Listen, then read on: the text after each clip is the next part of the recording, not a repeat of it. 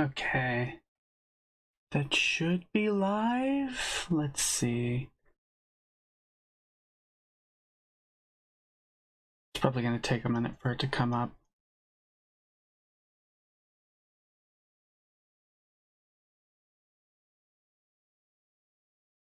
Let's see. Gotta make sure it's working right. Pull it up on my phone.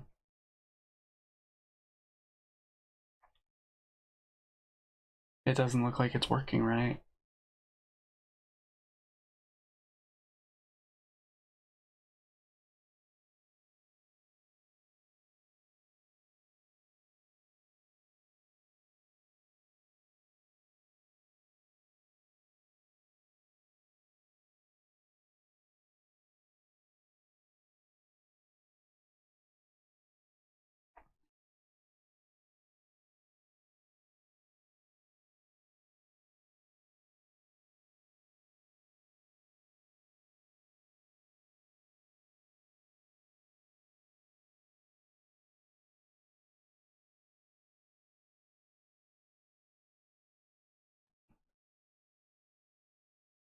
Oh, there it is. Okay, now I can see it on my channel.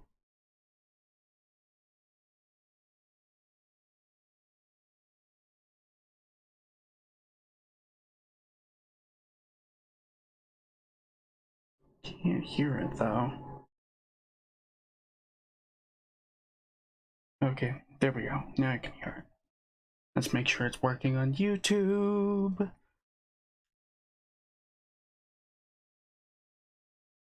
God damn it, it closed my channel. Of course it did.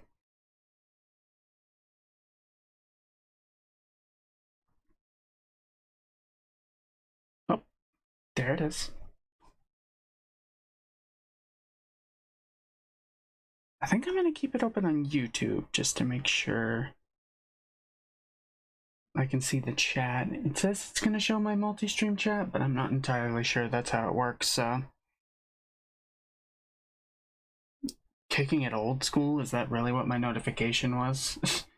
Alright, I was playing Resident Evil the last time I streamed, so yeah, I guess that would make sense. Okay, for the sake of this being recorded later on, hello and welcome. I'm gonna be playing Danganronpa today, the first one. I have never played Danganronpa before, so this should be fun.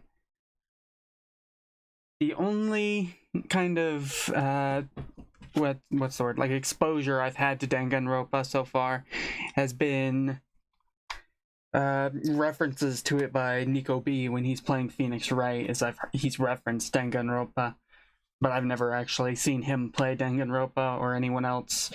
I bought it on Steam thinking it could be fun to play. I figured I'd play it on stream because that sounds fun. So yeah, that's what I'm doing.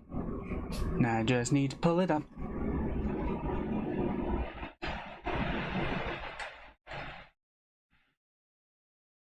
Do do do do do do do do. Danganronpa. Danganronpa?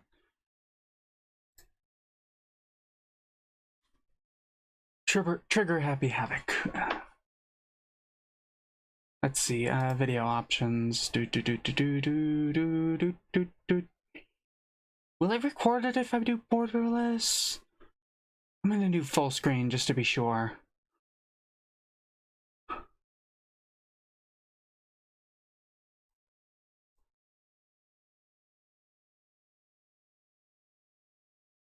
Okay, launch.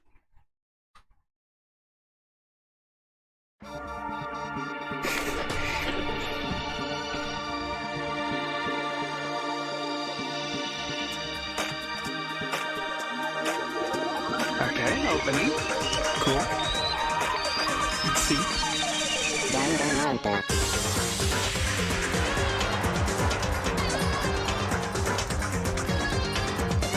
Makoto what?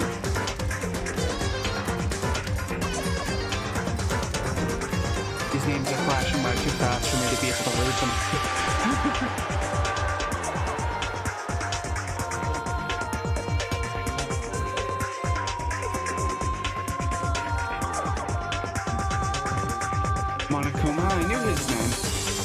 I've referenced him a bunch of times.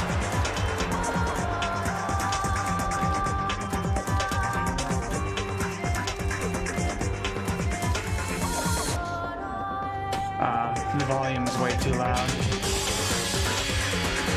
I'll fix it once it's done with this opening cutscene.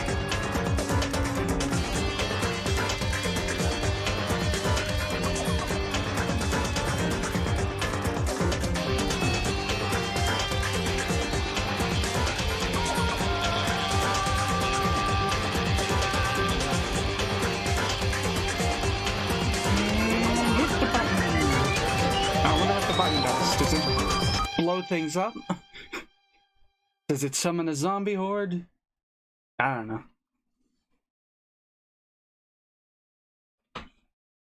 Let's go in and turn the desktop audio down.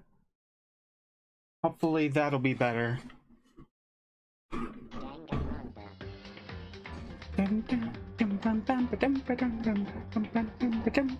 I like the song.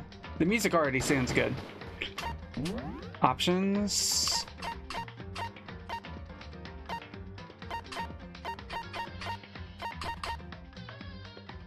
Movement bob. So the way whether your view bobs as you move. I don't know.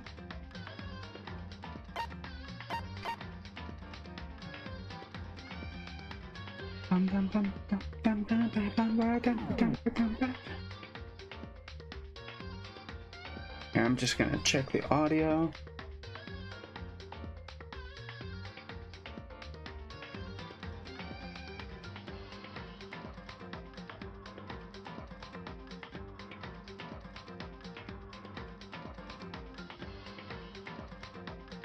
It sounds like the audio sounds good right now. Hold on, I'm gonna turn the volume down just a little bit more. Okay, that should be good. Why does it even say load game? Okay. I was like, why does it say load game? I don't have a load game. I speak English, so let's go with English. Logic difficulty? Action difficulty? I don't know what either of these mean, so I'm just gonna leave it on medium. Can you change the difficulty of puzzles? I think this is like a logic puzzle game like Phoenix Wright.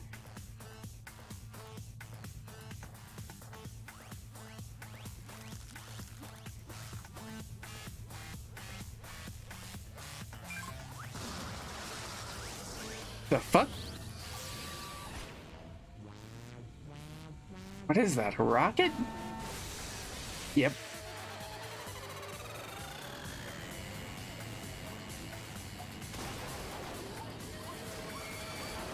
And it's also apparently a drill.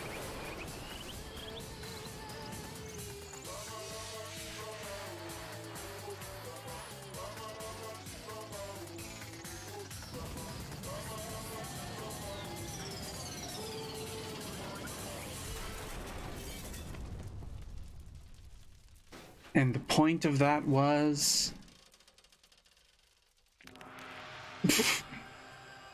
Damn. Hardcore.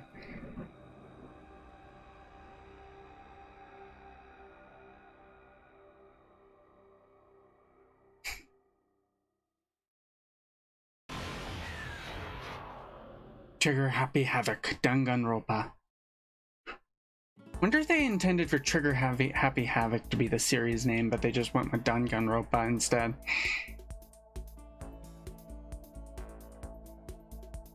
The massive high school towers over all the other buildings in this bustling urban area. It's like the school stands at the center of the entire world. That is a pretty big high school. Definitely a lot bigger than my high school, and my high school is the biggest high school in the state. At least the one I went to. I'm acting like I'm still going there. Hope's Peak Academy. It brings in top students from every field imaginable. A government-funded school of privilege. They say that if you come here and manage to graduate, you'll be set for life. With hundreds of years of tradition, it sends the cream of a crop into the workforce every year. It was built to raise hope in the nation's future, which makes Hope's Peak a pretty fitting name. There are 2 things you need to attend this school. 1, you have to already be attending high school. 2, you have to be the very best at what you do. No ordinary student can enroll here. The only way in is if you're scouted by the school itself. And standing there at the gate of the ultimate school filled with the ultimate students was me. Before we go any farther, I guess I should introduce myself. My name's Makoto Naegi. Oh, does the game have voice acting itself? As you can see, I'm nothing but a hopeless average high school student. Average on the outside, average on the inside. I really don't have much going for me when it comes to grades, special abilities, even personality. I'm boring as all fucking hell. This school would be better off letting in an actual plank of wood. I mean, yeah, I have hobbies and stuff I like to do, but it's not like I'm a psychic or mutant or whatever. Like, if you asked me what my favorite song was or my favorite movie or TV show, they'd all just be whatever's most popular at that particular moment.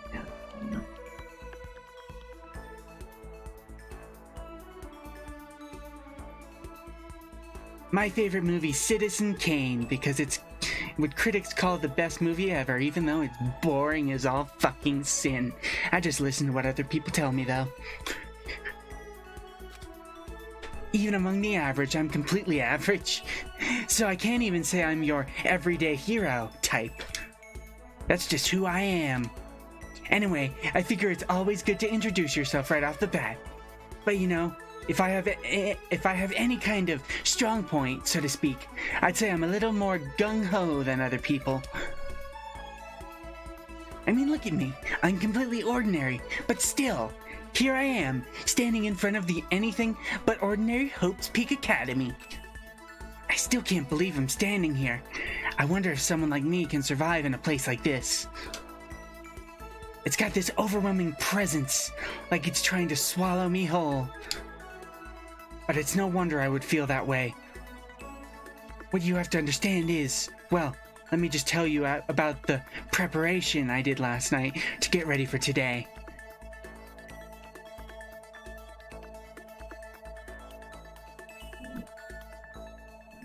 Hope's Peak only invites those students who are the truly elite in their field. Let's see, name anonymous. Come on, keep it coming. Apparently my friend kinda knows them. I guess everything there is state of the art. This year's Ultimate Pop Sensation is gonna be going there. Yeah, the Ultimate Baseball Pro is gonna be there too. So jealous. It's only for winners. I can't read the rest of it, so. It's such a popular topic. There are threads online dedicated to talking about the school's attendees. So to prepare, I looked up some of those threads, and all I saw was talk about ultimate students who were way beyond your average high schooler. For example, one incoming student is the Ultimate Pop Sensation. I guess she's a high school girl who's also the lead singer for a pop group famous all over the country. I'm assuming the people they're introducing are going to be important characters?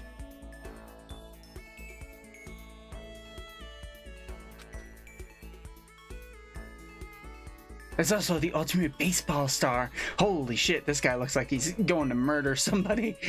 He doesn't look like he's trying to hit a baseball. He looks like he's trying to bash someone's goddamn skull in. He's the cleanup hitter for the National High School Champs.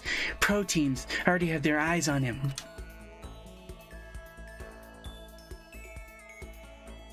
Then there's the Ultimate Fashionista. She looks familiar. I feel like I've seen her on like web online and stuff.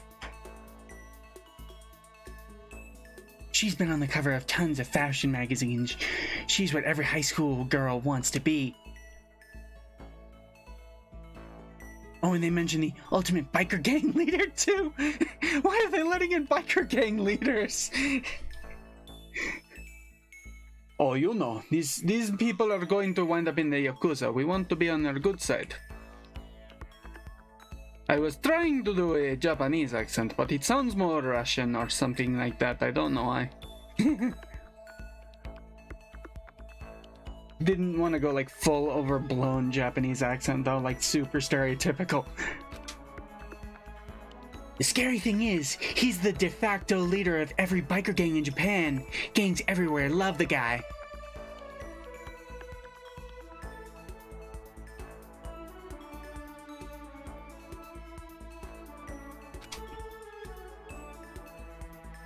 On top of that, there's the ultimate martial arts artist, the ultimate fanfic creator, the ultimate gambler. Fucking why gambler? At least fanfic creator, you could say they're really good artists, so I could understand it. The martial artist, yeah, I understand. Gang leader and ultimate gambler? Why are they letting them in? The ultimate swimming pro, the ultimate programmer, the ultimate clairvoyant? Isn't that like psychic stuff or something? And then some reading that made me realize how totally powerless I was. It was the county's finest top to bottom. I felt like a tame little house cat who'd wandered into a pride of lions. But still, there was something I couldn't stop thinking about. See, there were a few students who I couldn't find any info on no matter how much I looked. With all those ultimate students, I'm the only one without any kind of worthwhile talent. But then what about those other new students who don't seem to pop up anywhere? Could they be just average students like me, without any talent or anything? No, they gotta be secret agents or something. CIA, or I guess, I have no idea what Japanese secret services are called. I know the CIA, FBI, MI6, it's KGB, though I'm pretty sure the KGB doesn't exist anymore. Or does Russia still use the KGB? I doubt it. They'd probably change the name. Could they be just average students like me without any talent or anything? That thought was kind of encouraging. I mean, I know I don't have much in the way of personality, but beyond that, there's an even bigger issue. How did such an unbelievably average student like me get picked to come to this ultimate high school? I mean, I guess there is a reason. You just have to take one glance at the acceptance letter they sent me to see why. Mr. Makoto Naegi. Naegi. We recently held a lottery to select one ordinary student to attend our school. As a result, you have been selected and we invite you to join us as the ultimate lucky student. Included is an orientation guide for Hope's Peak Academy. They have a lottery to let in one of the plebeians.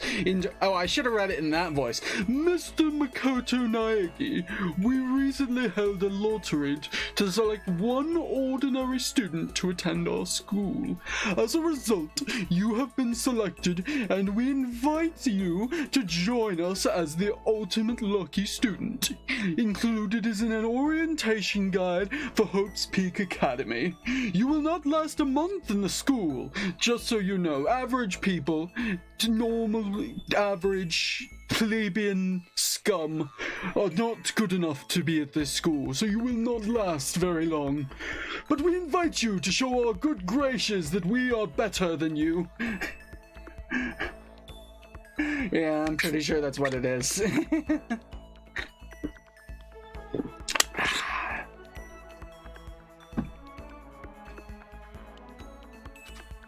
As a result, you've been selected and we invite you to join us as the ultimate lucky student. They spelled it out plain as day. I got invited by pure luck. Honestly, I probably would have been better off just declining the offer. But after hearing how graduating was a guarantee for success later in life, I just couldn't say no. But then, actually standing there in front of the school, I started to feel lost, like I didn't belong there. I could feel myself losing my nerve. But still, I can't just stand here in front of the gate forever. Frozen in place, murmuring to myself, I looked down at the acceptance letter clutched in my hand. It said there'd be a meeting for all incoming students in the main hall at 8 a.m. The meeting still isn't for a little while, but I should probably just head in. Yeah, let's do this. Gathered up all my determination and tried to act like I'd done this a million times before. And I took my first steps toward the main hall. Okay, is that it for the intro? This is where we're supposed to meet, right? I guess I'm the first one here. There's a really elegant clock over in the corner. It says it's 7:10 a.m. 7:10, weird time.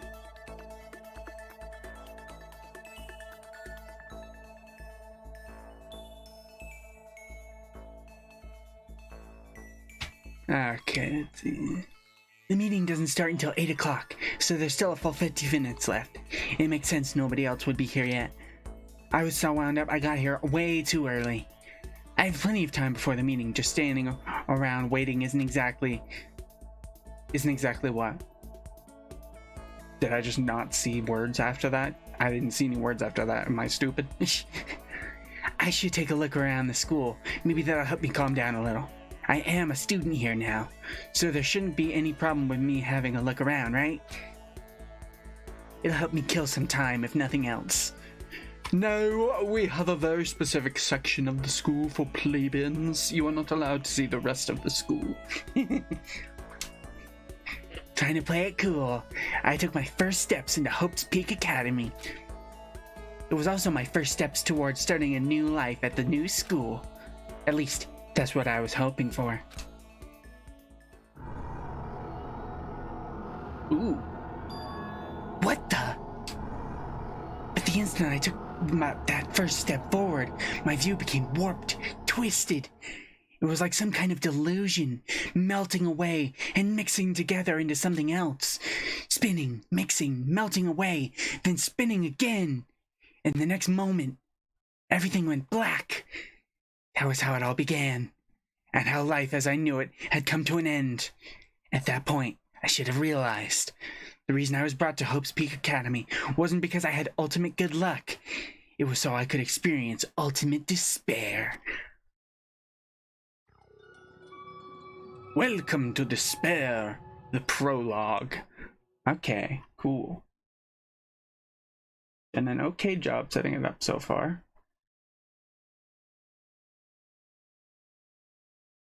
Do you wish to save the data? Yep, let's save there.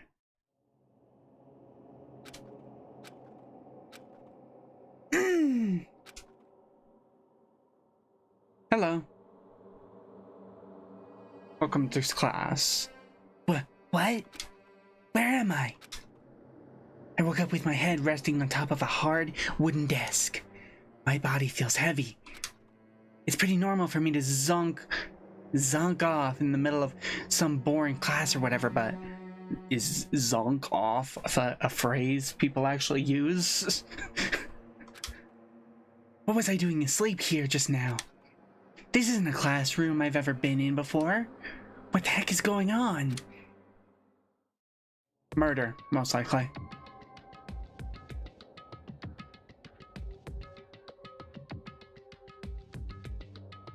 Welcome to Hope's Peak Academy. Firstly, we'd like to explain the basic controls. You can use the left stick to adjust your aim. If you aim at an object you can interact with it, you can press the A button. And presto, you'll investigate that object. Use the directional buttons or the L and R buttons to adjust your viewpoint. Why don't you try looking around the classroom? I assume this is what I'm supposed to check out. That's the desk I fell asleep on. I can still see a line of drool I must have left there. I'll have to clean that up later. Hey, what's that on the desk? Hey there, new kid. The next semester is about to start. Starting today, this school will be your entire world. Okay. Interesting. An orientation guide. It's some kind of cheap-looking pamphlet, and there's something handwritten on it. The next semester is about to start. Starting today, this school will be your entire world. Ominous. What the hell? Is this someone's idea of a joke? Hello there, security camera. Is that a surveillance camera? It's a dangerous world that we live in. I guess they have these to keep weirdos from just wandering in. Clock. Geez, I can't believe it's already 8 o'clock. It was just after 7 when I first got here. Has it really been almost an hour since then? Let's see. What is this? There's a TV. The school is funded by the national government, so I guess it's not that weird to have TV in here. Something feels off. I wonder what it is. The board. Nope, it went back to the TV. Not what I was trying to investigate. The board doesn't have anything. Let's see. What are these? What the heck? In any normal classroom, that's where a window should be. But it looks like some kind of metal plate has been bolted over it. And if I were to knock on it, bang, bang. Yep, definitely metal. Thick too. Very solid. Wait, that's not what matters here. More importantly, why are there metal plates over the windows? Okay, let's see. So what might have happened is I got myself so wound up I passed out in the main hall, and then someone carried me here. If that's true, it must mean this is a classroom inside Hope's Peak. But then if that's true, that just raises more questions. This is all really strange. I mean, those metal plates covering the window. It's like it's a prison or something. None of this makes any sense. I should probably head back to the main hall. It's already past the meeting time. There might be other students there now. Oh, I don't just click on the door. I can also click on the door. Geez, this hallway is kind of weird too. This is getting stranger by the second. I honestly have no idea what's going on. Well, for now, I'll just head to the main hall. Use the left stick to move through the hallway. Hold the B button while moving to run. Also, you can bring up a map. Press the Y button again to close the map. How convenient. Okay. There's an inn? Despair Hotel. Despair Hotel. I guess it's a place for people to stay overnight, but anyways, I need to get to the main hall. Do we need to, like, heal and stuff? Let's see. Classrooms. This is a picture of the bear. What was his name? Montekuma? I wonder where the red door leads. I'm starting to feel sick standing here. Okay.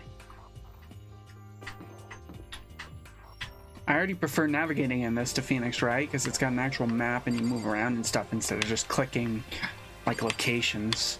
What's this? AV room. The AV room, it's locked. Okay. Danger, keep out. Obviously I have to go in. The school store, I guess it's not open. Oh. I'm surprised he didn't mention the police tape and the danger, keep out, but I'm assuming this is where I need to go. By the time I got back to the main hall, everyone else was already there. Whoa, Hello. Hey, another new kid? Huh? Then you guys are all... Yeah, we're all new here. Today's supposed to be our first day of class. These all the characters? Where's the orange-haired girl? Whenever Danganronpa comes up, there's a few characters you see, like that one girl over there with the little bunny clipping on her hair and the two twin tails. She's what I see. There's this orange-haired girl I've seen that comes up a lot whenever Danganronpa stuff comes up. Maybe she's from a later game. Counting him, that makes 15. Seems like a good cutoff point, but I wonder if this is everyone. I don't know. Hopefully. Who's the big muscle dude? That's what I want to know. I assume the guy on the left is the biker gang member. Wait, is that a woman? Because it looks like they're wearing a girl's school uniform. It doesn't look like a woman.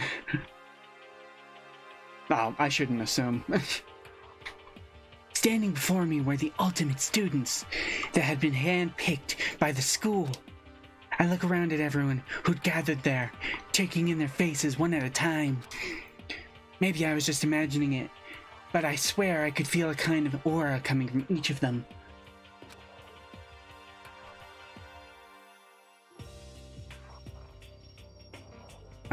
How's it going? My name's Makoto Naegi. Sorry I'm late. A bunch of stuff happened and then all of a sudden I was just asleep. Huh? Whoa, you two? Things just keep getting curiouser and curiouser. I'm just coming up with names on the spot. So strange. I declared beyond a shadow of a doubt that this is strange. This is a strange situation indeed. What are you talking about? I honestly have no idea what's going on right now.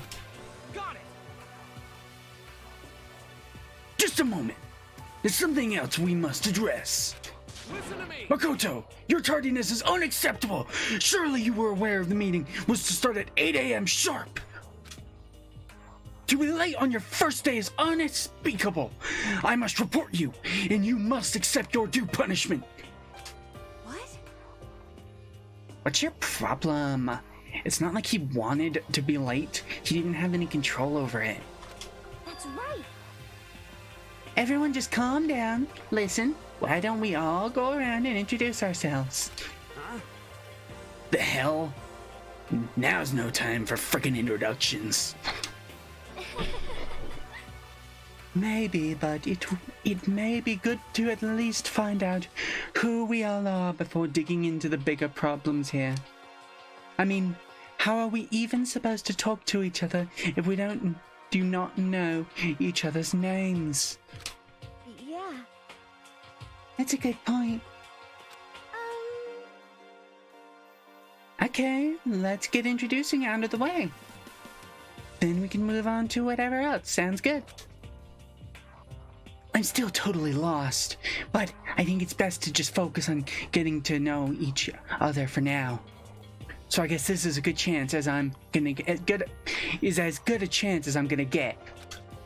I already looked everyone up on that Hope's Peak Academy thread online, but I still don't really know what kind of people they actually are. Time to find out. Start by talking to those five over there. Even if the students press the A button, blah blah blah blah blah, but I think I get it. Why those five specifically are we starting with? I already forgot what voice I gave you. I'm Hifumi Yamada. But if you want to call me by my nickname, The Alpha and the Omega. I don't mind. I think this voice was very fitting for him. I think this is what I gave him. Hifumi Yamada. I'm gonna guess he's the programmer. No, I should have guessed he's the fanfic writer. World of 2D? Well, in that world, I am well known and supremely well regarded as the ultimate fanfic creator. Who the fuck invited you to a prestigious school? I once sold 10,000 copies of one of my fan comics at a school festival. The event has passed into legend. Some of them didn't get it, of course, saying I had tainted the event. How stupid can you be? That's too bad about that. That's too bad about them. But selling 10,000 copies like that is definitely pretty remarkable. However, The words of such idiots mean nothing to me. I am like Van Gogh, utterly underappreciated in my time. I am a soldier, serving night and day to destroy all mindless preconceptions about fan fiction. I am sure if you were to observe my work, Mr. Naegi, you would comprehend its greatness immediately. For my work is filled with deepest meaning. What kind of meaning? Yes, indeed. It's about embracing our basest urges. So it's hentai. It's hentai is what you're telling me. I don't think I want to comprehend it. I guess this guy could also be the gang member. Yo, the name's Leon Kawada. What's up? Yo, the name's Leon Kawada. What's up? I think I'm gonna go with that voice. I recognize that name. He played for the National High School Champs and their cleanup hitter, the ultimate baseball star. Oh, I guess I should have guessed from the fact that he's a ginger that he was the baseball guy. I forgot about the crazy baseball guy. And that superb athletic specimen is... You? Seriously? Huh? What's wrong? Nothing. I'm just surprised. I figured with you being the ultimate baseball star now. What were you expecting? Some kind of shaved head? Shaved head? No, I was just expecting more of, sporty looking traditional baseball player type. I mean, when I found that article and picture of you online, that's how you looked then. What? Oh man, you found that picture of me playing baseball? Seriously? I hate that picture. What the crap? This is not cool. This is so not cool. Seriously? I'm like mega embarrassed right now. I didn't have a choice, okay? Shaving your head like that is part of national championship regulations. But now I refuse to cut my hair, and I'm not gonna dye it back to normal either. Hey, listen. Ashley, can you be totally honest with you? Can I be totally honest with you? You know, I don't like baseball, like, at all. I've never gone to a single practice. He's never practiced, and he was still in his team's star player? He was still his team's star player? He's some kind of prodigy. yeah! And as soon as I got accepted here, I quit baseball for good. I had my own dream for the future. A dream for the future? My only path in life is getting into music. You can feel that star quality aura I have, right? You know what I mean. I'm gonna be a singer. So all I need is a songwriter and... Oh, fuck. Oh, okay. That didn't close it. And someone on guitar and we're set. How cool is that? This new vision of me that's chasing... Yeah. This new vision of me that's chasing after my dream is like super cool to the max.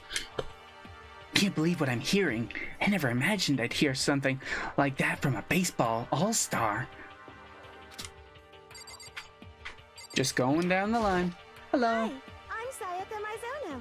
I look forward to getting to know you. Hi, I'm Sayaka Mizono. I look forward to getting to know you. Trying to match him at least a little bit. The way she moves is positively mesmerizing, and that pleasant scent I can't quite place. Don't smell people, that's creepy. Sayaka Mizono. When I saw her name in the thread online, frankly, I was pretty surprised. She's in a pop group famous all across the country. In fact, she's their lead singer. As the ultimate pop sensation, she's in high demand to appear on TV and in magazines everywhere. But actually, that's not the only reason I was so surprised to find out she'd be going to this school. I'm sure she doesn't remember, but... Well, never mind. No matter how you slice it, she's really beautiful. Almost like a doll or something. This guy's creeping me out now. I'm not a doll, you know. I'm alive. Huh? Did you hear me? I'm psychic. Huh? Kidding. I just have really good intuition. She's a sharp one. Hey, Hey, by any chance? Now what? huh? Yeah, it must be, I'm sure of it. Hey, Mikoto did. Just hold on. Jeez, you guys! How long do you plan to waste our valuable time with this ridiculous back and forth? Sorry, just got carried away, I guess. You hear me? Self-introductions are for introducing yourself, not bumbling through a bunch of idle chit-chat. You're right. Sorry. Sorry, Mikoto. We can talk about this later. It sounds like Sayaka really had something she wanted to say. But it's not like we will never see each other again. Like she said, we can talk later. Not that you'll remember my name anyway, but... Toko Fukuya. Nah. I think you'll remember my name anyway, but... I'm Toko Fukawa. I'm Toko Fukawa.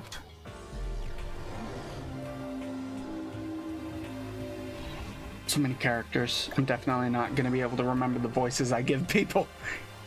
Yeah, she wrote a novel when she was 10 that got everyone talking and launched her literary career. And 2 years ago, she released So Lingers the Ocean, a love story said to be her masterpiece. The book was such a hit with women that fishermen quickly shot to the top of every hottest men poll. Really? That's weird. Despite her age, she's won countless literary prizes, and all her books are instant bestsellers. Which is why she's come to be known as the ultimate writing prodigy. What else would you call such a young and talented author? But I figured she'd be a lovey-dovey type, with her masterpiece being a romance and all. What's your problem? But it's not polite to stare, you know. Stop staring at me like I'm some filthy creature! Filthy creature? No, I just thought... I know what you just thought! You just thought you've never seen such an ugly woman! You just thought it was so funny!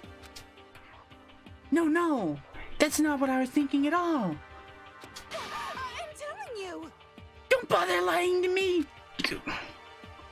I know it's true, otherwise you know you can't stand looking at me! I know you can't stand looking at me! Anyway... Whatever, I don't really care. I'm used to it. Wow, talk about an inferiority complex. I was way off about what a successful writer would be like. And then the jackass. I'm Kiyotaka Ishimaru. I believe in bold simplicity. Let's work together on our educational crusade. I'm Kiyotaka Ishimaru. I believe in bold simplicity. Let's work together on our educational crusade. Go something like that. So that's Kiyotaka. It's Kiyotaka. According to what I saw about him on that thread, he went to a famous private school and won top honors every year. He's basically a flawless honor student.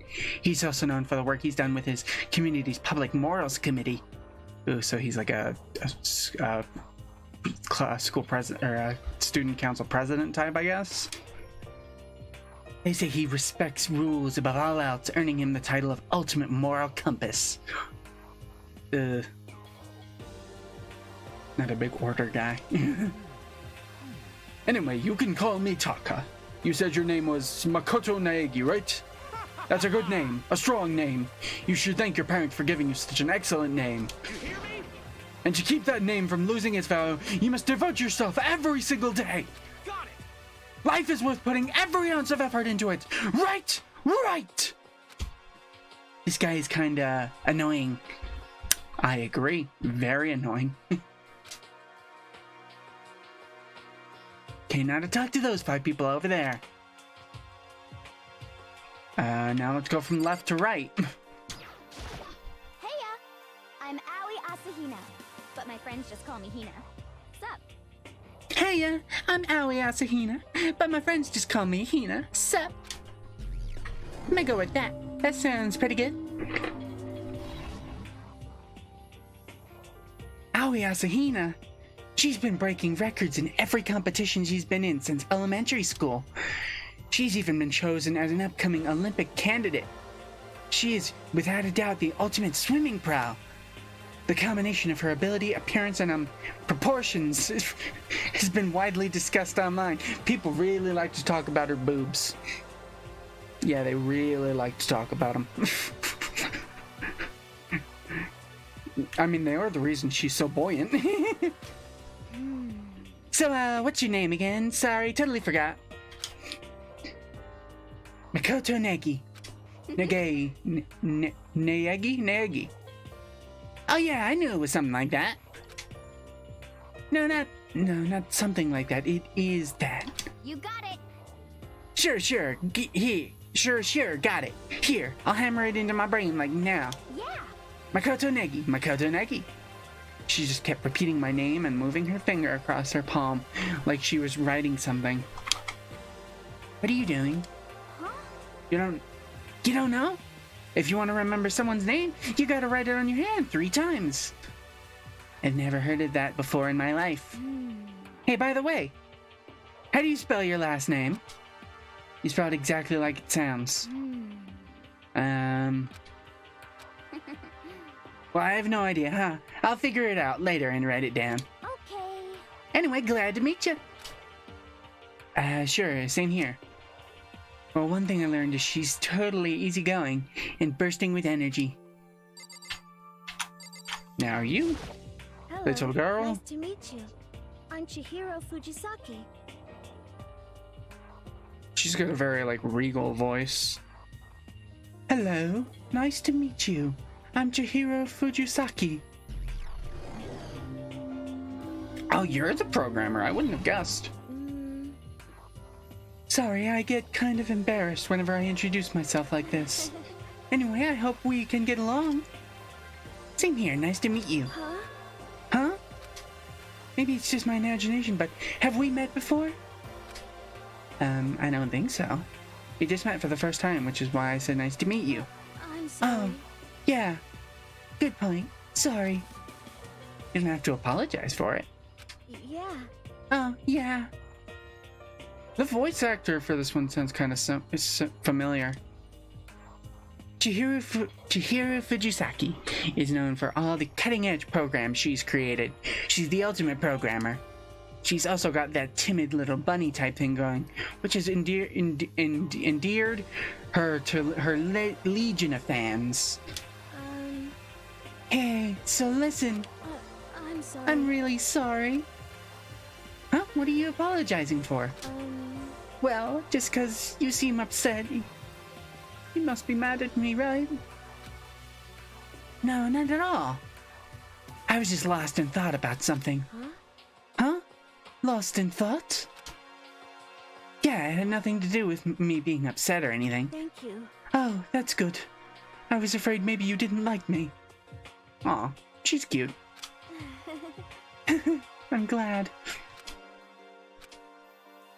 I'm starting to understand why her fans are so into her. Yeah, she's cute. I like her. She's my favorite so far.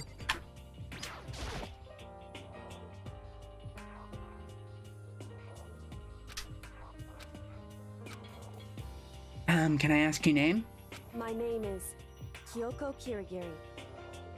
My name is Kyoko Kiryu. She sounds kind of emotionless. Ultimate unknown. She's pretty tight-lipped, huh? Oh, but you know, her name didn't show up anywhere in the Hope's Peak Academy thread. And I didn't see that there were students like me, ones who didn't have any real identity or presence. Could this girl be one of them? So, what are you going to what are you doing at this school? What? What's that supposed to mean? No, I just meant getting invited here means you're some kind of ultimate something, right? So what ultimate something are you? That doesn't matter. Why should I tell you? Well, I guess you don't have to tell me. No, I don't have to tell you. So I'm not going to. Nothing about her turned up online, so I was thinking maybe she got picked by chance, like me, but Her face is like an iron mask. If she doesn't want to tell me anything, no point in asking. I immediately am accusing her of anything that happens. Hello, you I recognize from like fan art and stuff online. I'm Junko Enoshima. Charmed, I'm sure. Hi, I'm Junko Enoshima. Charmed, I'm sure. Go with the nice kind of Valley Girl accent. Anybody would recognize this one. She's got more charm and presence than any high school girl in the country. She's the ultimate fashionista. I've seen her on tons of magazine covers, but I feel that doesn't quite match up to reality. What? Huh? Come on. Oh, are you talking about my cover photos and junk? Well, of course, those are totally photoshopped. Photoshopped? Yeah, you know, edited to hell and back, like with like computers and junk. Oh, so they aren't real. What can we do? Come on, don't act so surprised. You're gonna make me all depressed. Totally. It's totally normal these days to Photoshop the crap out of cover photos. If you're surprised by that, you'd be totally blown away by a certain dangerous little diva of ours. They make the eyes and junk super big and tweak the skin so it looks all ceramic and porcelain. The eyes and junk. I mean hips, I would imagine, but junk? They make the junk look super big? And boobs, I would imagine they make those look super big?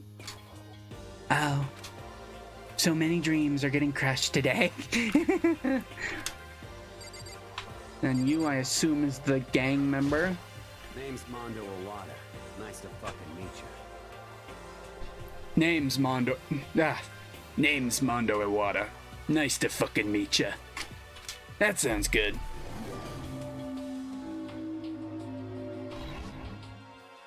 Mondo Iwata, huh? Which means he's the current leader of the largest biker gang in Japan. He's earned respect, even awe, from every gang in the country. He's the ultimate biker gang leader. Why did they let you into this fucking school? You're literally a criminal. You're a gang leader. Why would they let you in? Nice to meet you too. Yo. Hell yeah. I better be careful around him.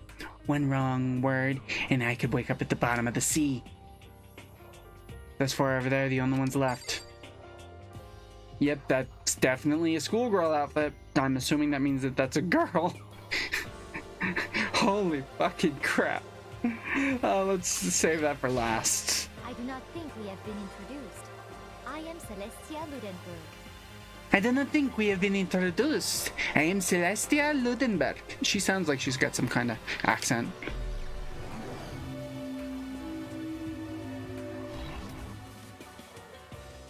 Celestia Ludenberg, huh? Ludenberg is my name, but if you don't mind, I would prefer you to call me Celeste. You are Japanese, right? Huh? Of course. Why do you ask?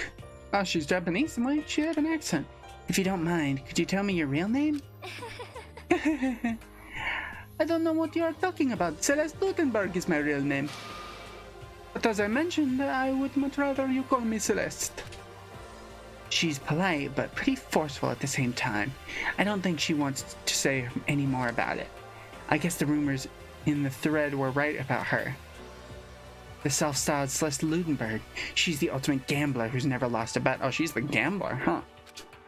Other than her obvious love of gothic Lolita clothes, everything about her is wrapped in a veil of lies. They say she entered and won the underground gambling tournament, earning the title Queen of Liars. They have tournaments for gambling? I mean, I understand there are things related to gambling that have tournaments, like opening Yu-Gi-Oh card packs is kind of gambling. Spending money to get a random chance of getting something good, that's gambling, but the actual tournament isn't about gambling. What, did they just put them all in front of slot machines and whoever makes the most money wins? I mean, I guess they have poker tournaments. What am I talking about? I'm being stupid. She totally cleaned out the other players, taking their life savings and laughing as she did it. I look forward to getting to know you better. I think the accent I'm doing keeps changing. That smile is beyond deceptive. I'd better watch myself around her. Yo, what's up? I'm Yasuhiro Hagakure. Hero for short. Take it easy, yeah? I know I will. I'm Yasuhiro Hagakure. Hero for short. Take it easy, yeah? I know I will. Nah, that doesn't work. He's got good... not really. Kind of gruffed up. Not really. Yasuhiro Hagakure, known as Supernova in the psychic community, the trend-setting ultimate clairvoyant. I knew it was psychic related. Honestly, I don't really get all that fortune-telling stuff. It's pretty much beyond me. Still, I can't help wondering if there's any truth to it. Could it be... Okay, I give up. Huh? What happened? serious? I saw it. I looked right at it. Seriously, I totally saw it. Saw what? A guardian angel with a crazy perm chasing after Bigfoot, running off with a skyfish in its mouth. Is he messing with us, or is he just that crazy? And that guardian angel is your guardian angel. Nah, I'm just kidding. Hey, we should grab some brewskis sometimes and get real deep into Lemuria and its civilization. What? We're not allowed to drink. We're in high school. You know? Oh, I'm actually 21. I've been held back a few times, see? And oh well, it's a long story. How did you get into a prestigious high school if you've been held back multiple times? A few times? Yeah, I bet that is a long story. You look like a total douche. Name's Byakuya Togami. Name's Byakuya Togami.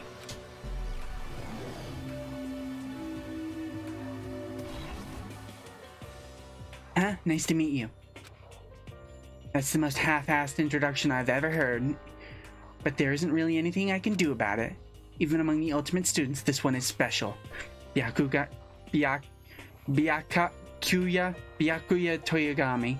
He's the heir apparent of his family's massive financial conglomerate. He's already started managing business operations, and his own personal assets are, well, vast. His title of ultimate affluent progeny is completely accurate. He's the definition of exceptional. It's everything I learned about him and from that Hope's Peak Academy thread online. We're done with introductions, right? How much longer are you going to stand there? Go away. I'm sick of looking at you. His aura seems to me, you and I will never stand on the same level, like a king in training. And now the weird one out of the bunch. I am Sakura Ogami. Even the voice is like, is that a girl? I am Sakuga Ogami.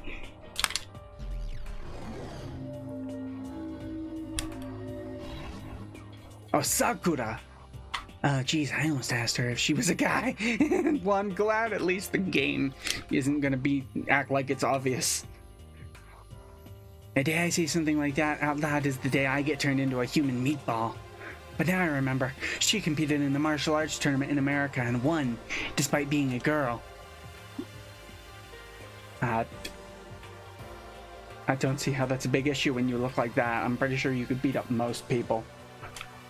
She's the ultimate martial artist. She's fought in over 400 matches and never lost a single one. That thread also said a bit more about her. Some call her Ogre. Some think she's the closest known relative to the primates, the famed missing link. Oh man, the thread was even meaner than I am. Any incoming Hope's Peak students who are reading this, let me warn you right now. If you value her life, avoid her at all costs.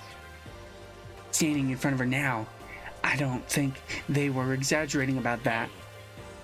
Hey, you! Huh, yes? I snapped to attention without even realizing it. Then she started to poke and prod at my body. What are you? I see. muscular quality and quantity is right around that of an extremely ordinary high school student.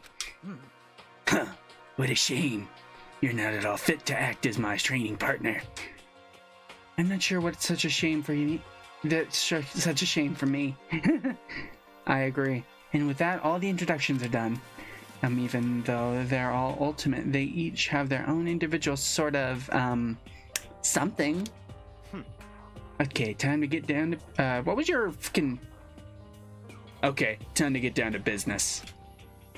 This is no time to stand around making friends like a bunch of dull-eyed baboons. That's true. I think someone said something about a bigger problem or something. What was that about? Listen. Well, you see... Makoto, you said a bunch of stuff happened and then you were just asleep, right? Well, the same is true for all of us. What, seriously? I mean, seriously? Just after each of us got to the main hall, we lost consciousness. And when we came to, we were somewhere here in the school. That's what happened to you, right? But that's just weird that every one of us would get knocked out like that. Piece of shit! Exactly. That's why we're all freaking out. And that's not the only thing. You saw where all the windows in the classrooms and hallways were, right? But instead of normal glass windows, it was a bunch of big metal plates. What's that about? Are you for real? Plus all this stuff's missing, even my cell phone. Yeah, you're right. What was your... Yeah, you're right. I haven't seen my PDA anywhere either. And then there's the main hall here. The front exit is completely blocked by some giant metal hatch. What does this mean? But there wasn't anything like that when I first got here.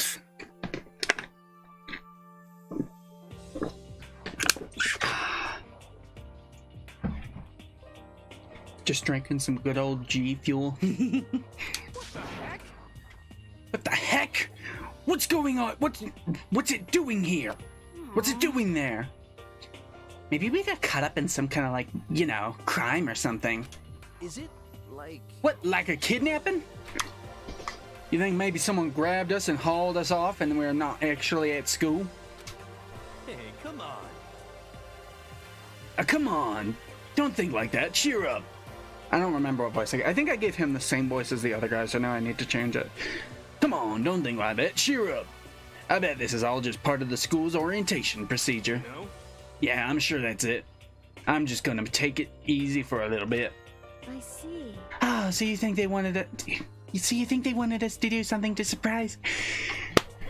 I can read, I promise. Oh, so you think they wanted to do something to surprise us? What the hell? Huh? Well, if that's all it is, it's nap time for me. You know what I mean. I was up way too late last night, so I could use a little shut-eye. I could feel everyone's tension evaporating. But then it began.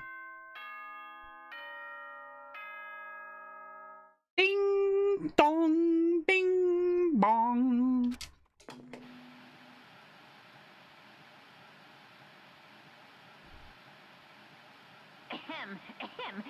Testing.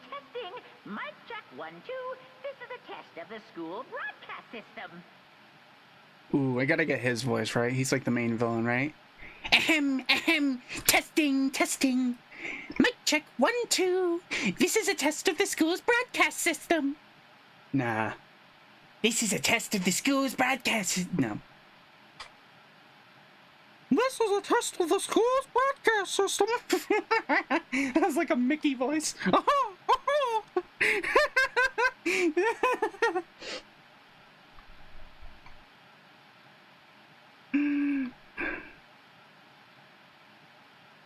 No, I'm not gonna go with the fucking Mickey voice. Testing. Mic check 1, 2. This is a test of the school's broadcast system. Am I on? Can everyone hear me? Okay, well then. I'm just gonna let him talk if it's gonna use his actual voice. The voice seemed totally out of place. It was so playful, so completely unconcerned. I couldn't tell but feel a deep, unnerving dread at the sound of it. It was like hearing someone laugh at the scene of an accident. To all incoming students, I would like to begin the entrance ceremony at right now. Please make your way to the gymnasium at your earliest convenience. That's all. I'll be waiting. I get the feeling that all his lines are going to be voiced. What the hell was that just now? Goodbye. Was he the rich guy? Well then, if you'll excuse me. Hey! Hey, what are you going to take off just like that? Could it be? Oh yeah. Now I get it. This whole thing is just to get us all pumped for the entrance ceremony. Man, thank God it was all a joke. I'd be totally freaked if this was real. You know? Alright, guess I'll head out too. Wonder what they got planned for us next. Damn, I was totally looking forward to that nap, too. Well, they have it to go and kill the mood. Huh? Wait for me, I want to go with you. What was the voice I gave her? That is that. I will see you all there. Anyway. Not that anyone cares, but I'm gonna go too. Everyone took off for the gym, but I was frozen where I stood. That uneasy feeling I'd had before, I couldn't get it out of my mind.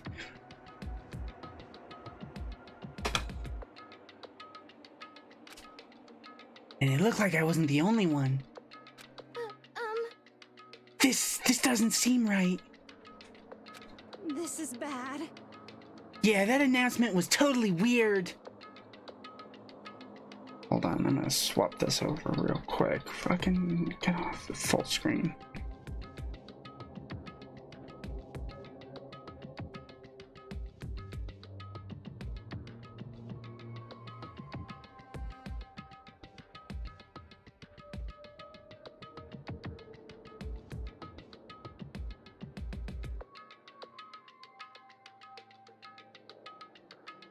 Okay, I think that's, actually, hold on, it might have reset.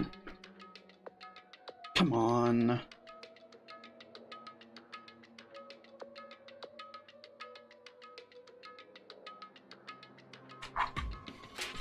However, Maybe, but just staying put doesn't mean we'll be safe. Besides, aren't you guys just a little bit curious to find out what's going on around here? I see. If we did not move forward, we learn nothing. The only choice is to push ahead. I guess so. She's right. I guess she's right. But still, I'm really nervous. We don't have a choice, but we have to go. They said to go to the gym, right? Whether you'd like to save the data. Yep, let's just save it over the first one. I don't think I'm gonna need the first one. We haven't made any, decisions or anything. What is this?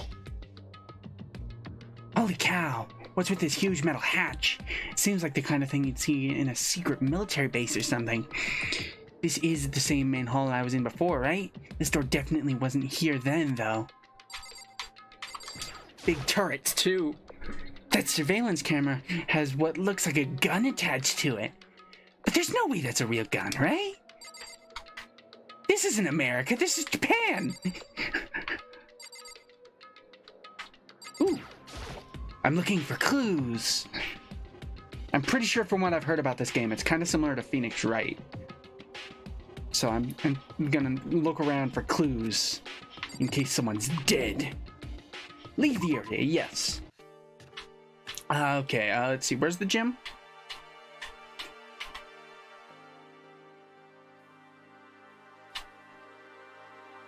Oh, I see. Let's get the little basketball court thing going.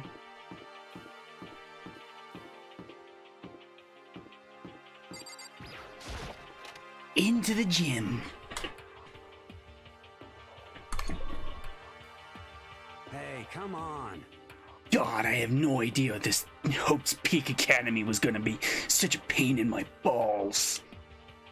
It really ain't that much different from the time I spent in juvie. Hell, this place is even worse. And why isn't there anyone here? Walking through the halls, I didn't see a single person. This is bad. Isn't that, like, seriously not good? They're just trying to spook us. They'll take those metal plates down later, I'm sure of it. All we can do now is hope for the best and prepare for the worst. Nothing ventured, nothing gained. She's definitely the voice of reason right now. Well, hell, it ain't like I'm scared or nothing. Let's just get this over with. Hey, damn it. Hey, where's whoever called us here? What are you thinking? Mondo, stop! No running! I too shall go. Hey, wait! Don't leave me here all alone! I remember his voice. Okay, time for some more tutorial action. You can press the Y button to observe the room you're in. Observing will display what people and objects you can interact with. Sorry for the late notice. Oh. Let's check out that sword. I guarantee that's gonna come into play at some point. display case. There's all kinds of trophies and plaques inside. Of course, all the students who go here are ultimate, right? So this is probably just a tiny fraction of all of their awards. Let's talk to the model. This is bad. I'm totally getting a bad vibe right now. Ah, you have anything important to say? Where are all the other students? Why are we the only ones here? Total silence. For whatever reason, she's the only one managing to stay calm. Or maybe I'm just imagining it. I'm pretty sure the martial artist girl's also staying calm. Into the gym. Still filled with uneasy dread, I did what the announcement said and went to the gym. And I saw what was waiting for us there. It really does look like an entrance exam. An entrance ceremony. Yo. See, told you. It's totally normal entrance ceremony stuff. Hiro was right. But in a way, that just emphasizes how completely not normal all of us were. Hey there, howdy, hello. Is everyone here? Good. Crap, I already forgot what I was doing for him. Things rolling. Ooh, cutscene.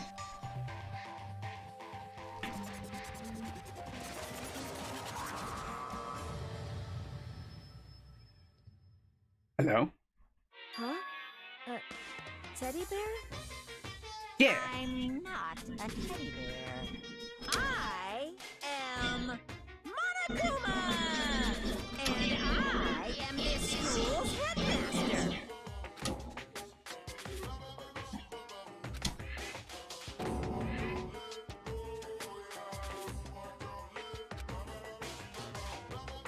Nice to meet you all.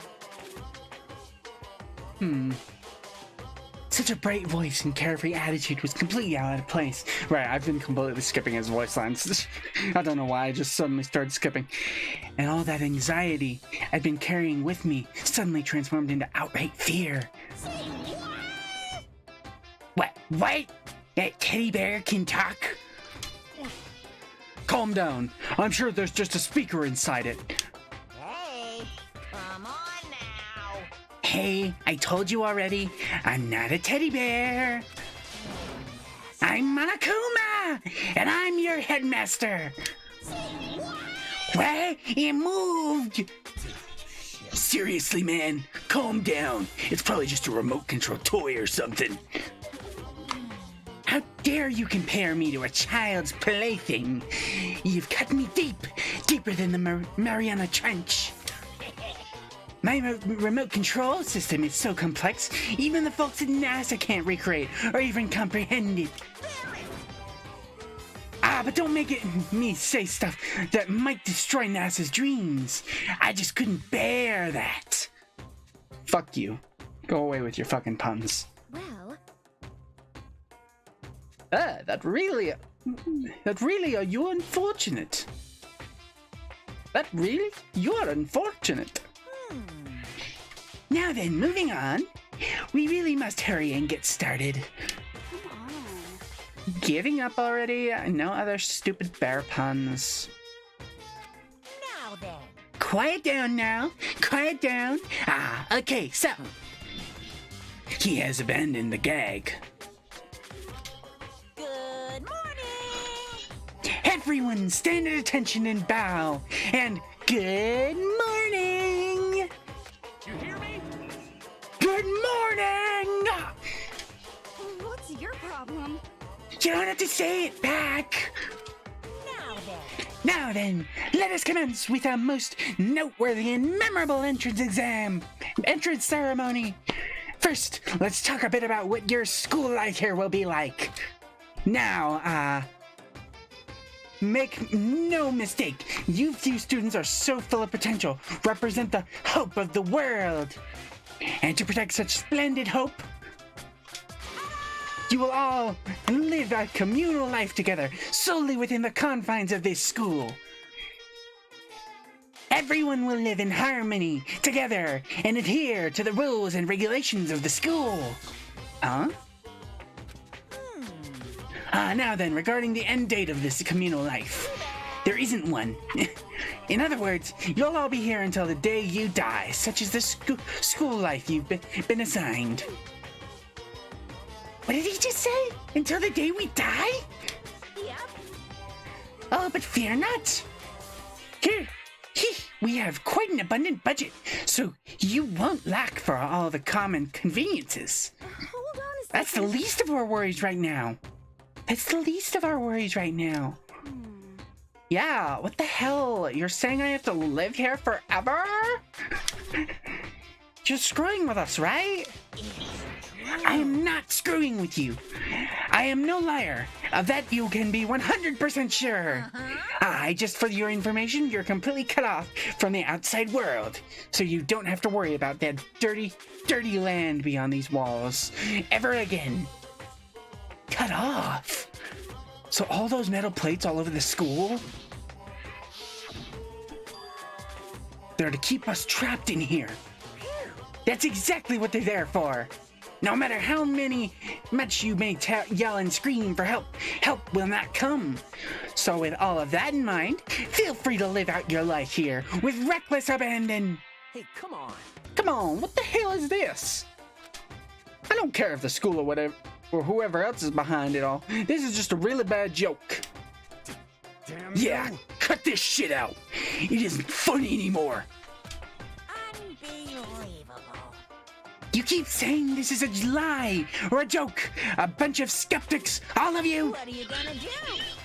But I guess you can't help it, huh? You all grew up in an age where you're taught to doubt your neighbor.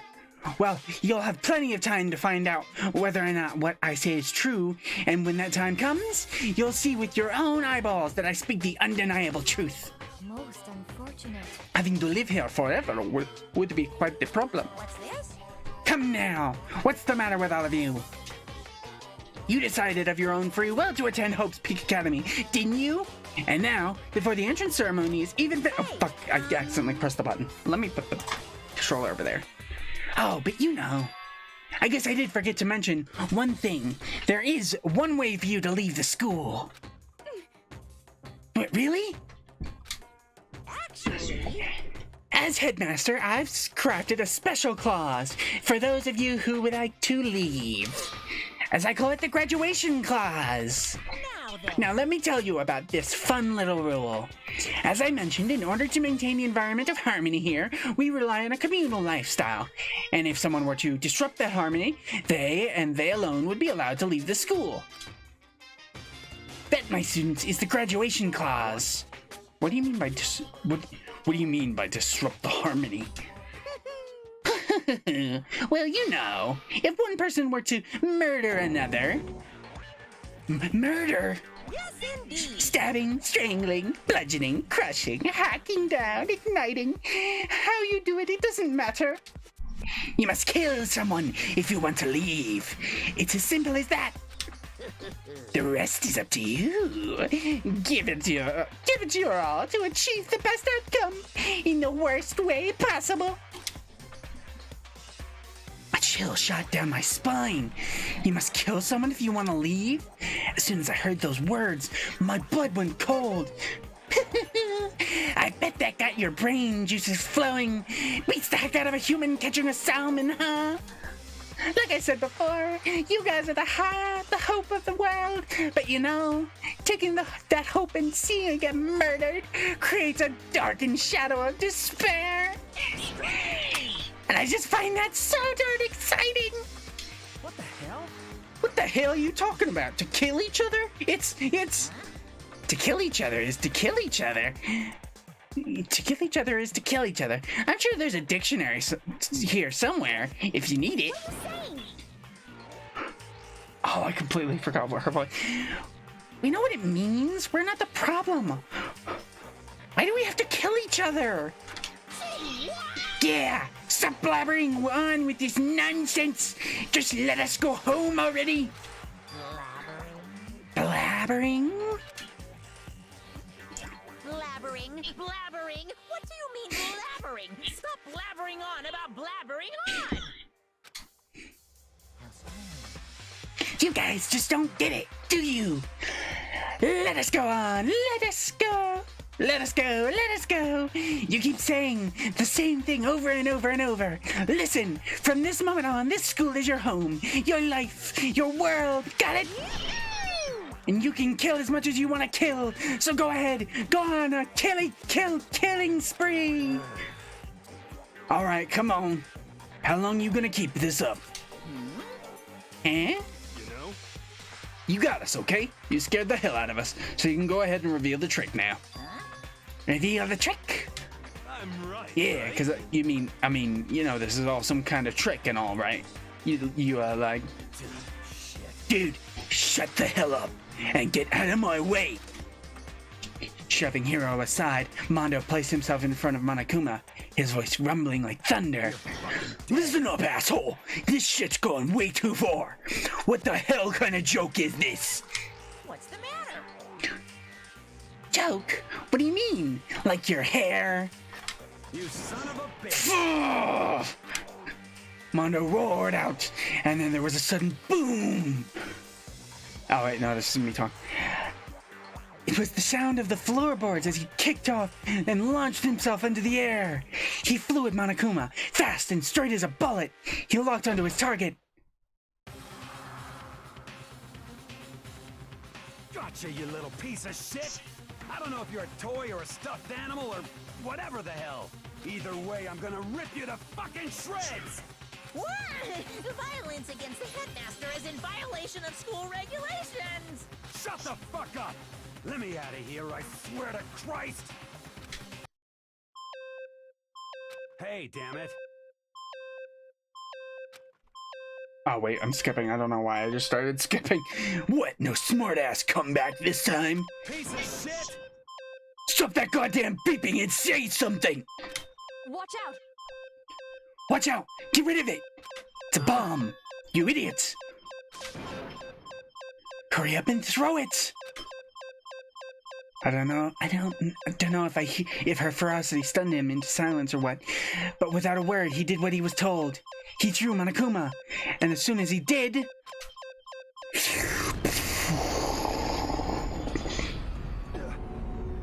The hell? What the? That sure as shit wasn't a joke! It blew the hell up! There was a painful ringing in my ears. I could smell gunpowder.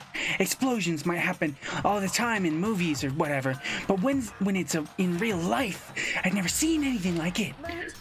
But you know, this means that the teddy bear has been destroyed, right? Hey! I told you I'm not a teddy bear. I'm Monokuma. Well, there's another one. You son of a bitch! You seriously tried to kill me just now! Of course! Well, yes, I was serious about trying to kill you. You did violate one of the school's regulations, after all. I'll let you off with a warning this time, but you'd better be careful from now on. Any naughty boy or girl who violates any of my rules won't get off with just a little swat on the butt. This is bad. So does this mean there's like a bunch more of you around here? Somewhere? Yep. Monokumas have been placed all throughout the school, yes.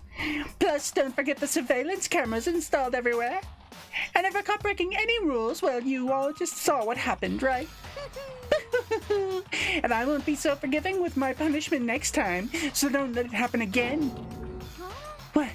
That's not even punishment! That was just wrong! Well, Now then, lastly, to commemorate your joyous entry into our school, I have a little something for you. This is our official student handbook. Pretty cool, huh? As you can see, it's fully digital, so naturally we call it the E-Handbook. Okay.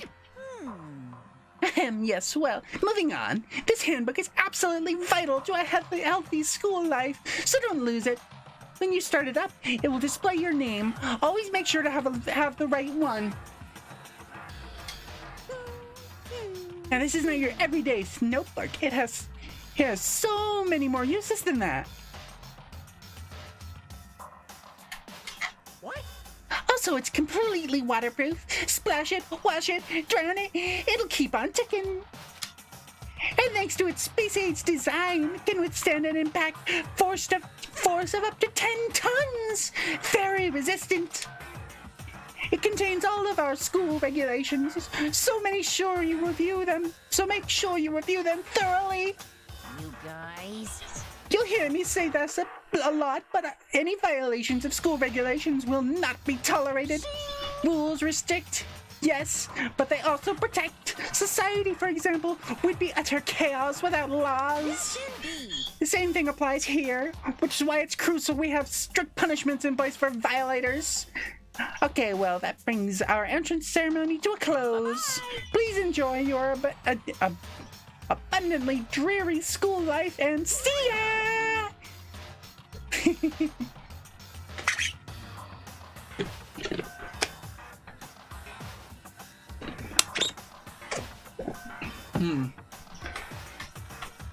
And with that, he was gone, leaving us all in a state of shock.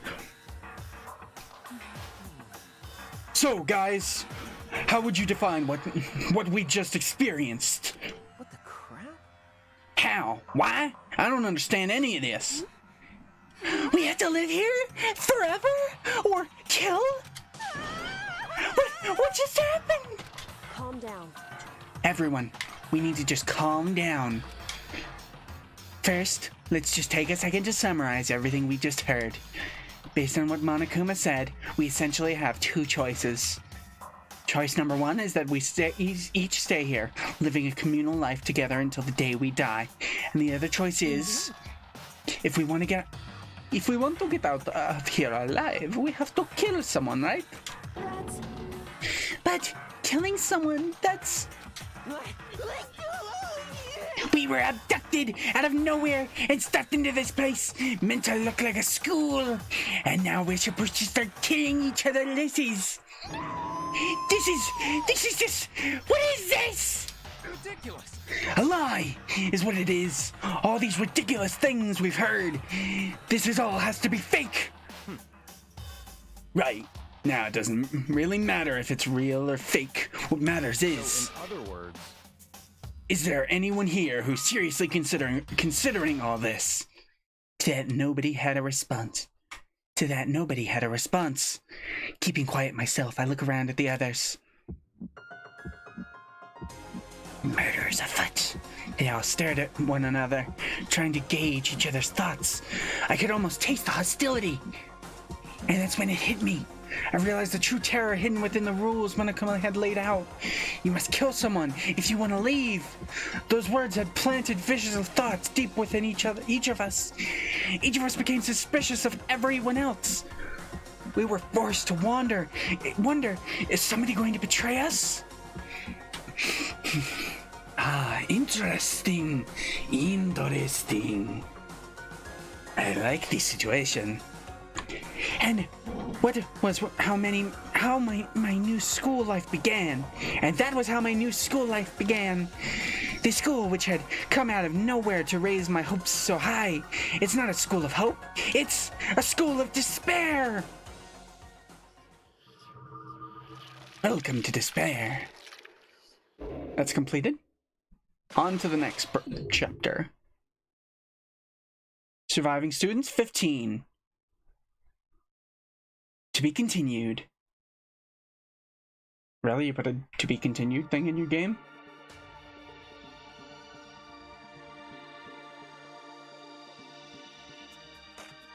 We're doing the intro again? I already watched the intro, right? I watched this? Or I'll go look at it for a little bit, just to make sure it's the same thing. Yeah, it's the same thing. Skip. You received a school crest present. Do you want to save the game? Yep. I'm still gonna save it on number 1. From 0 to hero. I haven't done anything to be a hero yet. You must kill someone if you want to leave. My mind froze and my breath caught in my throat as I thought about that. I could feel a paralyzing fear slowly making its way through my body, dominating every last nerve. The air hung heavy on me, pressing down like a weight around my neck. It took everything I had just to endure that weight.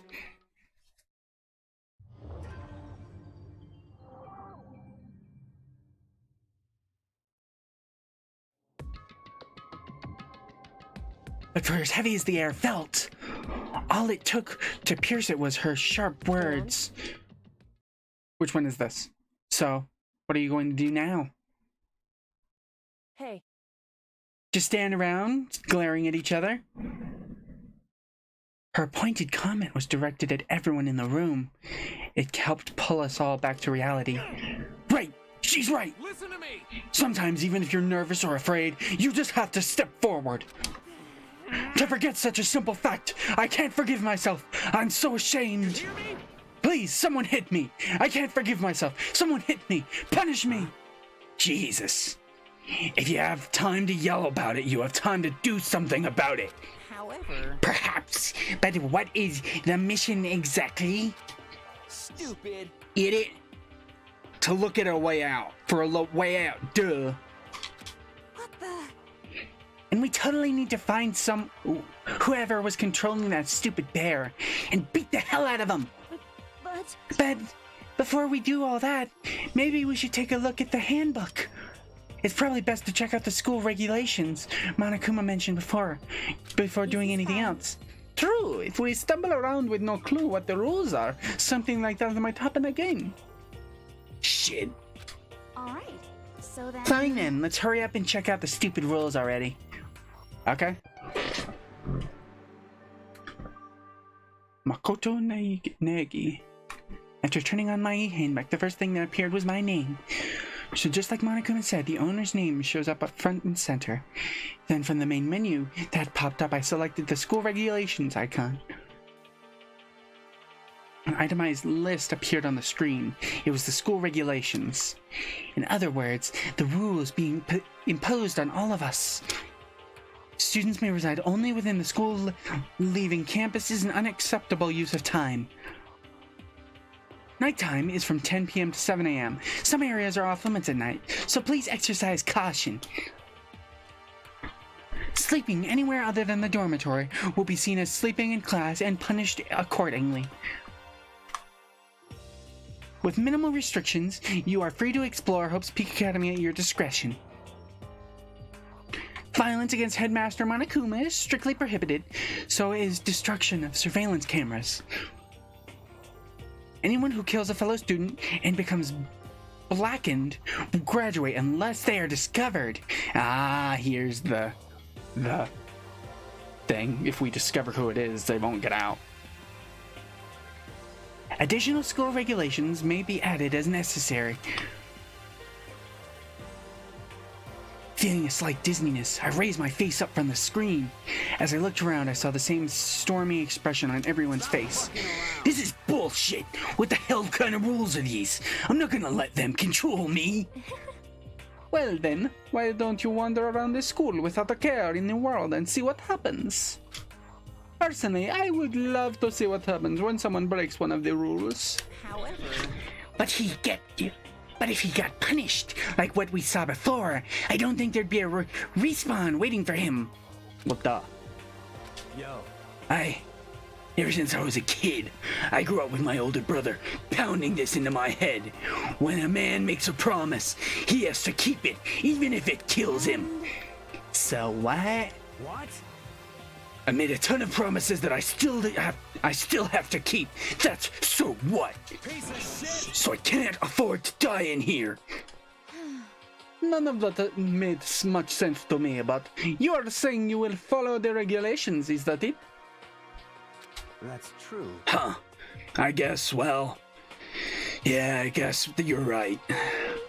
Hey, I have a question. For regulation number 6, what do you think it means exactly? Anyone who kills a fellow student and becomes blackened will graduate unless they are discovered. Talking about the second half, right? Where it says unless they are discovered. I was wondering about that myself. It's saying that if you want to graduate, you have to kill someone without anyone finding out it was you.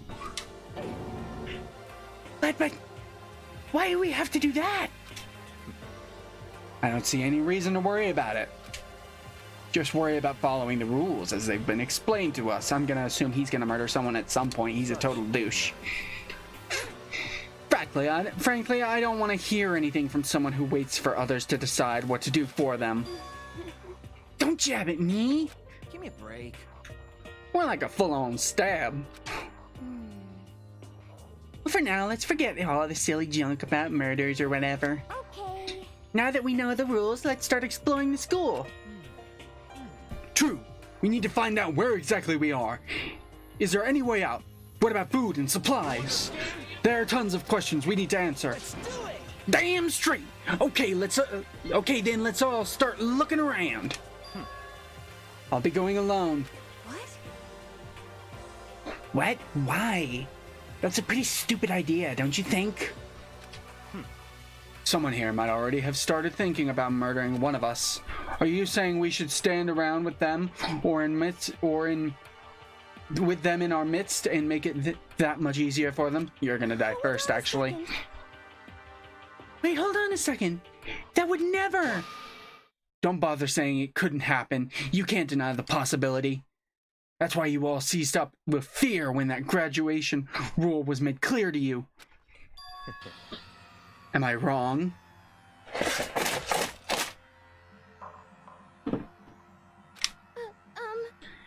But... So I'm simply acting in accordance with what I think is best for me. Just hold on. Hold on, like hell I'm gonna let you run off and do whatever you want. What? Out of my way, Plankton. What? What the fuck's that supposed to mean? Such ignorance. One tiny bit of plankton drifting across the sea. So minuscule, so insignificant. They couldn't possibly have any kind of influence on the boundless ocean.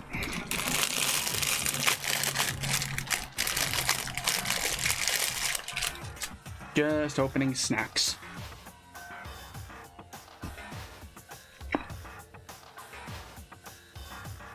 You're fucking dead. I'm gonna kick your ass! Stop it! We shouldn't fight! What? The fuck you just say? You some kind of goody-goody little bitch! You wanna throw down? Who do you think you are talking to me like that? You think you're my fucking dad or something? No, I wasn't. You son of a bitch! Fuck you! Why did they record a different line for that when they recorded more than the line says?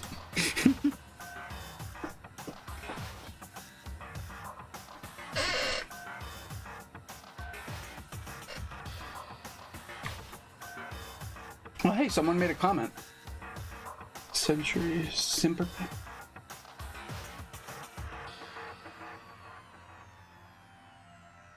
Welcome to... You saying I'm a simp? Or are you saying the people in this game? I don't know. Hello, Liliden.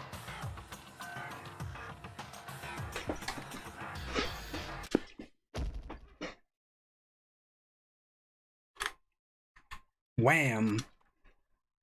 He knocked me out? Yep, he knocked me out. He punched me, and I flew back in a heap. It was like something straight out of a comic book. I didn't even see the punch coming. It was just suddenly right there in my face. One second I was standing there, the next I was soaring through the air. Now that I think about it, maybe I'd kind of forgotten. The kind of people I'd been trapped here with. My common sense and just stopped functioning, being around all these ultimates, had blown my fuses. So I guess I shouldn't be surprised it led to something as absurd as this. But I'd just lost track of that sense of reality. Oh, thanks for the follow.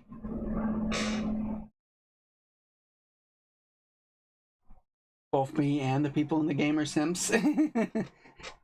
I don't know who I'm simping for, but I won't deny it. That was my last thought as my consciousness started to fade, before it finally cut out completely. And yet again, we're gonna wake up from an unconscious state to try and have to figure things out. And when I finally opened my eyes again, what I saw was... ooh, a nursery. Or a nurse's office, whatever. Huh? Where am I? As if it had become part of my daily routine, I woke up at yet another room I'd never seen before. Okay, so, where am I now? Who brought me here? My guess is Programmer Girl, though I don't know if she could let me. You now have access to the handbook menu. You can use this to check on a variety of information as you play. Open the handbook menu by pressing the X button. You can use this menu to check the school regulations and character info in the report card section. At certain points, map and truth bullets may not be available. Truth bullets? You can also save and load game data under the system section. Finally, press the back button to preview the transcript. This records all pertinent information, so use this to review comments from everyone involved. Doesn't even have whoever brought me here. Security camera. Surveillance camera. I hate the idea that someone might be watching me right now. We're not allowed to mess with the cameras, so I'd better make sure I don't touch it. Ooh, what's this? It's a notepad. I guess the school must have given one to each of us. Here, let's check out this thing. Let's see. Report card. Oh, this is information on the students. I am most curious about you. Let's see. Sakura Ogami, 6'4". Damn, she tall. Weight 218 pounds. Given how tall she is and how much muscle mass she has, I would honestly expect her to weigh more than that.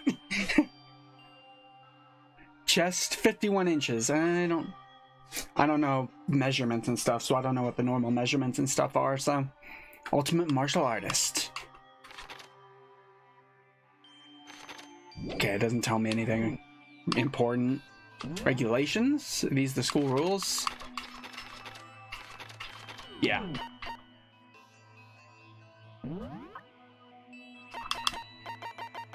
I'm gonna assume this is like clues and stuff. System. Let's go ahead and save. I don't know if there's any point to having multiple saves or not. I'll figure it out as I go, I guess. This must be the key to the room. My name's written on the keychain, which means it must be mine, right? I'd better hang on to it for now. Note of some kind. There's a piece of paper hanging up on the wall which says... Announcement from Headmaster Montekuma!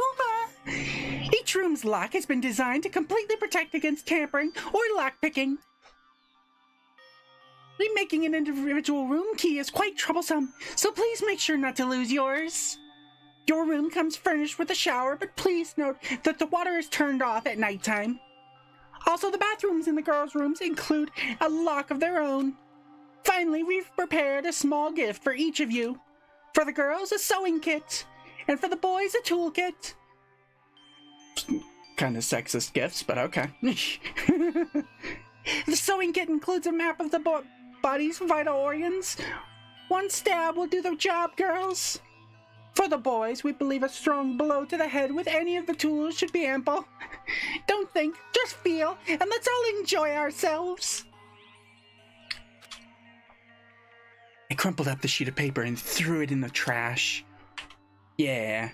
Ooh, what's this? I didn't see this before.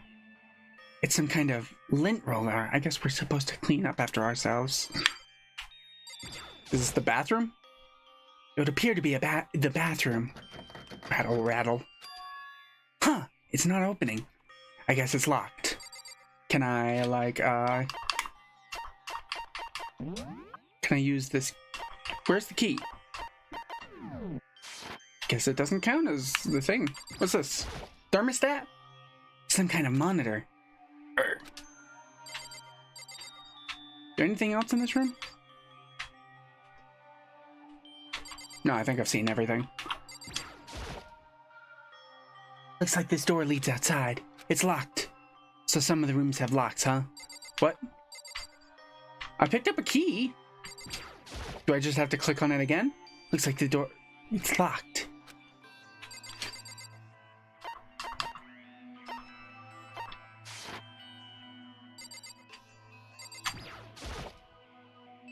There doesn't seem to be anything peculiarly strange about the bed.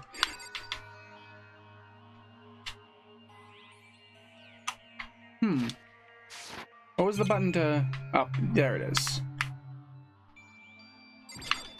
These don't even look like they're on the walls. There's some kind of metal plate mounted here. Well, duh, you saw that before. Oh, I can look in here. Looks like there's something in the drawer. It's a toolkit. It must be brand new. It's still all in the shrink wrap. I don't really need it right now, so I'll just leave it here. Why? I think I'm starting to understand. This room must be... sleeping anywhere. So, yeah, the dormitory. It was either that or it was a nurse's office. This is my assigned dorm room. Someone must have carried me here after I fell unconscious. So that answers that question. The next question is, what's everyone else up to right now? There's only one way to find out, and that's to get out there. Hold on, was there anything else I could do? I can interact with the other metal plate, but I assume he's just gonna say the same thing. Yep. Pointless information. Oh, I can interact with something over here. Just an everyday trash can. I don't see any kind of trapdoor or hidden compartments or anything. All that's in the trash can is the paper I wadded up and threw away. What the hell's that? I don't know. I don't know if it's like a currency or if it's just like an achievement thing or what.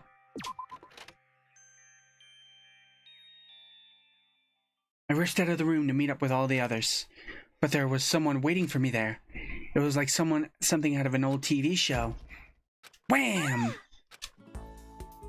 Who'd we run into? This girl. I forgot who she was. Was she the pop star? Oh, Sayaka? Sorry. Are you okay? I'm fine. I hope you're okay. Sorry about that.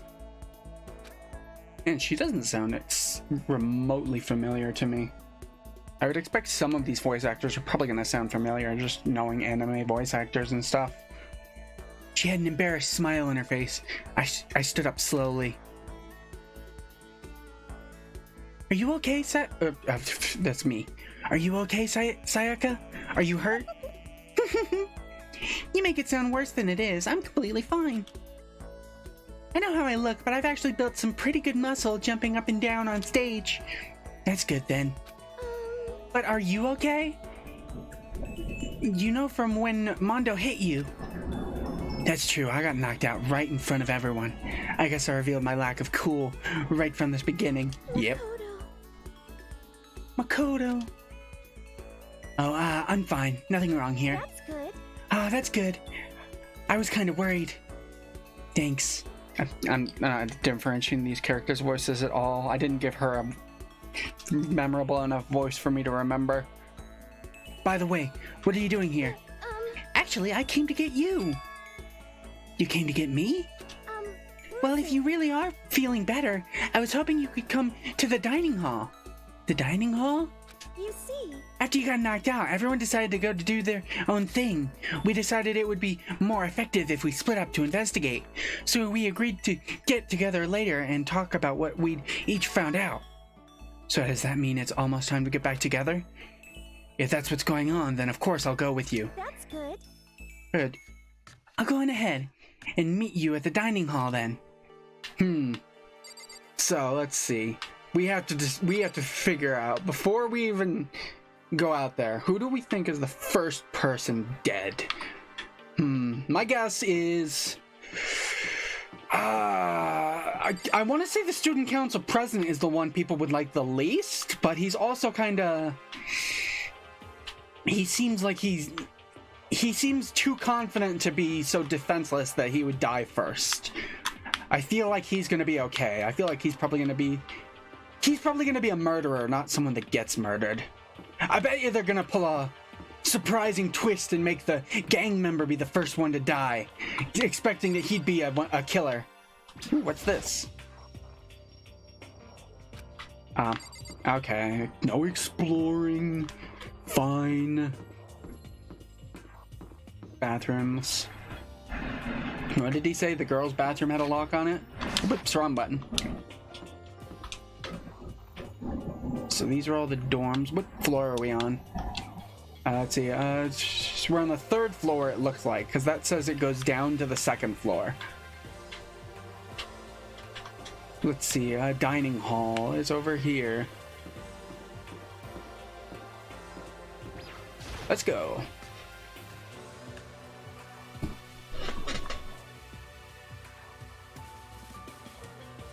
This must be the dormitory dining hall. Looks pretty clean. It looks pretty clean, so that's good. I guess that's not really important right now, with us being prisoners here and all. Yeah, that's true. Nobody was there waiting for us. We don't really have much choice. I guess we should just wait here for now. Okay, let's just wait here.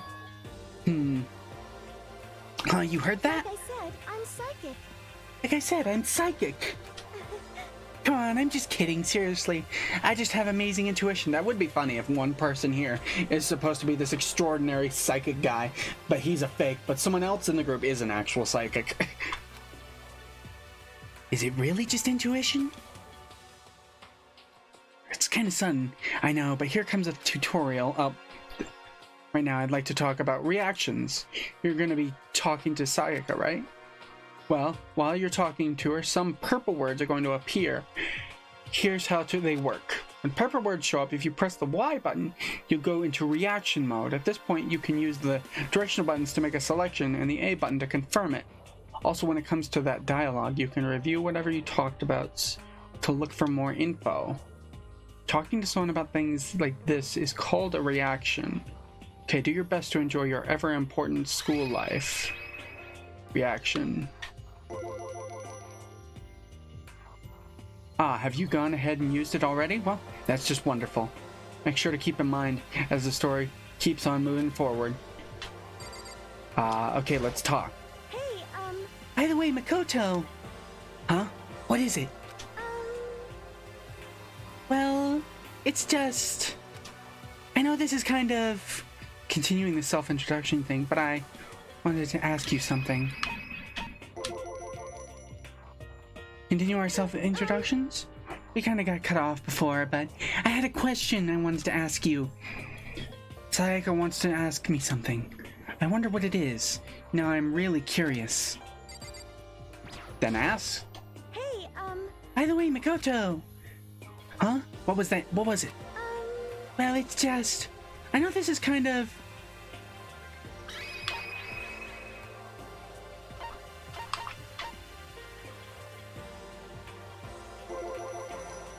What did you want to ask me?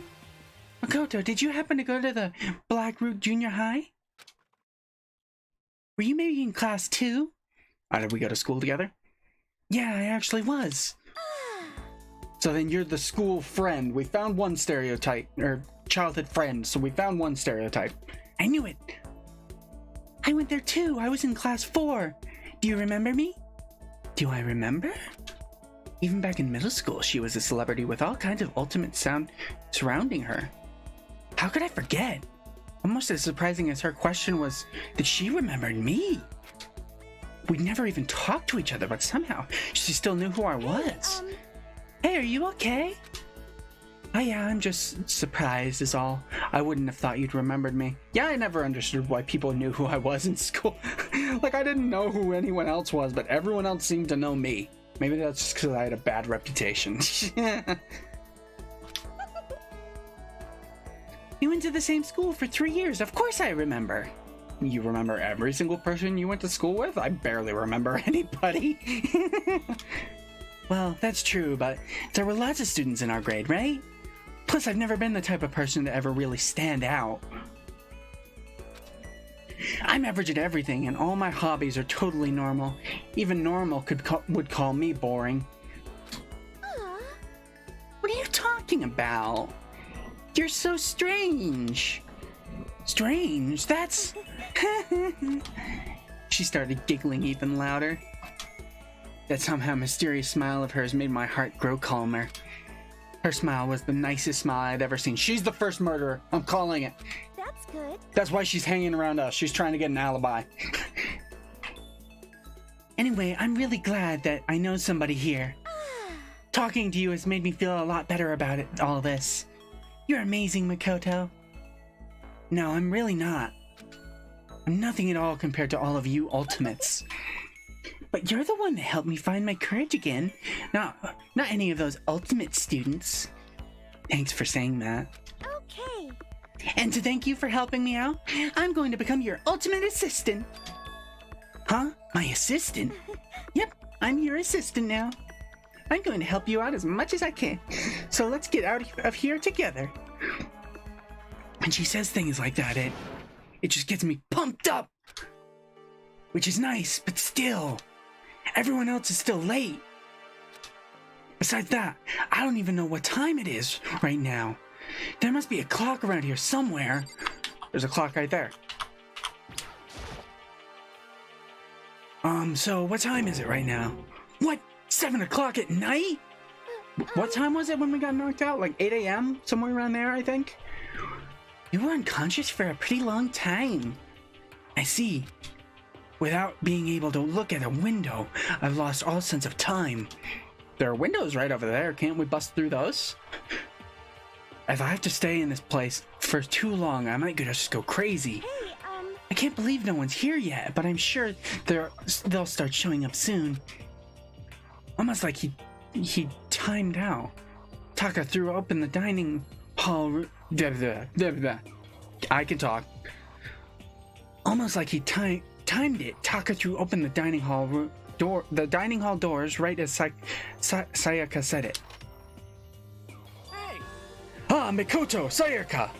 So you two got here first, huh? Too bad, I was sure I'd beat everyone here. I guess that just means I don't have enough fighting spirit yet. Well, I won't give up. Next time I swear I'll win. No matter what it takes, justice shall always prevail. That's a bit much, don't you think? And here comes everyone. And soon after, everyone else came strolling in one after another. After a few minutes, everyone had gathered in the dining hall. Okay. It looks like There, I'm immediately suspicious of the two people sitting at a different table. Let's see, is everyone here or is someone missing? I think everyone's here, so I don't think anyone's been killed yet.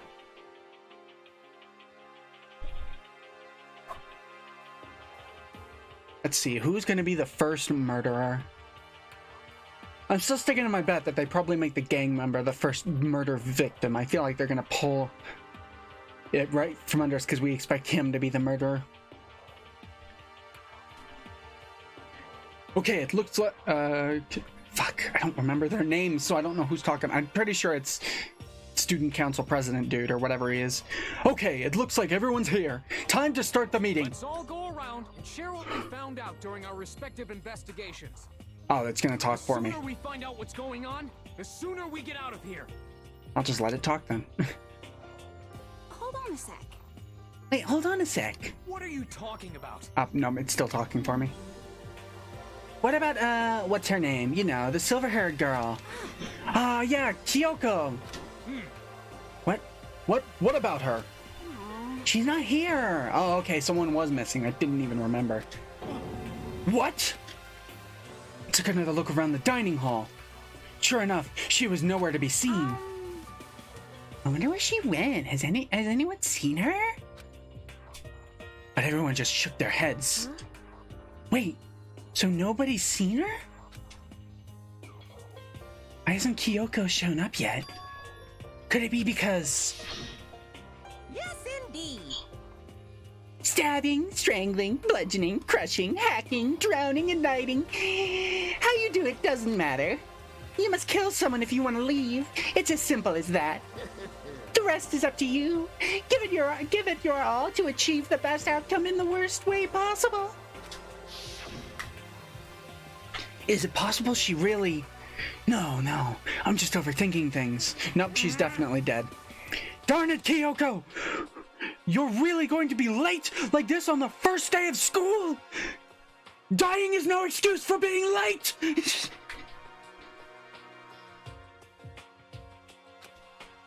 Not only is she late, she didn't tell anyone she would be late. A most unbecoming personality trait. Come on. You're being a real jackass right now, you know that? But what do you want me to do? Punctuality is everything. Now then, I declare that the first session of the Hope's Peak Academy briefing meeting has begun. Makoto, actually, first of all, I've talked enough. Maybe we should listen to what everyone else has to say. Okay, let's do that. You know? What's up? I feel like I really have become your personal assistant. Don't you agree? I may not be the best assistant in the world, but I'll give it everything I've got. No, you've already done so much as my assistant. I don't know what she's done. Let's see. Who do we want to talk to? Immediately talk to you, because you beat the fuck out of me. Oh, wait. Why can I not talk to him?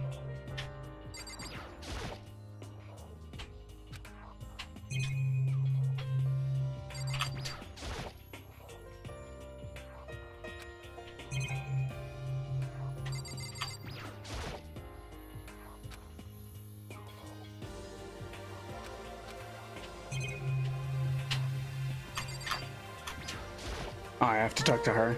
Okay, so since you're in the dark about all this, let me lay out what's been going on. Everyone split up to investigate different parts of the building, but Byaka and Taka each went off on their own, and so did Kyoko. So it's probably between Byaka and Taka then, huh? Because they went off on their own. I wanted to try find some clue as to who's responsible for imprisoning us here. But unfortunately, I made no such discoveries. That's all from me. Really? That's it? If I'd discovered anything, naturally I would have more to say, but I didn't, so I don't. Right, understood.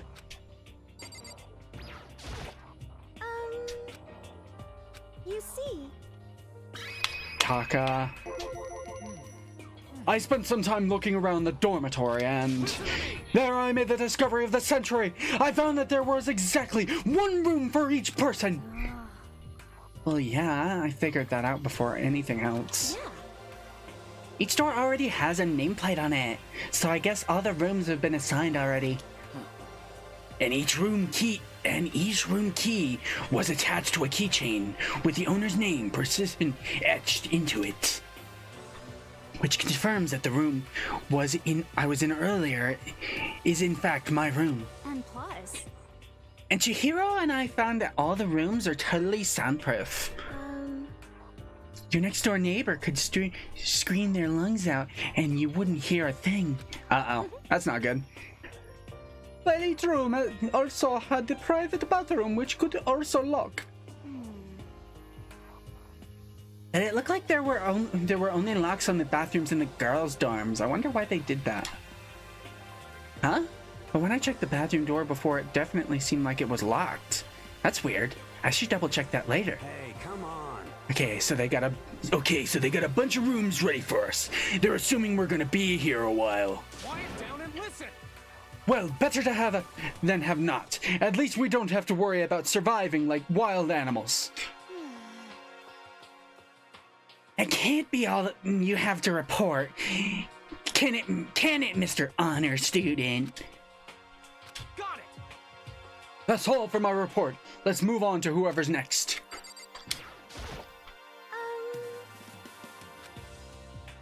I wish I didn't have to restart the conversation every time I did a reaction. I wish it would just take me back to where the reaction was. Looks like Leon, Hiro, Junko, and Chihiro all grouped up together. Did you guys see anything? We all went down to down the school, double checking the windows in all the hallways and classes. We wanted to see if we could get any of those metal plates to come off. And what happened was nothing, not a damn thing. We couldn't get a single one to budge, even a little bit. What should I do? There wasn't any hope of escape anywhere. The school really has been totally cut off. This is bad. This sucks. Bad, bad, bad, bad, bad. It really sucks. It sucks. What the hell are we gonna do? Hey, come on. God damn, calm down. You're starting to make me nervous. Now I gotta go back into the conversation again. You see, I can already tell this mechanic is gonna be annoying. Grouped up together. The same goes for Hina, Sakura, and Mondo. Celeste, Toko, and Hifumi are left over, so they join up. Let's see. The only thing I've really been told about this game is that I guess I shouldn't say been told, but the only thing I've really put together about this game is it seems like people seem to think it's similar to Phoenix Wright, so I should probably get all the information I can. That maybe we could find a way to communicate with outside, so we went looking all over. sorry. But we didn't find a thing, sorry. Yo. I went back to the main hall, thinking maybe we could do something about that giant hunk of metal. What?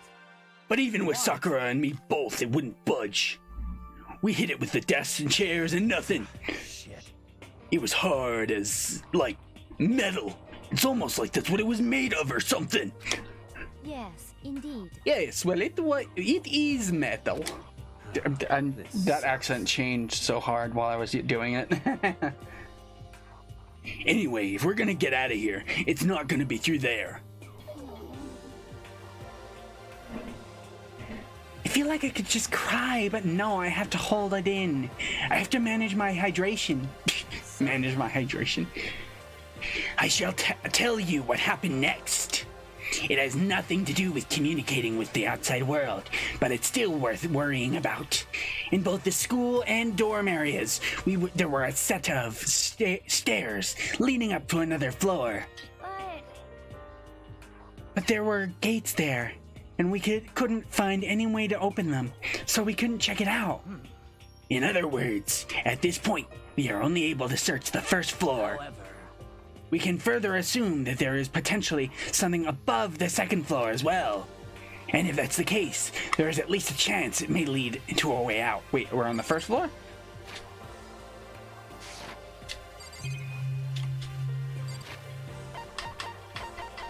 Why can't I open the map here? Yeah, blah, blah, blah. Blah, blah, blah.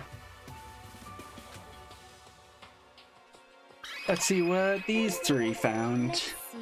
If I am being honest, I can't quite say we acted as one. Rather, we did nothing as one. We spent the entire time in the gym. Honestly, we are not exactly the types to go running around in school like a gaggle of junior detectives. What's wrong with you? The hell were you thinking? Just sitting around in the gym the whole time? Well, it's not like any of you invited me along. Nobody said, hey, come with us. I blame you for leaving me out. It's your fault. What the? If you wanted to go with someone, you should have just said something. Forget it. Like I'd want to go anywhere with a dirty slut like you.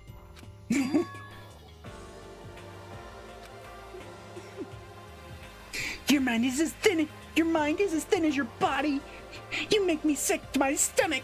Are you for real? I don't even know how to react. How can you say something so awful to someone you just met? Hey, come on. Alright guys, everybody just calm down, okay? All this stress is bad for your skin, you know? Yeah, it sounds like you two are so close now. You're fighting like sisters. I don't think that's what's going on, Sayaka. Hey, So that's what they have to say, huh? Then I guess I'm the only one left. I went and had a look around the dining hall. I found a fridge in the back of the kitchen and it was overflowing with all kinds of stuff. that's good. I guess we don't have to worry about food at least. Sure, for now.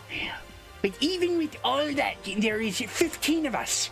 How long can the food last? You can just eat sesame seeds or something.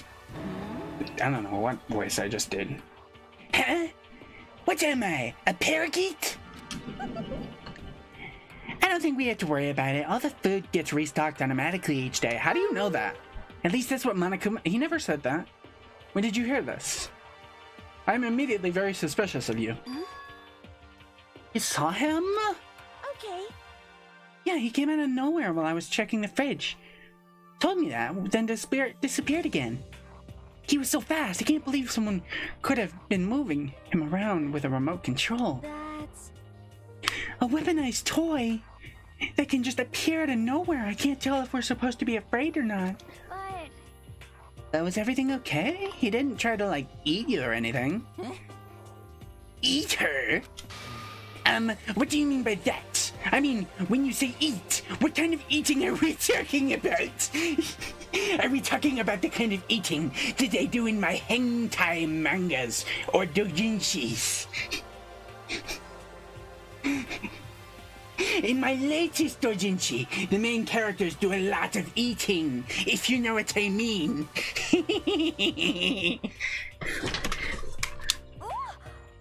Come on, man. Hey, you bastard. What the hell, fatty? You're acting like some kind of sleazy drunk dude. Actually... Not like there's a good kind of drunk dude. Hey, stop scurrying around, all of you. Are you still asleep or something? We're prisoners here. We could all just die any second. She's right. We can't be making stupid jokes right now. We gotta do something or... A voice cut through the noise, interrupting Mondo. You're all spending an awful lot of time? You're all spending an awful lot of time yelling and carrying on. Oh, it's her. Oh, she was the one that was missing. Okay, never mind. I guess she's not dead. Do you really think you can afford to do so?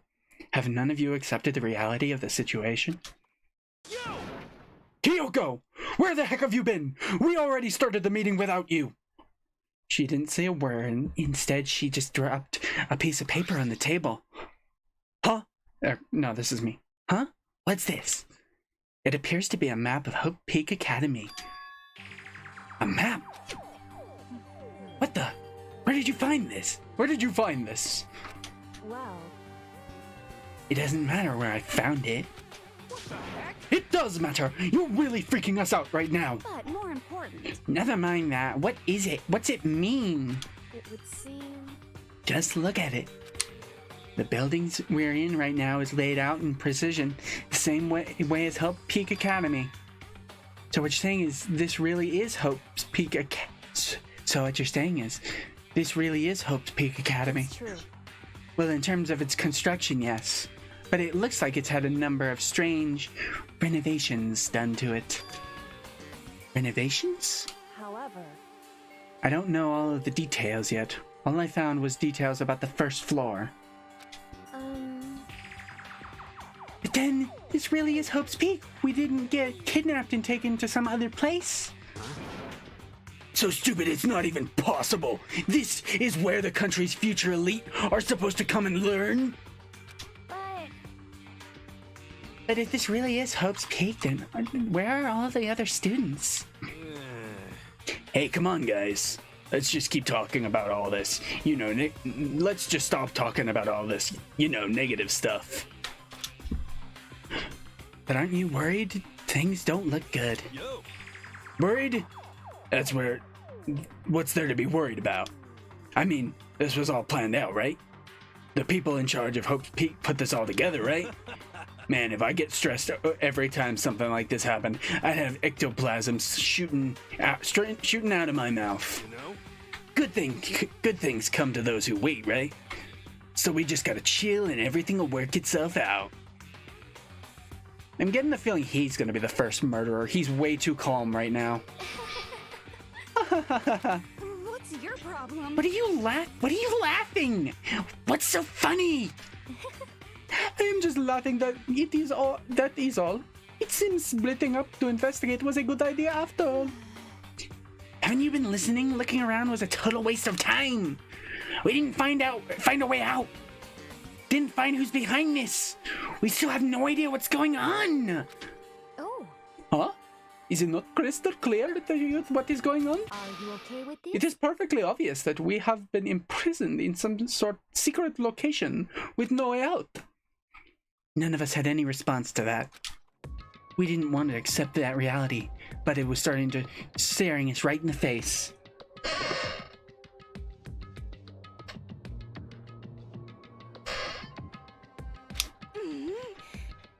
You didn't have to go and say that. I was trying not to think about it. No way out. We're trapped here. What are we supposed to do? It's very simple. If you want to leave, you just have to kill.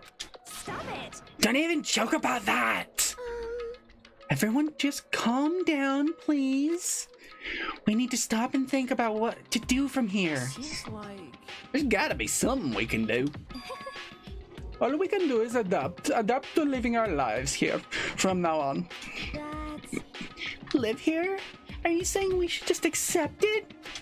Do you understand? A lack of adaptability is a lack of survivability. Survival is not based on who is the strongest or the smartest. It comes down to who can adapt. Actually, As someone who has come out on top more than once, I have a suggestion. Huh? What do you mean? We all understand that we are trapped here, which means we will be suspending the night. However, you all remember the rule regarding nighttime, right? Nighttime is 10 p.m. to 7 a.m. Some areas are off limits at night, so please exercise caution. Nighttime is from 10 p.m. to exercise caution. I already read that. What am I doing? Sleeping anywhere other than a dormitory will be seen as sleeping in class and punished accordingly. let's see. So regarding this nighttime, I think we need to add a rule of our own. What do you mean? Going out at nighttime should be prohibited altogether. I agree, that's a good decision. The school regulations do not actually tell us not to go out at night. I would like to make it official. But why? So that everyone's accounted for? What do you mean, but why? You're an idiot. That is a good rule. The way things are now, every time night comes, we will all start to get worried and anxious. We will all be afraid someone might try to come kill us. What? If we have to worry about that night after night for who knows how long, it will wear us down in no time. So you're suggesting we limit our activities at night as a kind of preventative measure? Indeed. However, unlike the other rules, nobody can be forced to comply. We all have to agree to follow it. What can we do? I see what you mean, but I think I can agree to that. It's like the little goth Lalita said, without something like that, we're just gonna self-destruct. Listen to me! On behalf of all the men here, I agree to comply. Hey, don't speak for me. What? Jackass. Hey, you can't just decide to speak for us. This is fine. So everyone is in agreement. Good. Then if you will excuse me. Huh? Wait, where are you going? Let's see. It is almost nighttime. I want to take a shower before it I hope you arrives. are well. So goodbye. Moving with pure elegance, Celeste left the dining hall. Her behavior seemed so natural. I couldn't imagine anyone even trying to stop her. So I guess it's pretty obvious where we go from here. We could be spending the night, it looks like. Adaptability. So, Mr. Chairman, what next? One person already left. Well then, what say we call an end to today's meeting? You understand? Like she said, it's almost nighttime anyway. We can reconvene first thing tomorrow morning. Huh? Do we really have to stay the night here? What can we do? We don't have a choice. We can't go for long without getting some sleep. So we have to just give up.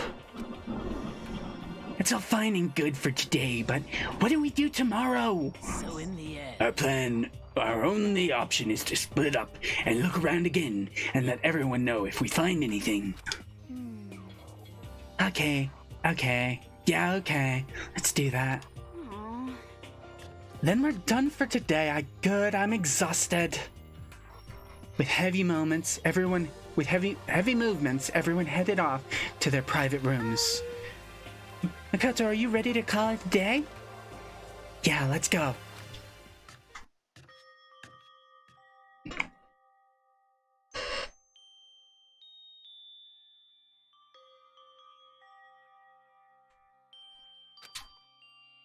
Is this really where I'll be staying for the foreseeable future? Oh, that's right. I should check the bathroom one more time before I go to bed. Only the girls' bathroom should have locks on them, right? Alright, let's open it up. It's no use. It really is locked. Bzzz. Bzzz. Wrong! Not locked! Holy crap! Geez, talk about an overreaction. It's like you just saw a ghost or something. Like some kind of robot bear ghost? What are you doing here? Makoto Nagi, this is super duper majority bad. Majorly bad. So bad it's almost magical. Ultra magical awful attack. In point of fact, I acknowledge that the bathroom in your room has a problem with the door frame. Wait, so the reason it won't open isn't because it's locked? The door just won't fix it? Won't fit? Didn't you see the notice? What can you read? What, can't you read? The bathrooms in the boys' dorms don't have locks. I mean, a lock on a boys' bathroom is kind of pointless, don't you think? Why is that pointless? I would very much like a lock on my bathroom. I don't want people walking in. Well, it's not that it's pointless, I guess, but I'm no expert on the birds and the bees and all that. Anyway, there's a little trick to opening this particular ill-fitting door. And that's what I'm here to teach you.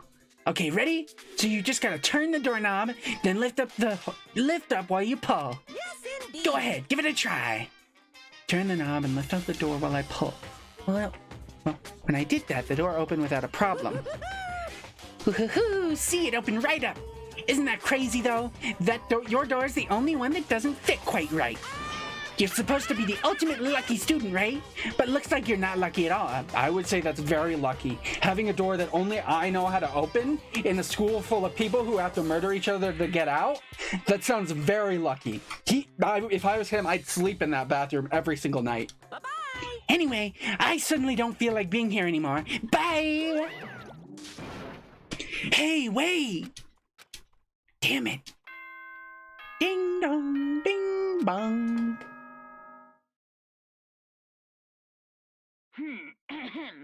This is a school announcement. It is now 10 p.m.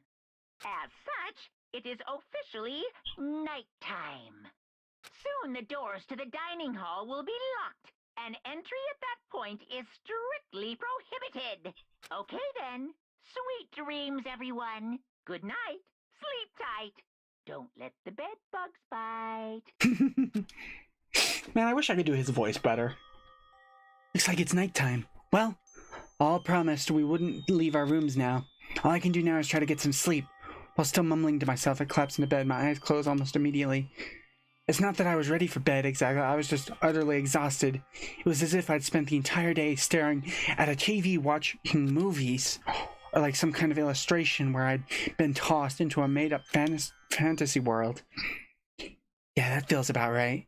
There's no easy way to just accept the situation we've suddenly been dropped into. No, you idiot, don't sleep on the bed, sleep in the bathroom! So this is how the curtain closed on my first day at Hope's Peak Academy. Soon enough, I was asleep. Would it be too much to hope that when I woke up, I'd realize it was all a dream? No, that's exactly what you'd be hoping. It's kind of lame as far as endings go, but I'd be fine with that, actually. That'd be the best. Of course, I guess if you do sleep in the bathroom, there's always the possibility that someone else, if someone does figure out how to open it and goes in there to kill you, it'd be very hard to get back out.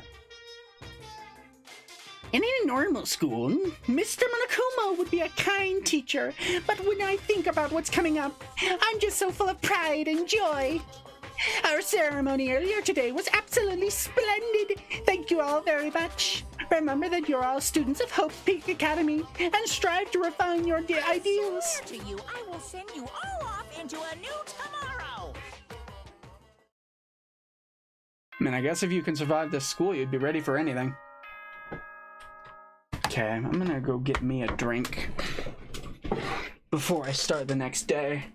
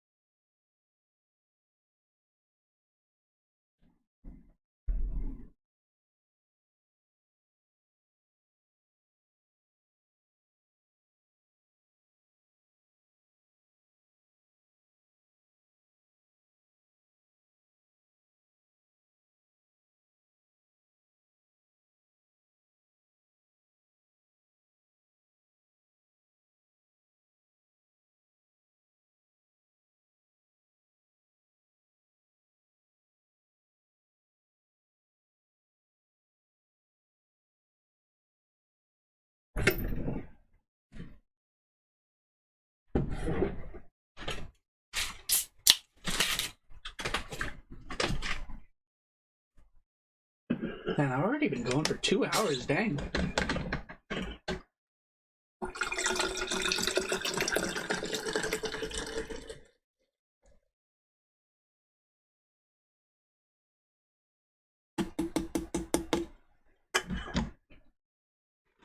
Good old Code Red.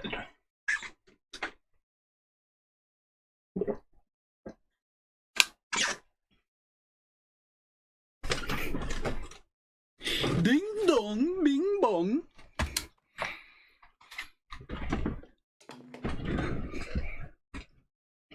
And Monokuma's back. Good morning, everyone.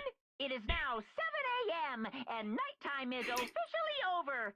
Time to rise and shine. Get ready to greet another beautiful day. Apparently it's morning, but thanks to the total lack of windows, there's no way to know for sure. Anyway, what should I do now?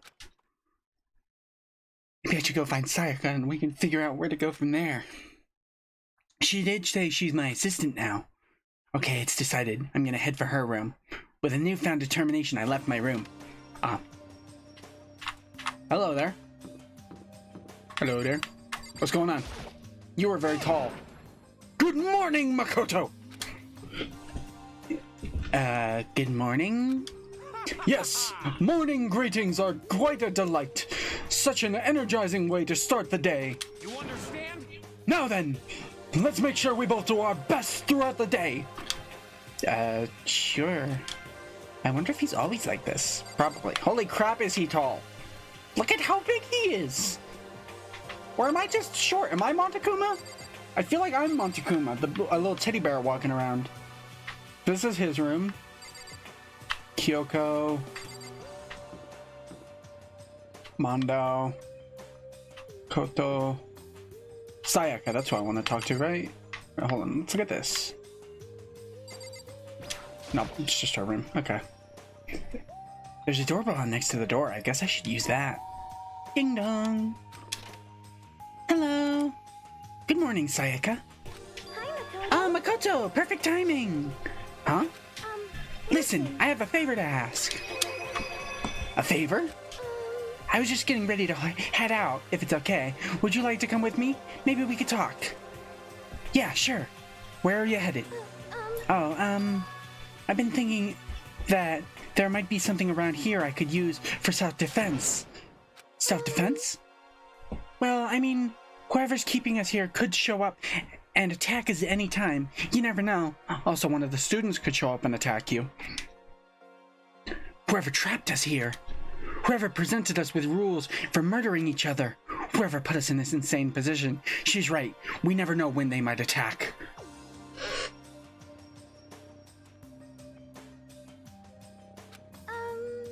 So I just want to be able to protect myself no matter what happens.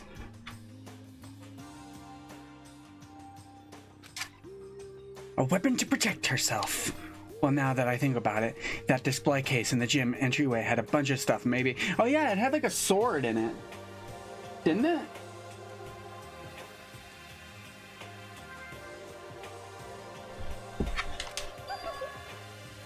Oh, the gym. Okay, let's go.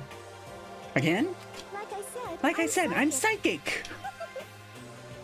Come on, I'm just kidding. Seriously, I just have amazing intuition. No, you don't. Am I really so easy to predict? Anyway, we should head to the gym. For anyone who just hates walking around the school, we've got some good news. You can now teleport using the map section of the handbook menu. It's as simple as opening the map menu and choosing where you want to go. However, you can only teleport to hallways and marked waypoints. Plus, you can't teleport to places you haven't been, or places that are blocked off. And depending on certain story moments, there will be times when you won't be able to teleport at all. Finally, try not to teleport inside the walls. There's a chance you could get lost forever. Well then, good luck and have fun. Teleportation, yes. Oh, hello. Hey, We're going to the gym, right? Yeah, that's right. Good, then let's get moving. Is there anyone else out and about? Doesn't look like it. Oh, why does it slow down like that? Hold on, is there... Oh.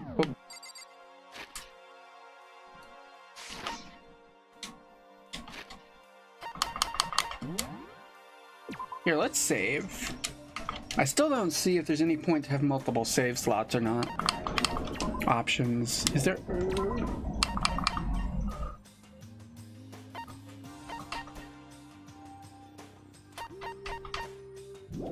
No, it doesn't seem like there's an option for how much it slows down. That sucks. Map. It doesn't look like I can do it there. I have to open it here. Oh, whoa, this is gonna be confusing.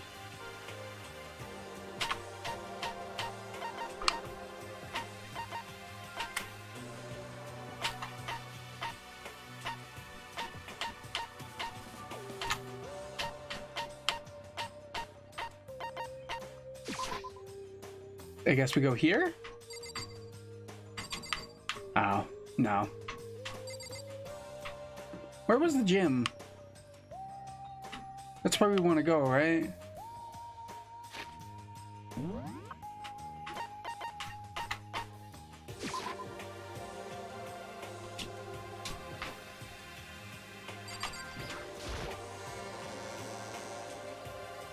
That was almost Resident Evil-like. Let's see, the gym is this way,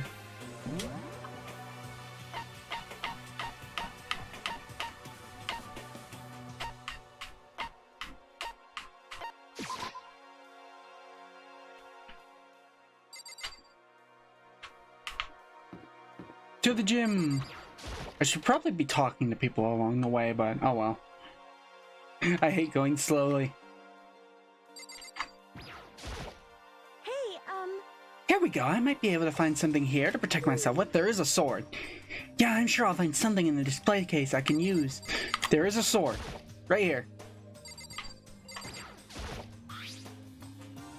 Is this a sword? Oh no, I think it's just a replica. Still a pretty impressive.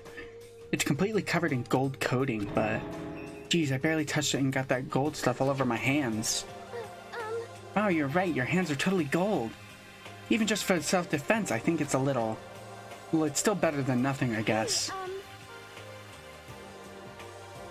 The fact that he got gold on his hands is very, very important. Very important. Someone's gonna kill someone with that replica, and we're gonna need to look for gold on their hands. You should take it with you. It might help liven up your room a little. You think so? But I guess you'd better be careful taking it back. You should wrap it in newspaper or something to Just like that, it's been decided. I don't see anything I could really use for self-defense. Hey, don't worry about it. It's not like you need it right away, right? I know how to talk. Oh, whoops. When the time comes, I'll protect you. Bold claim after already having gotten your ass handed to you. You'll protect me? Thank you for saying that. If I've got you on my side, I guess I don't need a weapon after all. Sayaka giggled as she said that. That mysterious smile. I can tell it comes from the heart. It makes me feel at ease. When I look at her, I honestly feel like I can do anything. She's gonna kill someone at some point. We're building her up way too much as being this like kind-hearted, trustworthy person. Okay, we can stop looking for a weapon then. But as long as we're here, let's hang out a bit more. Why?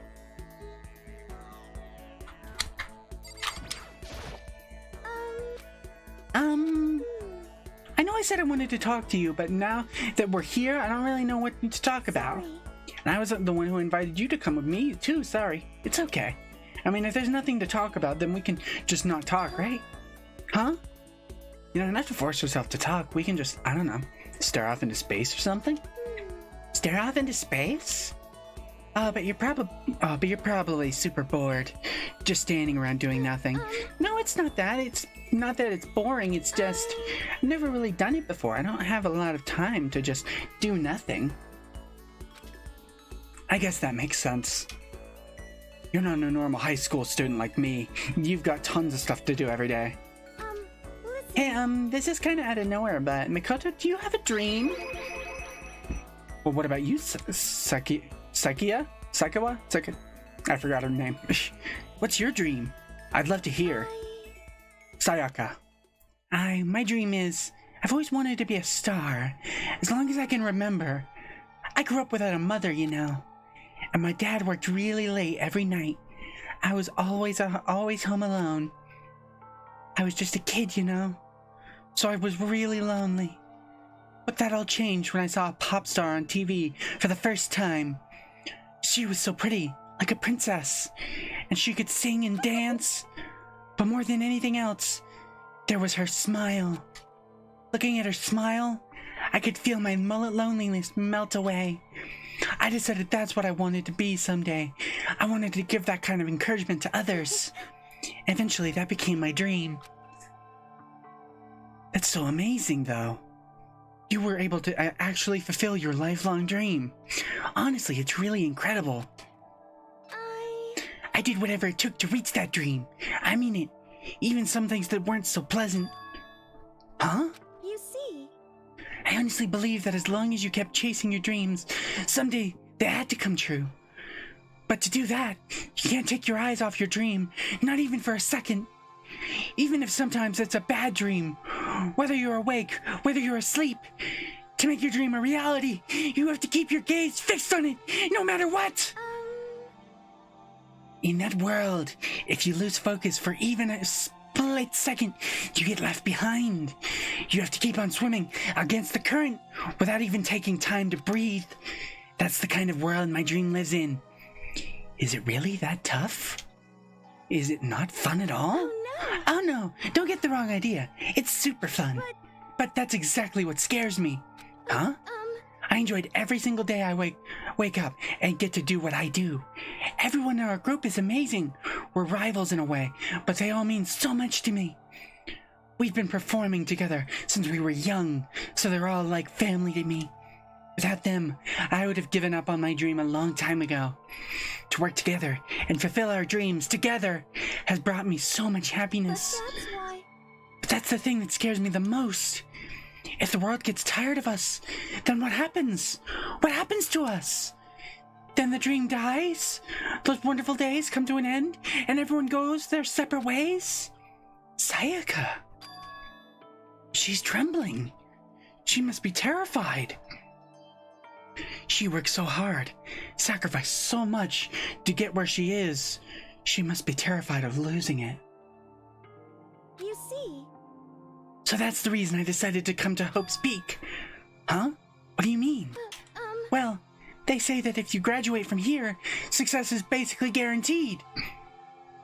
which means I could keep on performing with my best friends forever and ever. At least that's what I thought. I really did believe that, but now we're trapped here with no way out. They're probably waiting for me. While I'm in here, the world out there is forgetting about me. Minute by minute, we're all disappearing.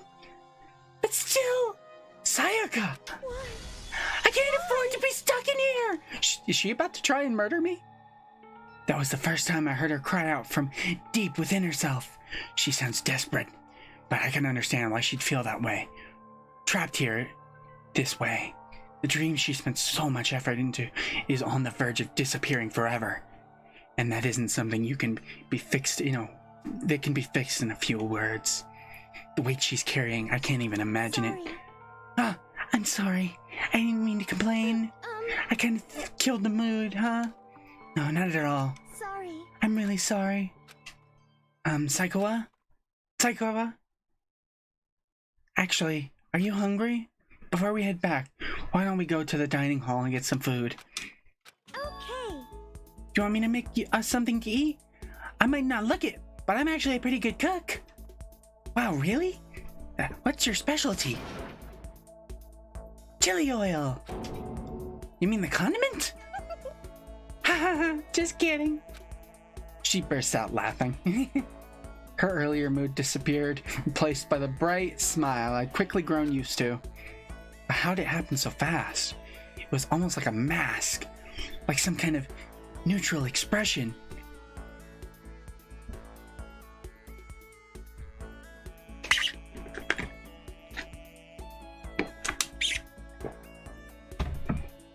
Anyway, we headed to the dining hall to get something to eat before returning to our rooms.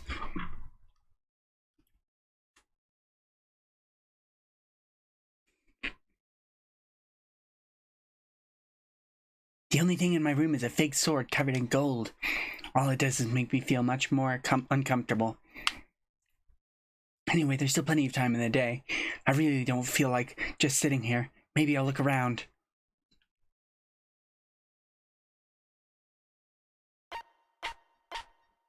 Nah.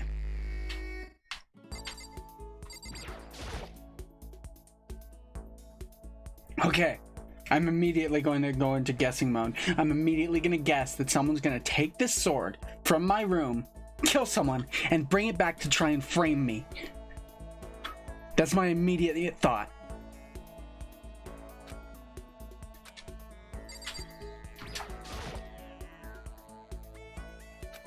This door doesn't quite fit the door frame. I'll have to make sure to remember the trick to opening it. Yeah, and you should sleep in there.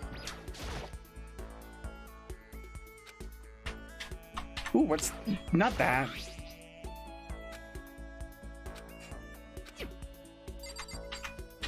Hold on. I guess I can't interact with it. It looks like there's something behind my bed.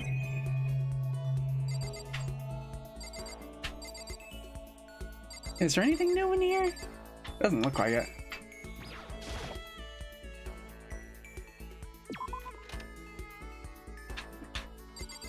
Is there anyone around here? I hate how it slows down when you go over stuff like that.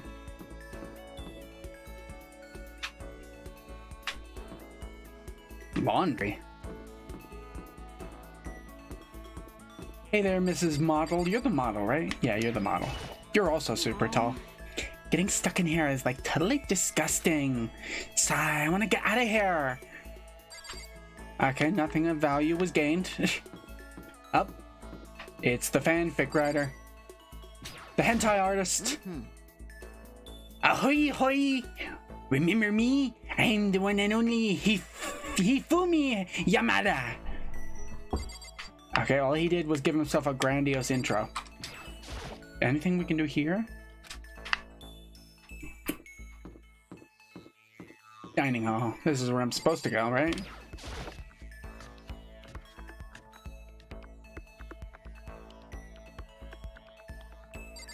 Hello there. Everyone's working hard trying to find an exit, are they not? Good luck with that. I have no interest in such menial labor.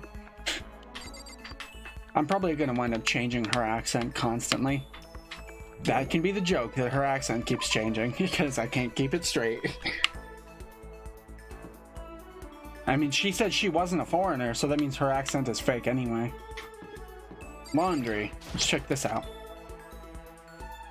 They could have at least made the doors open.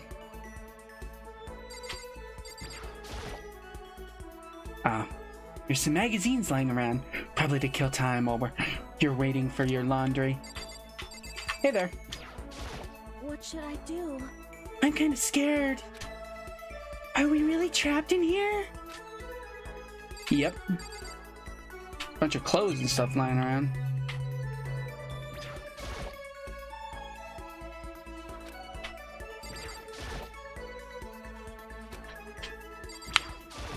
What should Whoops. I do? I bet you one of these has something in it.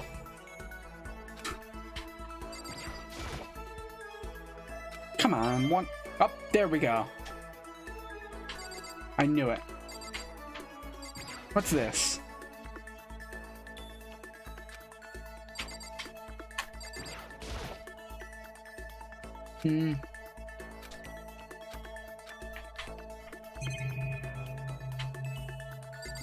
School swimsuit.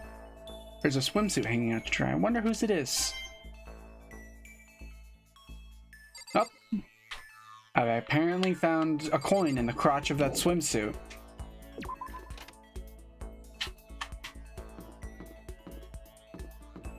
Oh, hello. I didn't see you before. Why? Why is Hope's Peak Academy like this? Very bizarre.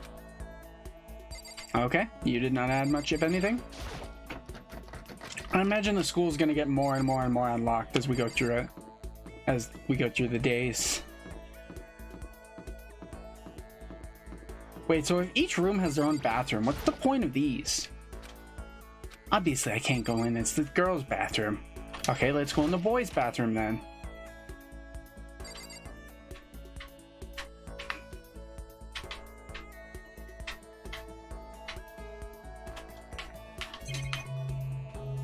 Oh wow, there ain't squat in here. Just a fish tank. It's a fish tank. There's a bunch of fish swimming around inside. Oh, another coin. I don't know what these are used for, but I'm getting a bunch of them.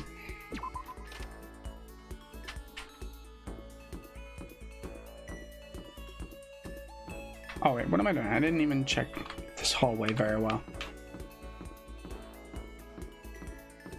Yep, I knew there was another door. What is this room? It's got a trash symbol on it. Oh.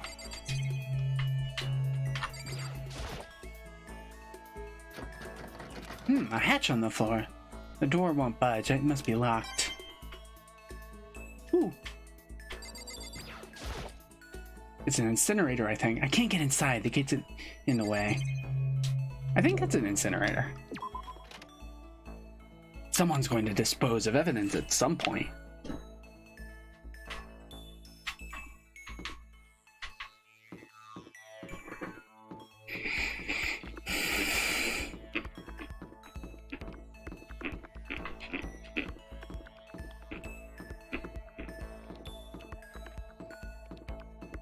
Okay, let's go out.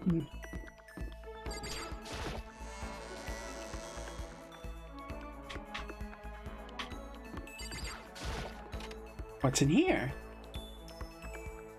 Classroom. Hello. I can't believe how bizarre Hope Peaks Academy's turned out to be. It's made my week. It's made me weak. It's made me depressed. Good for you.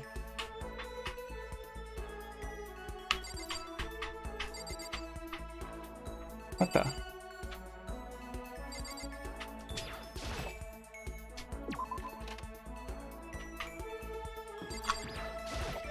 Classroom number 2. Someone in here?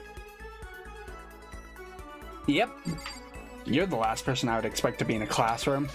Hey, come on. I can't believe how pissed off I am right now. Stop fucking around. When are they gonna let us out of this hellhole? I want to talk to the manager. Jeez, calm down, Karen. You can talk to the manager later.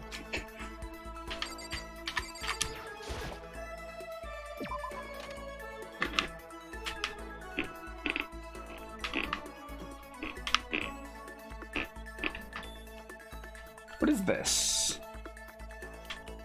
We never been in here. Is this the principal's office or something? It's got Monokuma on it. He's supposed to be the headmaster, so...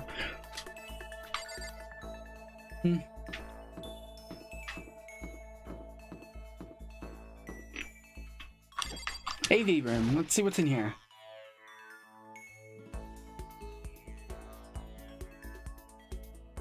Oh, hey, look. Baseball boy. Seriously, we're seriously trapped in here? Yep, seriously.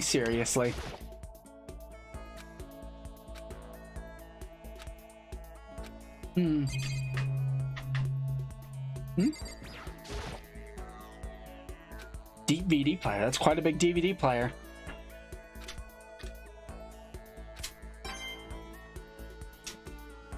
What are these coins for? It's just another TV monitor.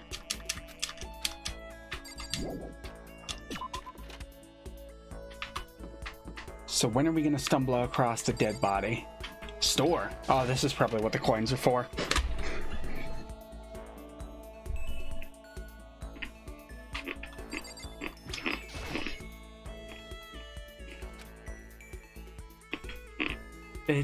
This is definitely the school store, but it has kind of a Japanese Western blend. It seems more like a cluttered antique store.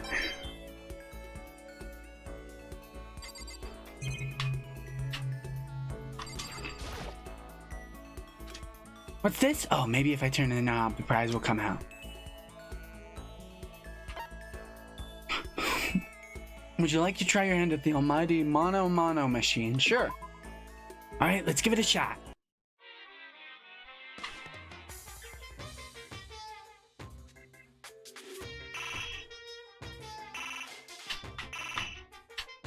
Why can't I do it? Number of coins 0, but I've got 7.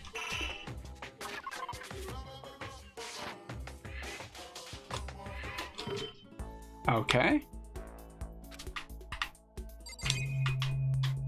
Ooh, what's up here? Oh, security camera. TV. A vending machine. I guess that must be the school store then. Okay.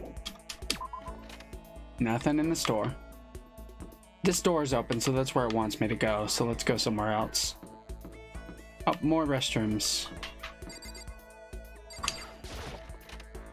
It's not gonna let me in the girls' room, so let's go in here. Nada? Really? Huh. Hold on, there's this hallway here. Alright, to the gym. Let's go see who's over here.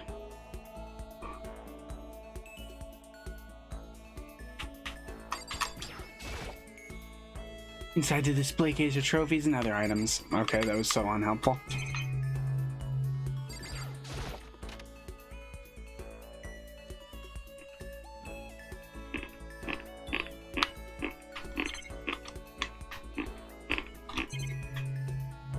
Security camera. TV. Okay.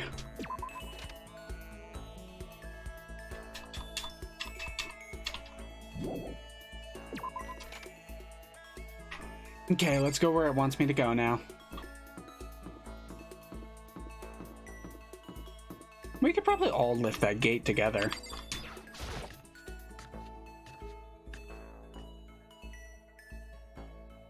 Hello there. You seem suspicious. I'm kinda busy here. Man looking for an exit. Did that sound convincing? I'm totally just slacking off. I'm sure we'll get out of here somehow.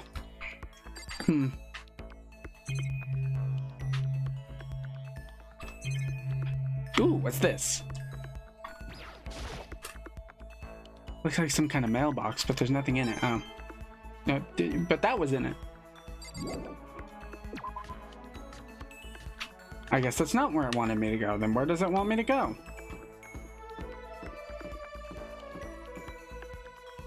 Can't go in there.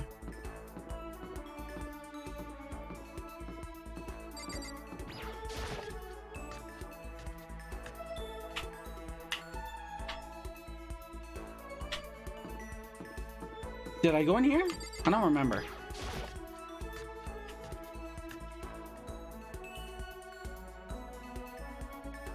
Yeah, she's in here, right? There's a body somewhere, and I just need to find it.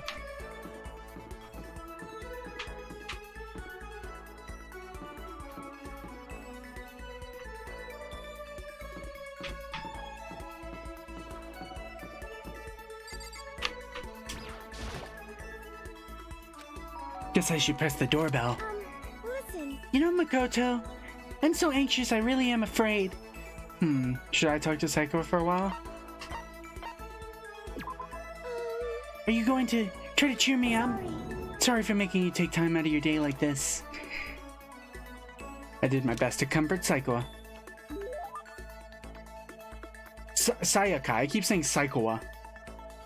Sayaka and I grew a little closer today. Would you like to give Sayaka a present? Sure.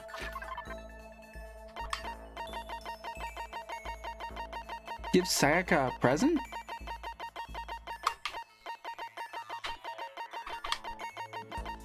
Do I have anything? I don't think so.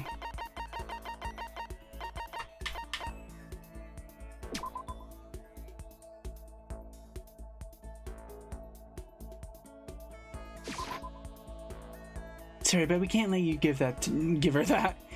It's what we in the industry like to call a key item. Fine, I guess. You know, I don't have anything. Makoto, do you think you could make time for the two of us to talk? What's wrong? Why are you being so formal? Well, it's just, I guess that was kind of formal, but it's just because I know I can count on you. Huh? Having you by my side really makes me feel a lot better. If you weren't here with me, I just don't know what I'd do. I'd be lost. But that's why. I hate when we had to meet again under such awful conditions, but I'm relieved you're with me. Sayaka, standing here face to face and hearing you say that, it's nice, but kind of embarrassing at the same time. I know how you feel. You being here is what saved me. Really? Thank you for the flattery. That smile. That mysterious smile that softens my heart. It really wasn't flattering her. The smile saved me. But it's kind of strange, you know. I never thought I'd get a chance to really talk to you like this. Although all through middle school, you never talked to me. In fact, you never even looked at me. It's because you were like a celebrity. I couldn't just go around staring at you. Wait, how do you know I never looked at you? Hey, Because I looked at you all the time. Ooh, she had a crush on me. Childhood crush. Huh? I was always looking for an opportunity to talk to you. You wanted to talk to me? But since I always had to do so many people, so I had so many people around me, we ended up graduating without saying a word. That was one of my biggest regrets. But why me? Do you remember during our first year of junior high, that huge bird wandered into the school pond? Actually, now that I think about it, I do sort of remember something like that. It was like out of a fairy tale. The turtle once every million years. That bird once every 1,000. A huge bird wandered into the school pond during our first year of high school. I think it might have been... It was a crane, I would assume. It was a crane. It just walked right into the pond. That's right! That's what it was! It was so big the teacher had no idea what to do. But you led it into the forest behind the school. You helped it find its way out. Well, only because I was already in charge of taking care of the animals at the school. They made me do it. You see. I should have said thank you then. But is it okay if I do it now? Thank me? I'm that crane, you see. I've come to return the favor. Here, let me make you a cloak. What? Just kidding. Yeah, I kind of figured. But honestly, though, I was so impressed. That's why I always wanted to talk to you, even just once. I never imagined this would be how I got my chance. Yeah, if we'd met again at a train station somewhere downtown, that'd make for a nice dramatic reunion. but instead, it's this weird school. Maybe, but still. I'm sure you'll help me find my way out. Just like that crane, you'll save me. You see? It's just intuition, I know. But I still believe it. I'm going to save her. I'll do my best. I promise that I'll make sure it's more than just intuition. If there's anything I can do, I'm going to do it. I believe in you. Besides, my intuition always turns out to be right. Like I said, Because I'm psychic. Kidding. She laughed out loud as she said it. The closer we get, the stronger that smile of hers makes me. I was glad to feel that way. Sayaka's report card has been updated based on your experiences with her. Just unlock the skill Melodious Voice. Give yourself a pat on the back. You've earned it. I've unlocked a skill? Once we're all done, I headed back to my room for a little while. So it's free time over then?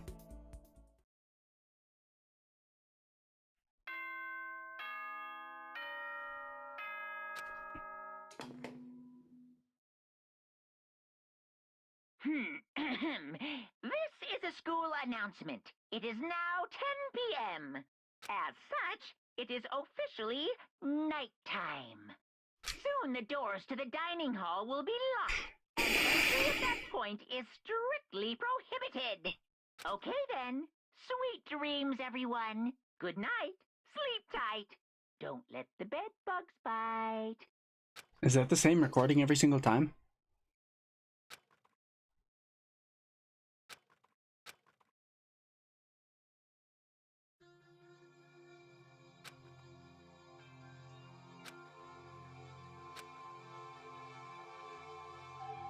Why am I just skipping it? I recalled the conversation with Sayaka earlier.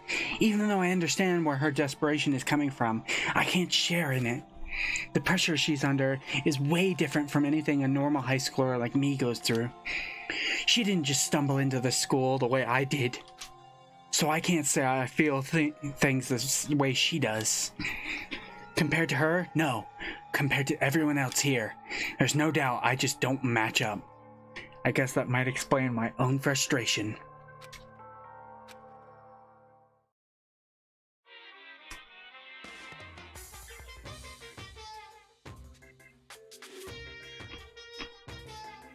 It's like the structure of like an anime episode. With like these little like joke things in between with Monokuma. Ahem! So I'm sure that you've noticed the killing game has begun, but there's still room for a little laughter. It seems our newest students, already so filled with despair, still have some hope of escape. So when will it begin? When will their hope begin to die? Is it time yet? Is it time? Heart-pounding excitement! Ding dong, bang bong.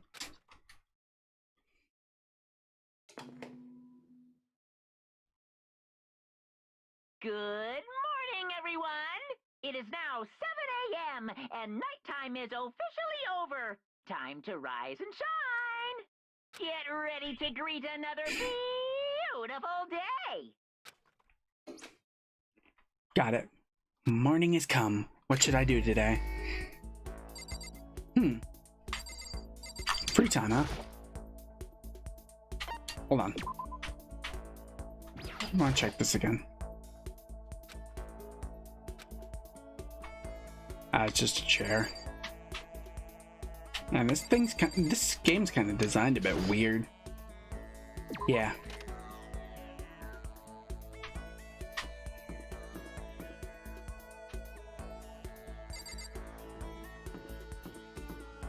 Let's see, let's talk to someone. Who do I want to talk to?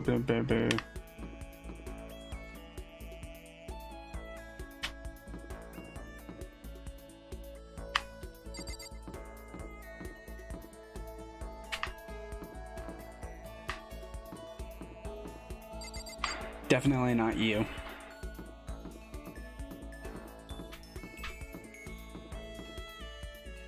Stuck to you.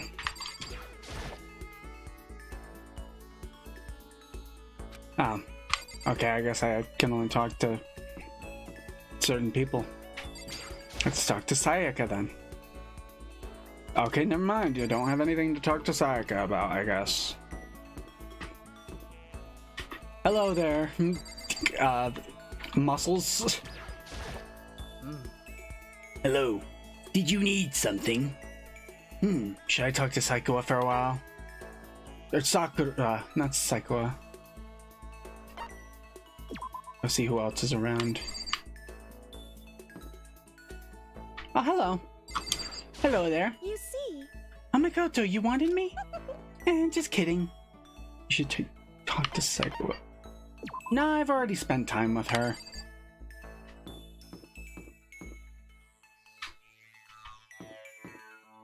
Here's my self-imposed redneck. I don't think self-imposed is the right term there. No one in here today. Did I look at this before?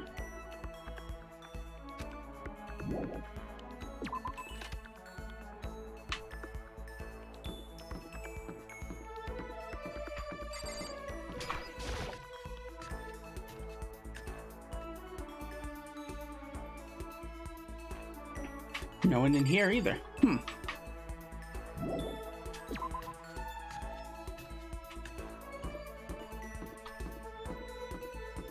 Wonder if we can find a body.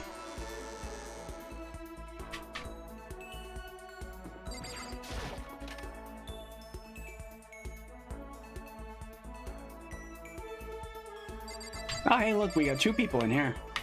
Hello. Why? Who set all this up? And why did they choose us? There are so many mysteries. Nah.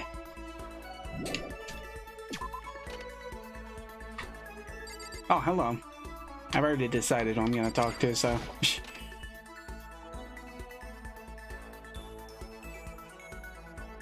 Oh, and there's him again. He's in the same place. Why do you keep showing up in classrooms?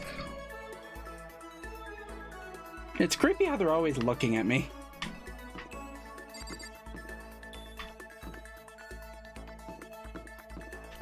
It's like a fucking horror game or something.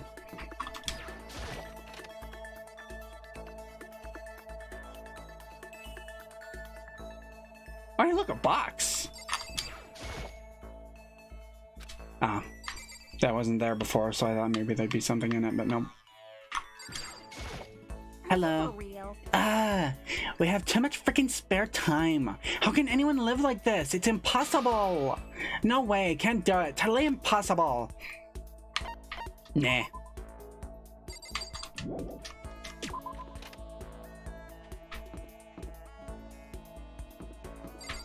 A school store.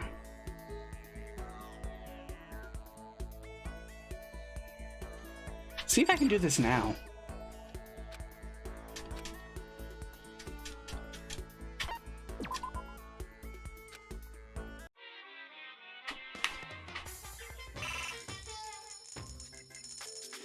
Oh, okay, let's just put them all in.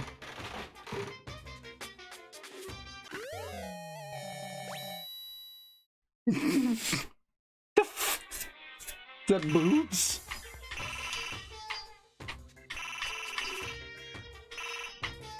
Oh, damn, I should have just done one. I bet I know who to give those boobs to.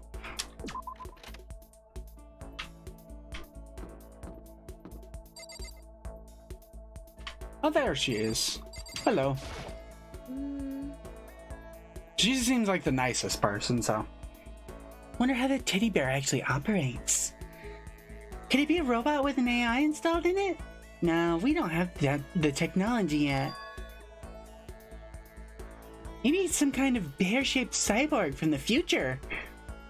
Should I hang out with Chihiro for a while? Yeah, sure. You want to sit down and talk for a while? I spent some time talking with Chihiro. Chihiro and I grew a little closer today.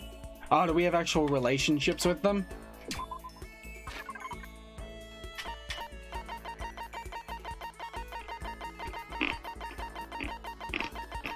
Is that item something I give to people?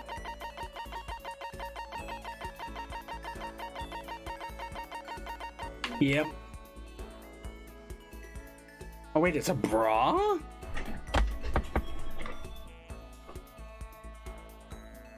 Sure.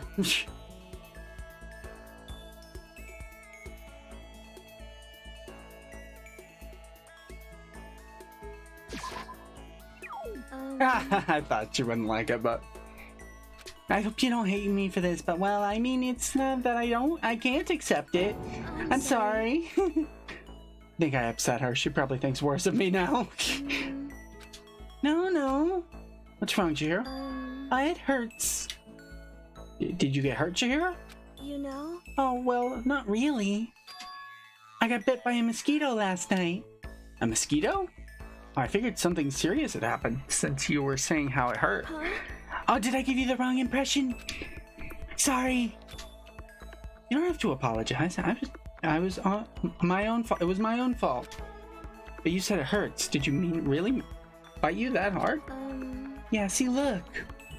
She held her arm and a huge red bump stood out clearly against her pale skin. Holy cow! What should I do? It's way past itchy now. It really hurts. Why is it so big? Did it bite you while you were sleeping or something? You're wrong. Oh no, I was awake.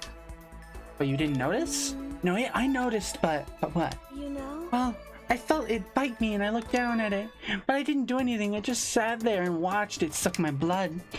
You just watched? Why didn't you smack it? Because that would have killed it, right? No, she didn't want to kill it. Well, yeah, but You know? must have been really hungry to suck that much blood. If it was that hungry, it would have been really sad not to let it have anything. But it's just a mosquito. Mosquitoes are living things too, though. It might have its own mosquito family. Are you a vegan? You sound like a vegan.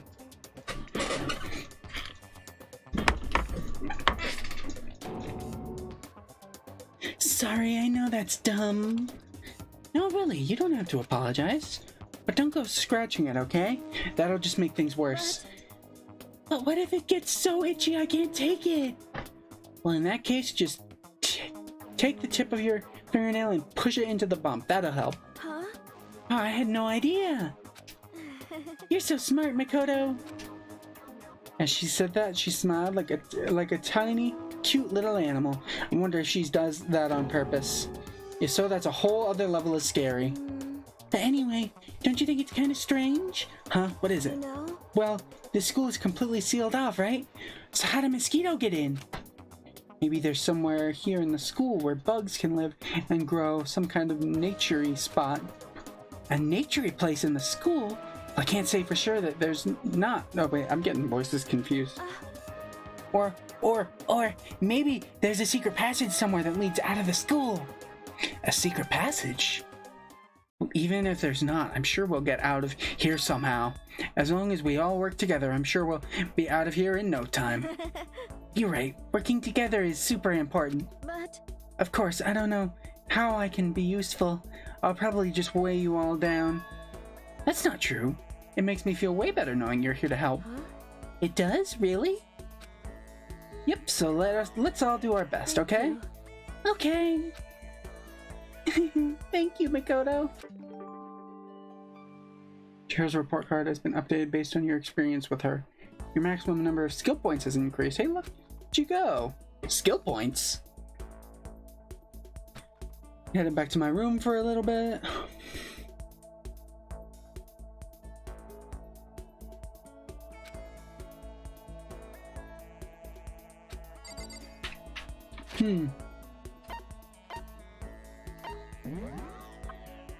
So let's see how the report cards got updated.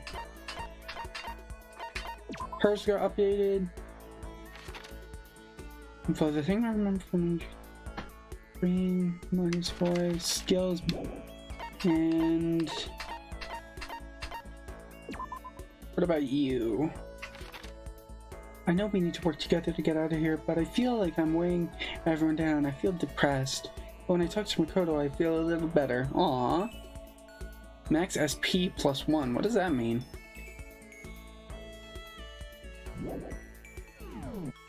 How do I use my skill points?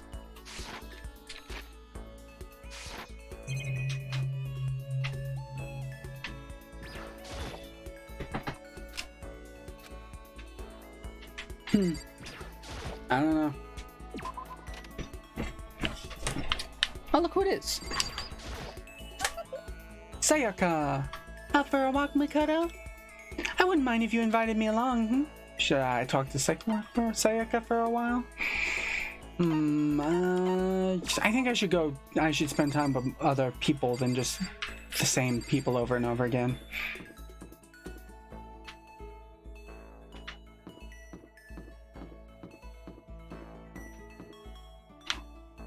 I wonder if people are in the same places or if they've moved. I don't know.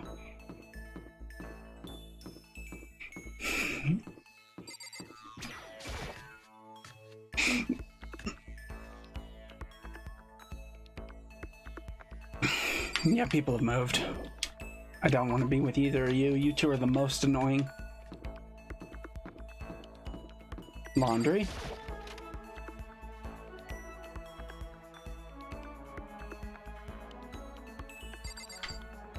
Sure, why not? Hi. Hey, Makoto, second off again, huh? Should I hang out with Junko for a while? Sure, why not?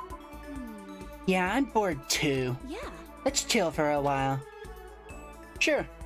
I spent some time with Junko. Junko and I grew a little closer today. Would you like to give Junko a present?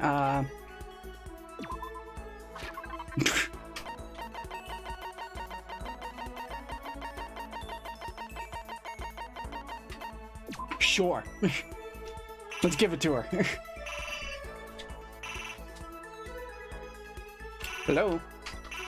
I used it up. Okay. Listen, I just want to make this clear right up front. Don't get the wrong idea about any of this, okay? Huh? What do you mean? Yeah. I mean, I hope you're not expecting anything from me. Gotta keep my virtue safe, you know? Huh? Wait, you mean... No, I'm not expecting anything like that. I figured you're not that kind of guy, right? Looking at you, I get a total omega male. Omega male? Vibe. But still, they say even the tamest guys can turn into a wild animal, so I figured I'd say it anyway. What does omega mean? I don't know. Isn't beta the, like, subdued type? But still, they say... Oh, I already read that. A wild animal? Don't ask me why, but I seem to attract guys like that. It's probably because she's so, flashy. What the? They call me up super late at night, all like, hey, let's hang. Like, I don't know what that means. Let's hang. It sounds so simple. But why super late at night, and what's Junko seem annoyed at all? And gliding hanger.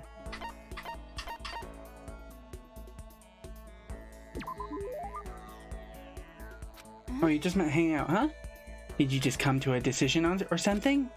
Huh? Oh, no, forget it. Anyway, so we all get together, but the whole group's full of dumbasses. Keeping creepers like that away is like a full-time job, you know? Yeah, it must be tough. I mean, you're a model and all, so you must be really popular. Wow, Makoto, you actually get it. You do get it, right? You totally get me. I do. Totally. Listen, maybe I can introduce you to some of my friends sometime. So what's your type? You're super passive, right? So you need an aggressive girl. Real? Yeah, I think that'd be good for you. Someone who'll go after you and not give up. No, I don't really. No, thank you. I'll find the perfect girl for you as soon as we get out of here. I hope you're as excited as I am. Junko seemed really excited as she walked away. I don't really get it, but I guess she likes hanging out with me. Okay. Nothing's happened yet.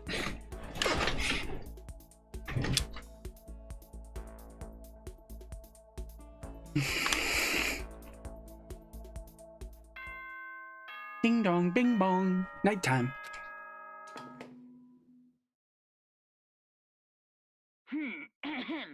This is a school announcement. It is now 10 p.m. As such, it is officially nighttime. Soon the doors to the dining hall will be locked, and entry at that point is strictly prohibited.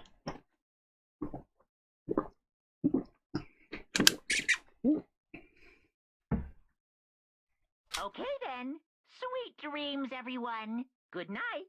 Sleep tight. Don't let the bed bugs bite.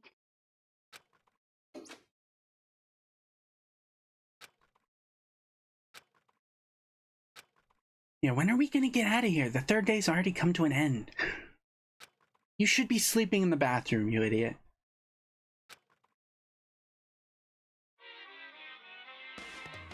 Monokuma Theater. I need an immediate, fast-acting pick-me-up. If it doesn't act now, it's the same as giving in to regret. What do you think, guides the world? Speed, of course. That's why Formula 1 drivers are so popular. Any idiot can accomplish something if they take it slow. Even a human piece of excrement could create a masterpiece if they spent their entire life on it. Someone who does things in a timely fashion is both wise and admirable. Straight is better than a curve or an angle. Freestyle is better than a backstroke or breaststroke. Drive-through is better than sit-down. A Sunday comics artist is smarter than a graphic novelist. What I'm saying is speed is the gold standard of the standard world. Which is why I said I need that pick-me-up. Meanwhile, 0.00000002 seconds later...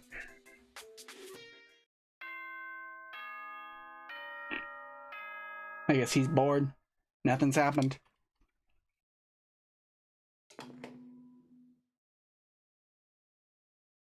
Good morning, everyone. It is now 7 a.m. and nighttime is officially over. Time to rise and shine. Get ready to greet another beautiful day. I woke up to the irritating sound of Monokuma's voice. I slowly pulled myself out of bed. Another night of restless sleep. Day after day, I can feel the fatigue piling up. As soon as the thought had crossed my mind, ding dong, the sound of a doorbell forced its way into my room. Let's go check who's at the door. Hey! Ah, a fantastic morning, isn't it? Taka? Now then, if you'll pardon the interruption, without waiting for a reply, Taka barged into my room. Hello? What's up, Taka? No matter how intensely the stormy seas may batter me, I will not fall as long as my feet are firmly planted. You agree, right? I'm not sure I understand. Without a doubt. If you can't do it alone, just find someone to support you and you can support them back. That's how you can overcome any storm. I was thinking about it all last night and I decided we all need to really come together. And that was when I realized every morning from now on, after the morning announcement, everyone should have breakfast together. Quiet down and listen. And now is the beginning of that fateful day. Please head to the dining hall at your earliest convenience. That's all for now. I have to let everyone else know the good news. Taka didn't even wait for a reply. He turned and left before I could say a thing. Well, I guess I'd better head to the dining hall.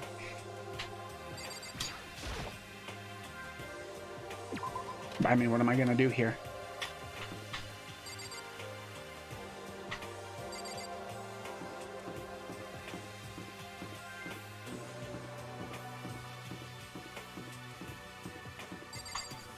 Hello there, bitch. You're the bitchy one. Toko? What's your problem? What?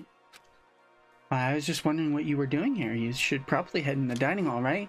I know, I just need to prepare myself mentally. Prepare yourself? What is she talking about? I'm so nervous. Did she kill someone?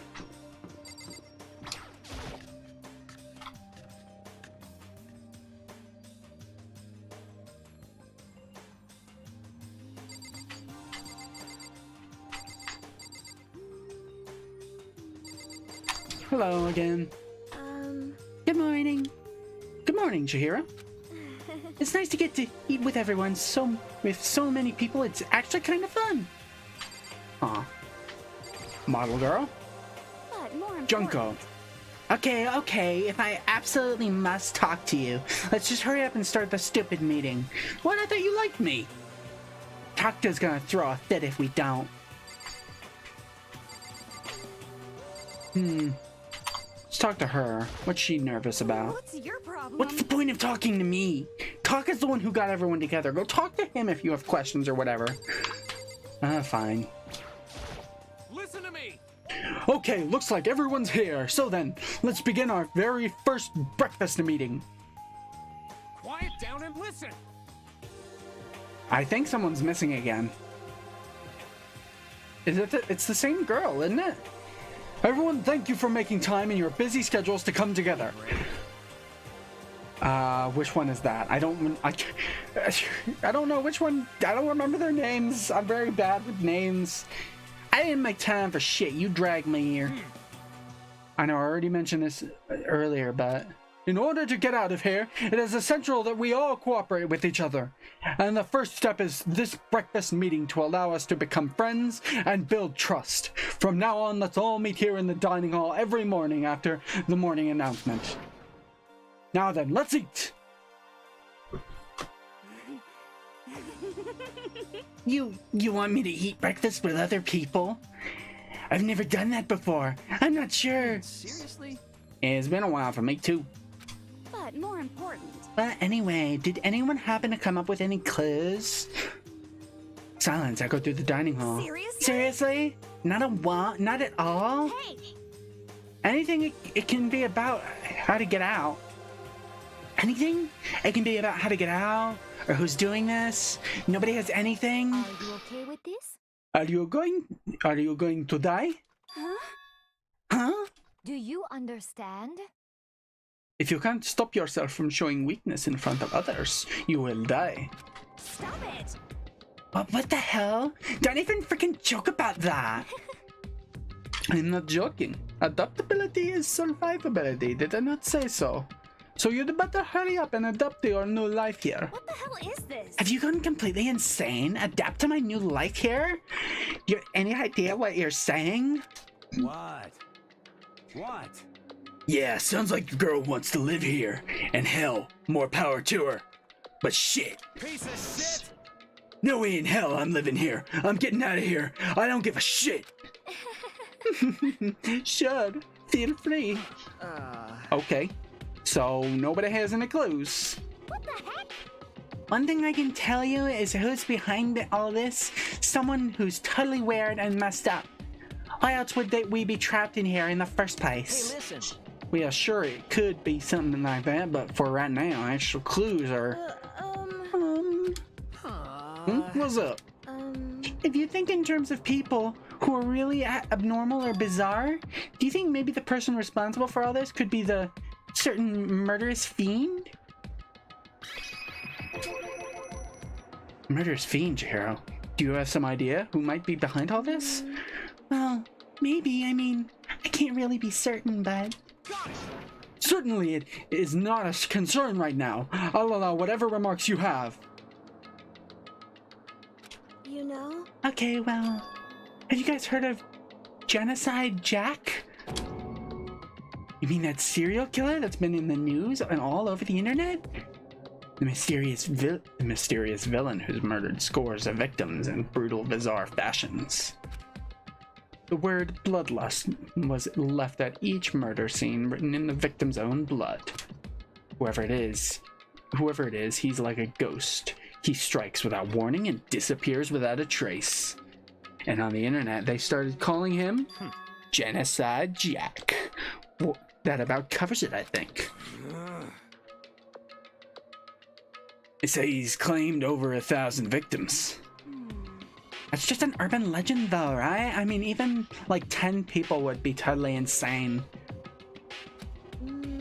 Anyway, whoever Genocide Jack really is, he's obviously some kind of super crazy killer.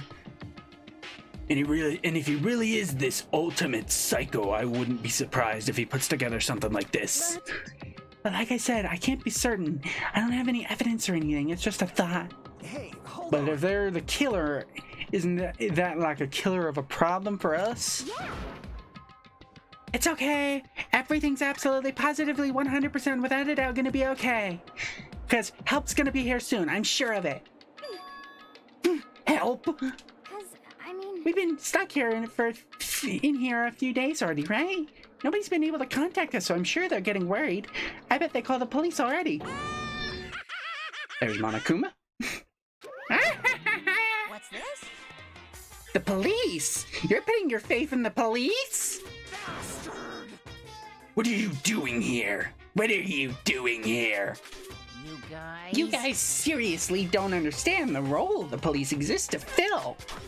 All they're good for is being a foil, playing against a villain or anti-hero or evil organization. The bad guys come along and destroy them, and that shows just how badass they really are. Are you sure you want to rely on such an unreliable group of losers?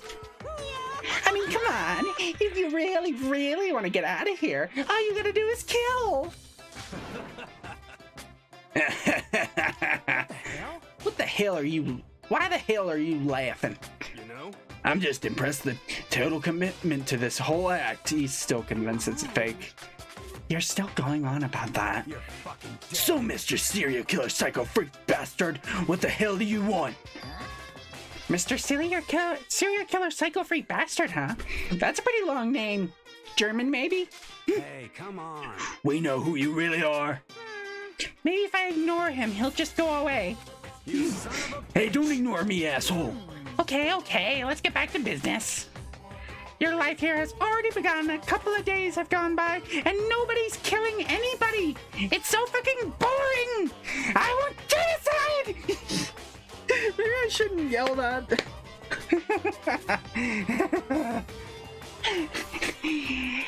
I want the blood to flow. I want the floors to be covered in it. Murder each other for my entertainment. I thought all you kids were lazy and selfish, and here you are working together, but I'm totally bored. There's nothing you can say that'll make us... There's nothing you can say that'll make us start killing each other. Wait! I think yes! Ding, ding, ding! I figured it out! All the mystery ingredients are here! Right people, right place. So why hasn't anyone killed anyone yet? That's what I couldn't understand. But I realized there was one very important piece missing. What are you? If you want to know, I'll tell you. It's motive! He's gonna blow us up, isn't he? It's simple. I just have to give everyone a motive. Stop fucking around. Motive? The fuck are you talking about? Whoops, wrong button. Hey! Oh, by the way, there's something I want to show you guys. You son of a... Stop changing the goddamn subject. I have a little video I'd like you all to see. Oh, but don't worry. It's not some pervy adult video or anything, seriously. It's nothing like that. It's a special video for each of you showing what's going on outside the school. Outside the school? What are you talking about? Oh, Mr. So Impatient today. Why don't you just watch it and find out? Here in the school, there's a specific place you can go to that has everything you need to watch the video. Correct. Good, then we can go watch the video right now. But before we do that, I'd like to know. What are you? Why would you do something like this? What do you want from us? Oh, she is here. I thought she was missing. What do you want? What do I want from you? Well, if you must know. Despair. That's all. Well now. If you want to know more than that, you'll have to figure it out for yourselves. Do whatever you need to uncover the mystery hidden within this school. I won't try and stop you. Because to be honest, it's entertaining as heck watching you guys search so desperately for answers. So I guess I want amusement from you too. He's gone. And once again, he left before we could find out anything useful. Is that right? Really, I think we learned something very useful. He has no intention of standing in the way of our pursuit of the truth interesting. Perhaps. But what about the video he mentioned? I'm very curious to see what's on it. That's true. Same here. Okay, so... Mondo started glancing around the dining hall, but when his gaze landed on me, he stopped. Hell yeah. Hey, Makoto, check this out. Check this out for us, would ya? Huh? Why me? Yo. Because you're closest to the door. That's the rule, right? Rule? Jesus Christ. Hey. Hey. Piece of shit. Hey! Hey! Stop fucking around. You see how passionately I'm begging you? What's the big deal? Just tick it out real quick. Okay, I guess I'll get going Hell then. yeah. Awesome. Thanks, I owe ya. Hey, If Makoto's going, I'm going with him. I'm not safe to. I'm not safe. It's not safe to walk around the place alone. Yo. Yeah, sure thing then. We're counting on you both, the both of you. If anything happens, just yell and I'll come running. Yeah, because you're so brave to send us out to check it out. I can't decide if Mondo is totally dependable or completely terrible. Yeah, I'd have to say he's kind of both. He's not exactly a bad person. Wait, really? But I definitely can't say he's a good person either. So then where's this specific place Monica mentioned? Must be somewhere we can watch DVDs, but I'm assuming it's the AV room. If it's a place set up to watch DVDs, then...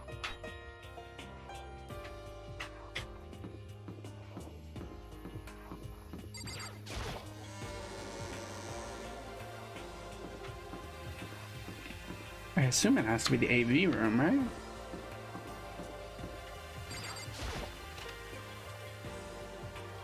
Don't know where else it would be.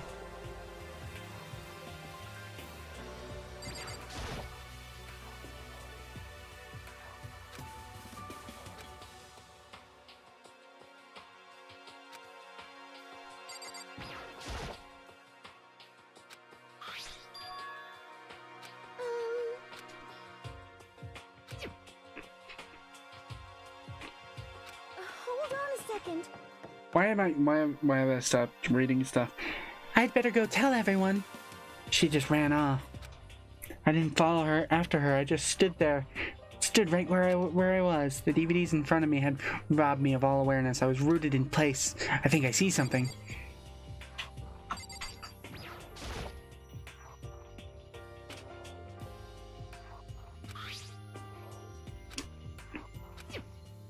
I sat down and stared intently at the darkened screen, and then...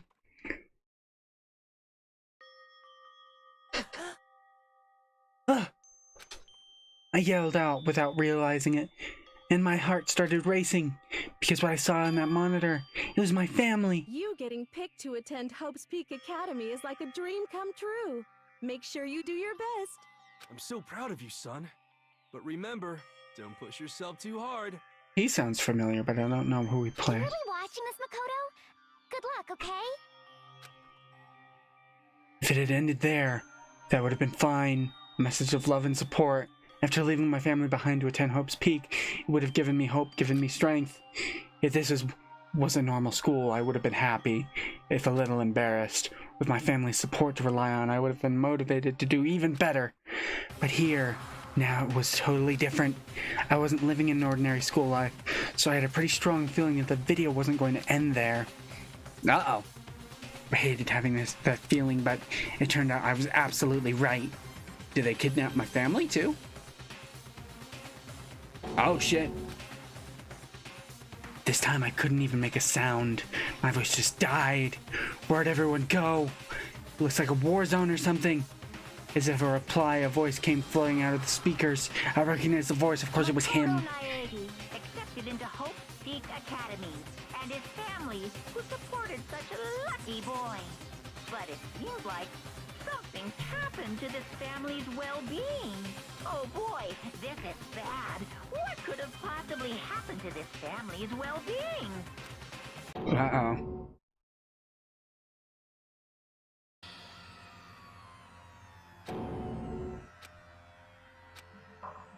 Uh-oh.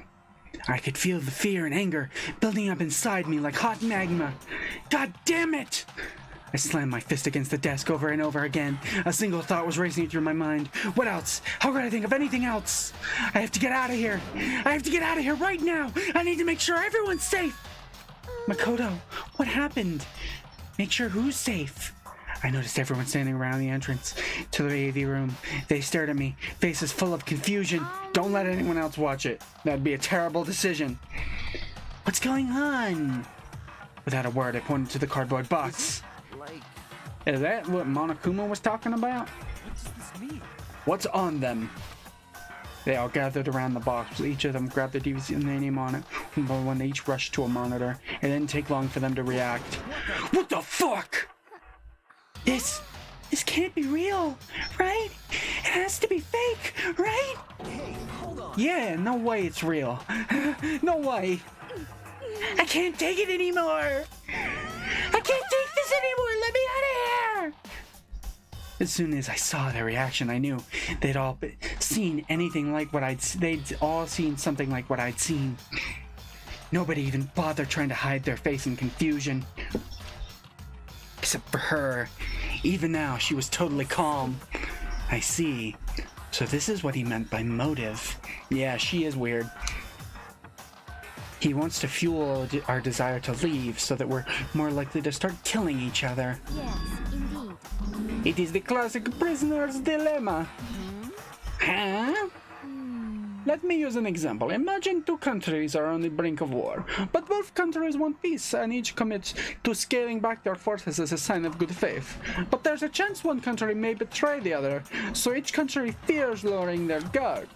The result is that neither scales back their forces and they both end up betraying each other. Do you understand? In other words, the fear of invisible treachery becomes the greatest enemy of stability. That kind of sounds like us right now.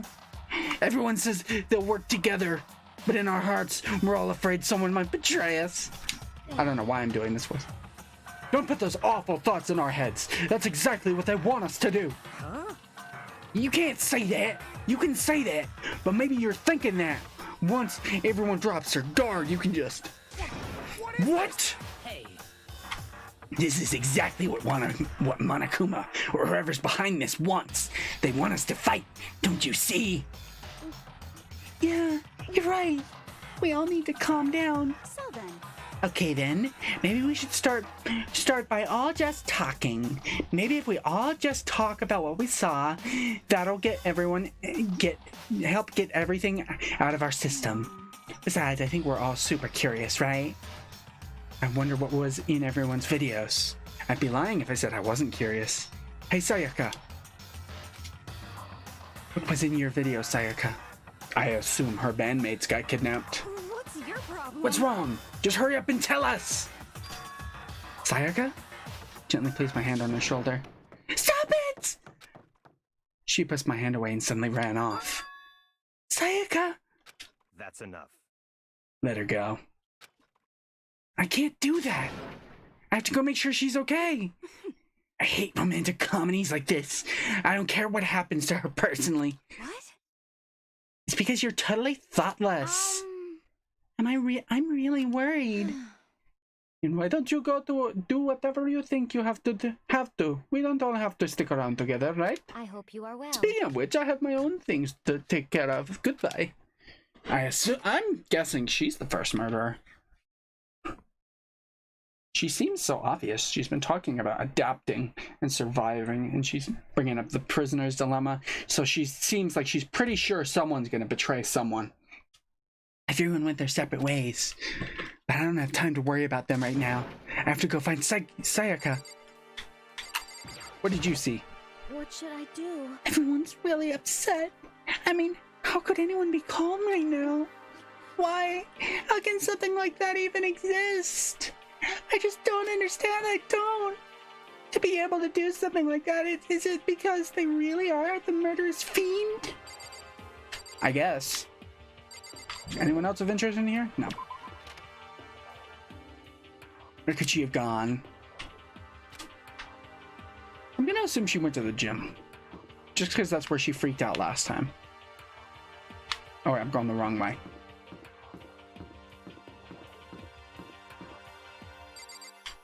I don't care. Is this door always open?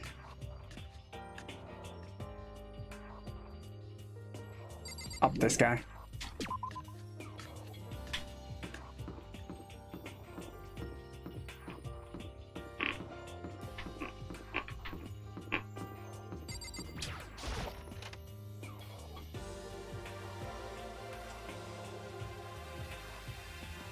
Hello.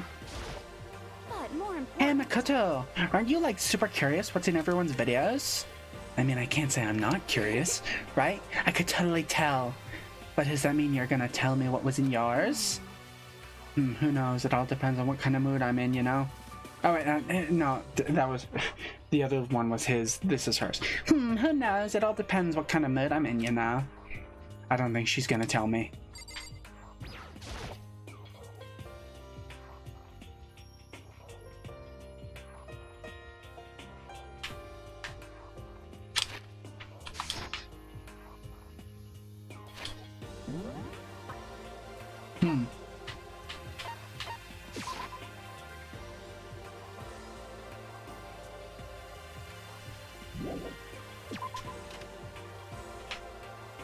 Where would she go?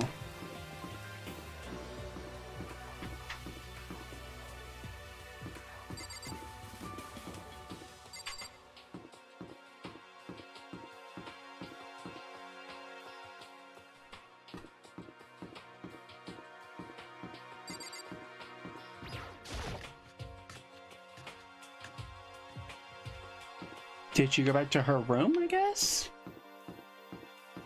There's accent, girl. I don't trust you. It was in your video, Celeste. Oh, it is you. You really want to know, don't you? That smile is strangely scary. Okay? There are many, many things in this world you are better off not knowing. Don't you think? I don't like that answer.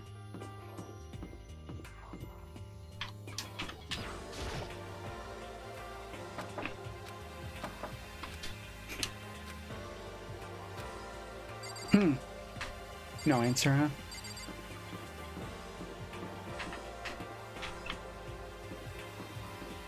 Where could she have gone? Laundry room? Nope.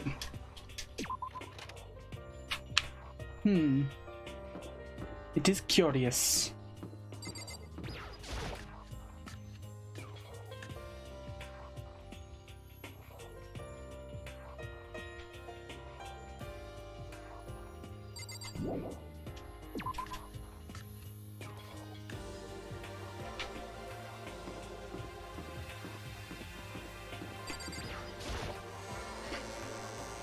Man, I've been going for almost 4 hours and I haven't gotten to the first murder.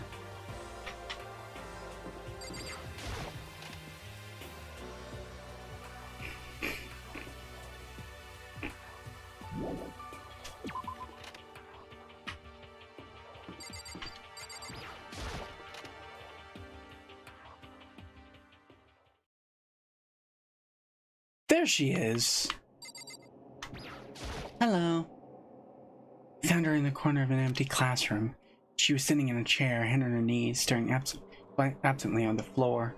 She looked like maybe she was upset or angry, or no, she didn't have any expression at all. There was nothing on her face that you could call emotion. It was as if her original mask had been stripped away. Sayaka, are you okay? Yeah, I'm fine. Actually, no. How could I possibly be fine? What did we do to end up like this? Why are they doing such terrible things to us? I want out! Let me out of here right now! Sayaka, calm down! As she thrashed out around, I grabbed her by the shoulders. I understand. I know how you feel right now. When I think what might have happened to my family. But now, more than ever, we have to stay calm. This is exactly what they want. They want us to lose our composure and start thinking irrationally. Think about it. Those videos have to be fake. Because those things really had happened. People out there would be in an uproar. Our families, the police, everyone, right? So let's just calm down, okay? Otherwise, we've already lost. I knew I was trying to convince myself just as much as her. I kept repeating those words to myself to clear away the images that had been burned into my brain. Be calm, okay? Just be calm.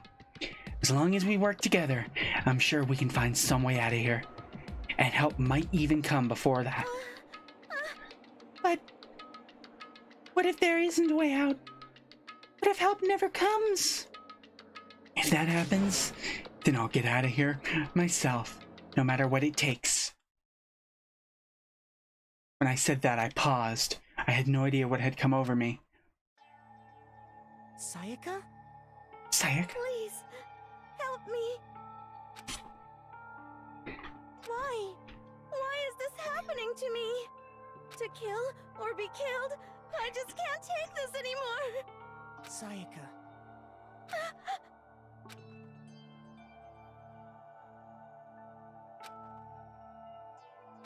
Makoto. Can I believe what you said? Huh? That you'll help me get out of here? No matter what it takes? Absolutely.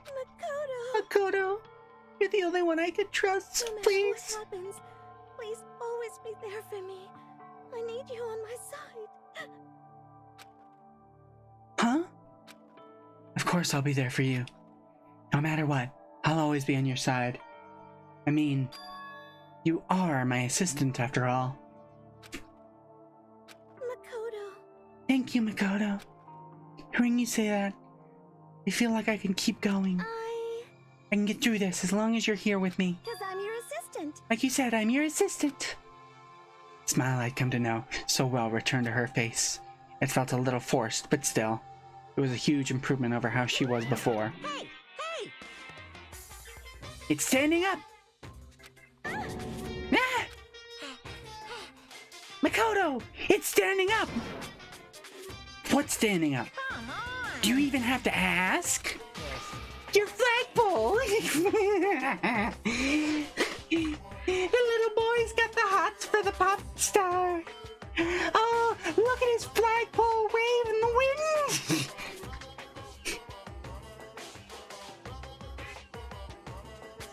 And I thought the hentai artist was supposed to be the perverted one. Get the hell out of here. Just a minute. No, I want to join in. Damn it, well, if you won't leave, then tell us what the hell is up with those videos. Ah, it's about to come out. It's gonna come out. My pristine, pure white stuffing. My honest, innocent stuffing is about to come pushing out. I balled up my fist, took aim, and swung as hard as I could. I had never put so much energy into a single motion before in my life. I leaned back, channeling all my power, and let go with everything I had. Gwa! Are you okay? If I hadn't avoided your punch, you would have just violated school regulations. But boy, are you slow. I could have downed $1,000 full course dinner in the time it took you to finish your swing. Your speed, agility, alertness, passion, boldness, sense of despair, antagonization is all lacking. What the heck was that just now? He just wanted to mess with us. Well, for now, you want to just head back? Yeah.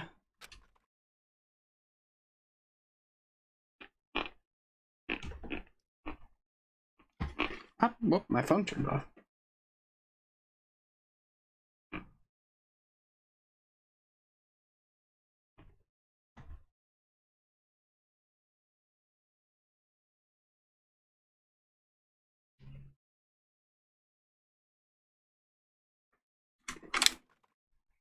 Sayaka and I headed back to the dorms. You should get some rest, Sayaka. You still look pretty shaken. I'm sorry for making you worry about me. You're right. I'm going to lay down for a bit. With a nod and a small bow, she disappeared from her room. Or to her room. Now on my own, I headed off to tell everyone that Sayaka is okay. Once that was done, I decided to go back to my room. It was hard to think after watching that deranged video. I need some rest of my own.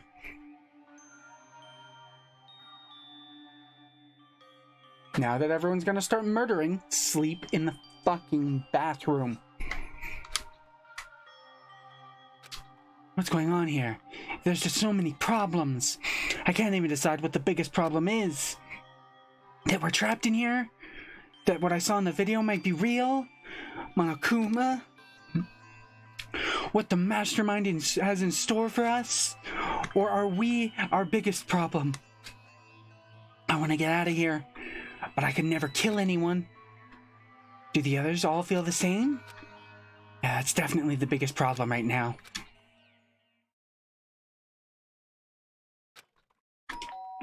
Ding dong.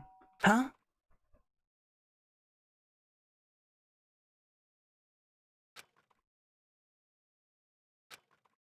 Nighttime's about to start, so how come someone's here?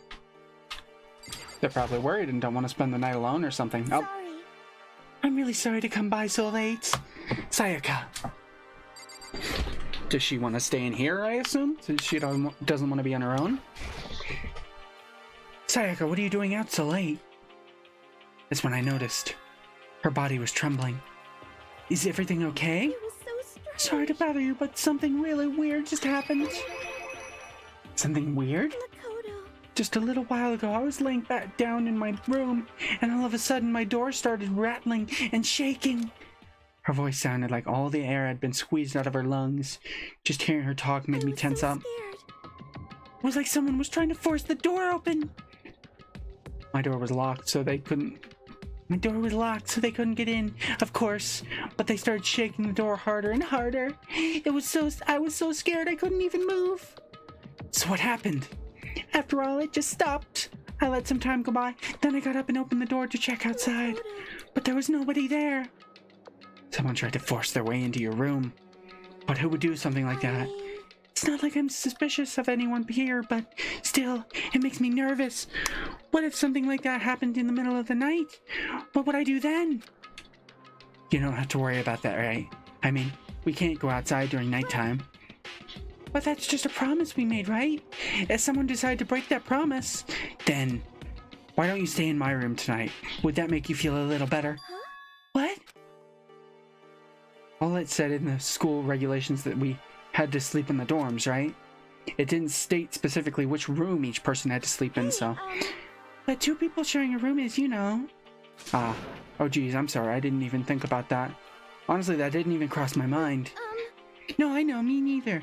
It's not even that I mind the idea, but... if you don't mind, could we maybe switch rooms just for tonight? Switch rooms? If it'll help you put your mind at ease, then it's totally fine with me. I don't mind you staying in my room, but are you sure you're okay with me staying in yours? That doesn't, like, concern you? It's fine, I trust you. Someone tried to break into my room and kill me, but you're fine just staying there. I'm sure they don't want to kill you, too. In that case, then. Ding dong, bing bong.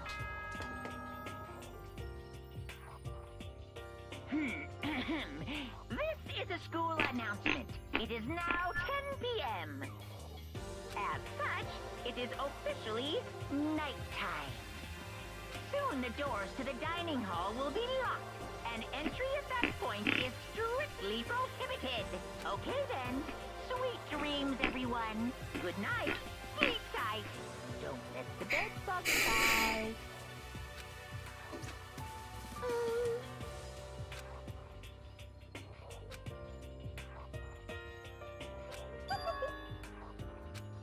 Like I said, I'm psychic. Like I said, I'm psychic. Huh. Hey, aren't you gonna say you were just kidding? What if I wasn't just kidding? Something resembling a smile had made its way to her face. Thank goodness it looked like she had already started to get back to normal. Okay, we'd better trade keys then. Okay, we'd better trade keys. Oh, no, that is me. We better trade keys then. Okay. Yep, let's do it. We exchanged keys, and when I looked back at her again, there was another worried expression there. Makoto, please be careful if someone comes to the door. Don't open it no matter what. I won't. The same goes for you, Sayaka. No matter who it is, don't open the door for anyone. Even if I'm sure it's you, I absolutely won't open it. Otherwise, what's the point of even switching? Oh, by the way, just so you know, the bathroom door tends to get stuck. There's a little trick. Don't tell anyone! Turn the knob and lift the door while you pull it out. Just do that and the door should open and no problem. Okay, but the showers don't work during nighttime anyway, right? Oh, that's right. I totally forgot. But I guess I might use it when I get up in the morning. So thank you. Okay, well, I'd better get going. See you tomorrow, Sayaka. Hey, Oh, and about what I said before. Huh? When I said I was psychic, it really was a joke, honest. I'm just very perceptive. Yeah, I know. Good night, then. See you in the morning. Sayaka gave me one last parting smile and I headed off to my room.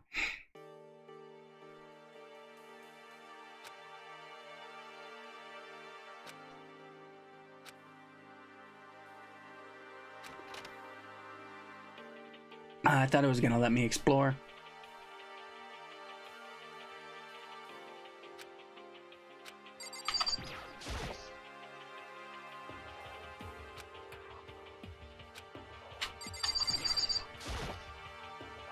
It's kind of weird to dig through other people's trash, but I couldn't help taking a quick peek.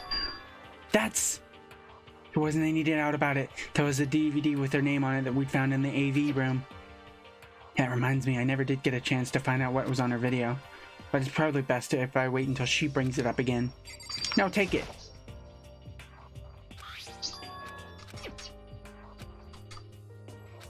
Damn it, I wanted to see...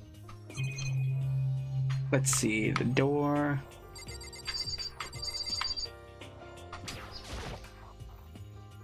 It's officially nighttime. I'd better not leave the room. Okay, fine. I can check this too. Should have a sewing kit in it, right? My room came with a toolkit, but Sayaka has a sewing kit, just like the note said. And next to it is the map of the body's vital organs. Ooh. I don't think Sayaka would like me snooping around too much. I should probably go to bed soon. As I lowered myself into Sayaka's bed, a pleasant fragrance enveloped me. That's so creepy to think about other people's smell. Sayaka's scent. Maybe it'll bring me some sweet dreams. Man, he really expects a lot more from the girls than the guys, huh? It's like, if you're a guy, you could just bash someone's head in with a hammer. If you're a girl, here's some needles and the vital points on the body. Better be very precise! Feeling a little better than before I fell asleep. Why? You're now in the room that someone tried to break into.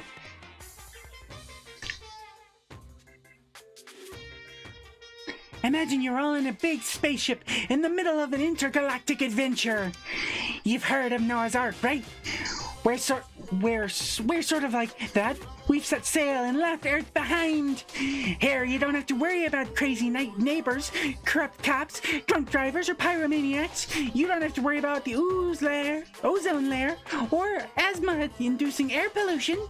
And of course, you don't have to stress about studying or finals or practicing for the big game.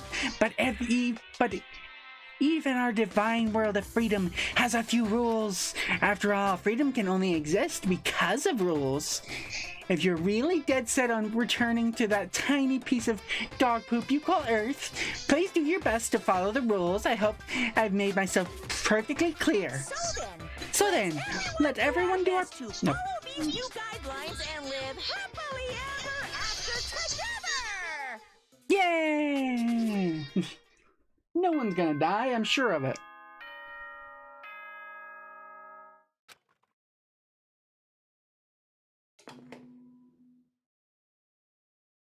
Good morning, everyone!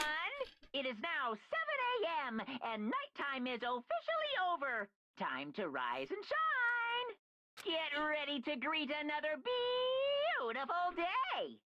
Now the question is, who was trying to break into the rooms?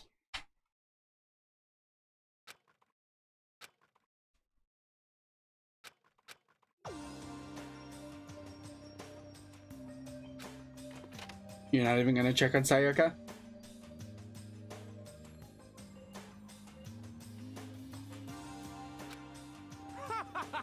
Well, Makoto, hello, Makoto, and good morning! Can you believe it? I was the very first one here this morning! Good morning!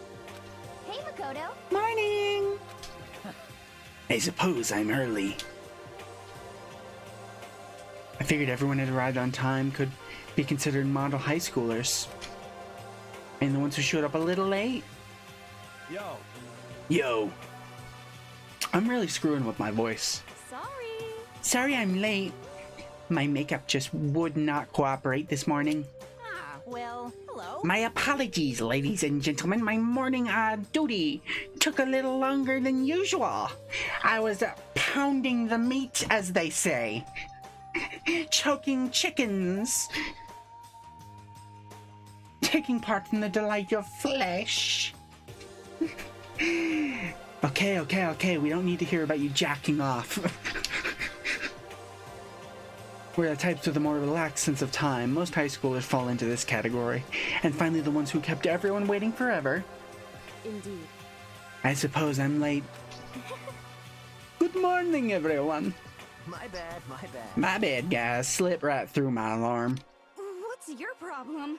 What, is it so awful to be late? Yo. I didn't oversleep. Just so you know. Nope, got lost. I blame the Bermuda Triangle. I don't care about time or other people in general. They're the kind to move at their own pace.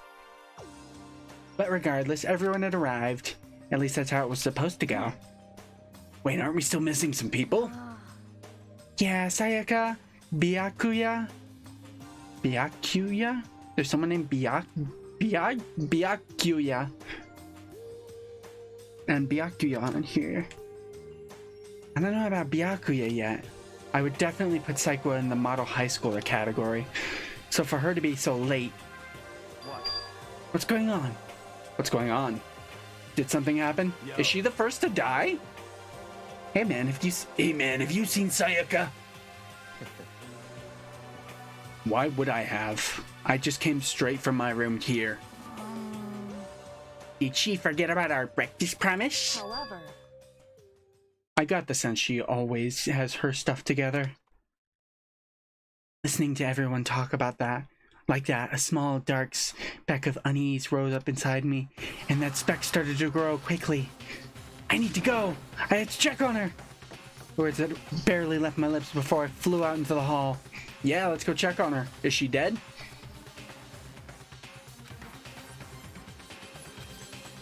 Where she was supposed to be safe. But over the course of one night... Uh-oh. The room had been completely transformed.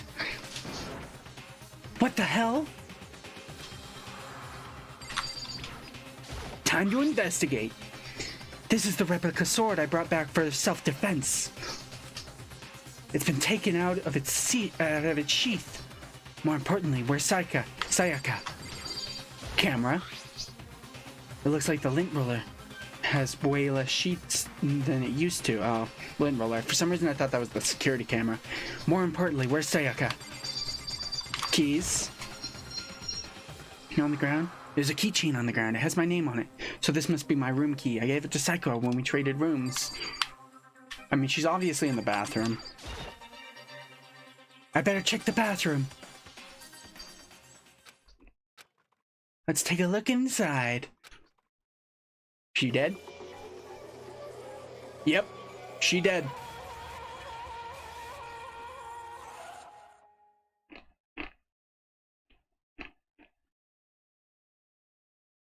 It took me a second to realize that I was screaming. Yeah, okay, maybe staying in the bathroom wasn't the best idea. I guess it was easy enough for someone to force their way in. It took me a second to realize I was screaming. What I saw dug its way through my eyes and buried itself in my brain. And then, you should have just stayed in the same fucking room. Everything went black. Chapter 1, Deadly Life.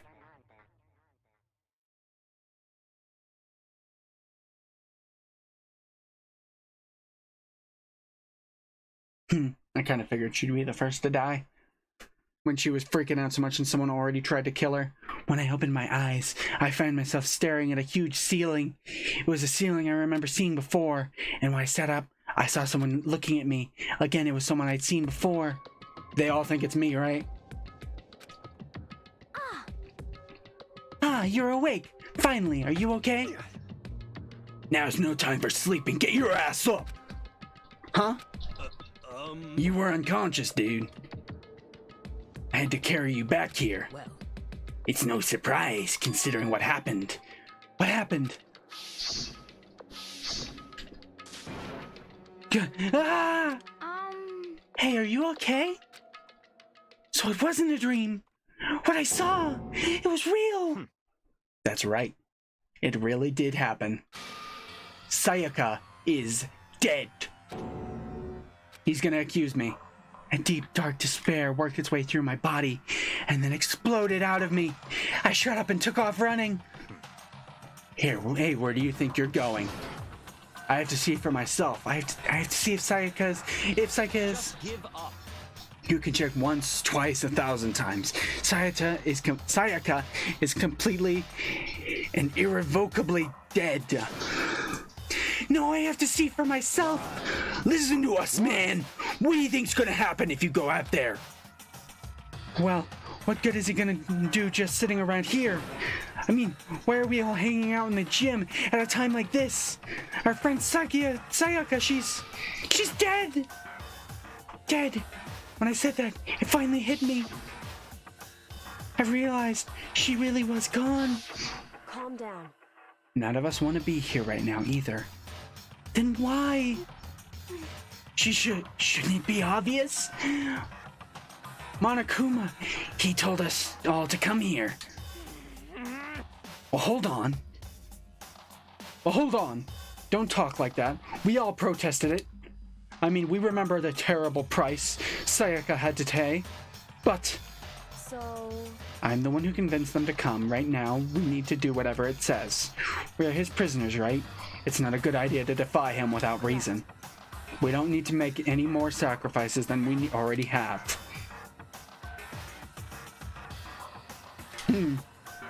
Why should we listen to anything he has to say? It's obvious he's the one who killed Sayaka. Wrong. I would never do that. If you can believe anything, you can believe that. He's here again. Hey. Unless someone violates the school regulation, I absolutely will not interfere. I can promise you I won't do anything that goes against the purpose of your school life here. Listen up. I'm famous at safari parks throughout the world for following the Bear Times 1 rule? Bear Times 1 rule, what does that mean? But... Then who did it? Who killed her? They're gonna accuse me. Come on. You already know the answer. The one who killed her is one of you. Nobody had a reply for that. One of us killed Sayaka? Don't be stupid, that's... Let me take a quick drink.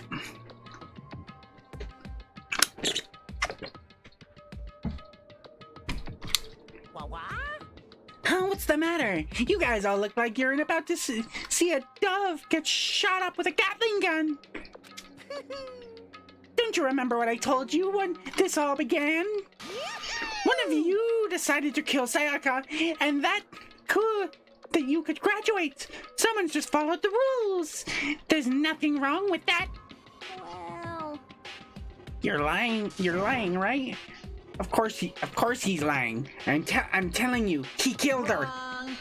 Nope, sorry. One of you is now a bona fide killer. If they wanted to, the one who did it could testify that little fact. What? Without thinking, I looked around at everyone. They all had the same look on their faces. Everyone looked at each other with a combination of fear, suspicion, and confusion. Are you serious? Someone killed Sayaka? It is amazing what some people are capable of. Just hold on. Hey, hold on. Don't just assume he's telling the truth. Stop talking. That's enough. Before we do anything else, I'd like to confirm something with the stuffed animal here. If one of us really did kill her, that person gets to graduate from school, right? Huh? Come on. Don't play dumb. That's what you said, isn't it? If you kill someone, you get to leave.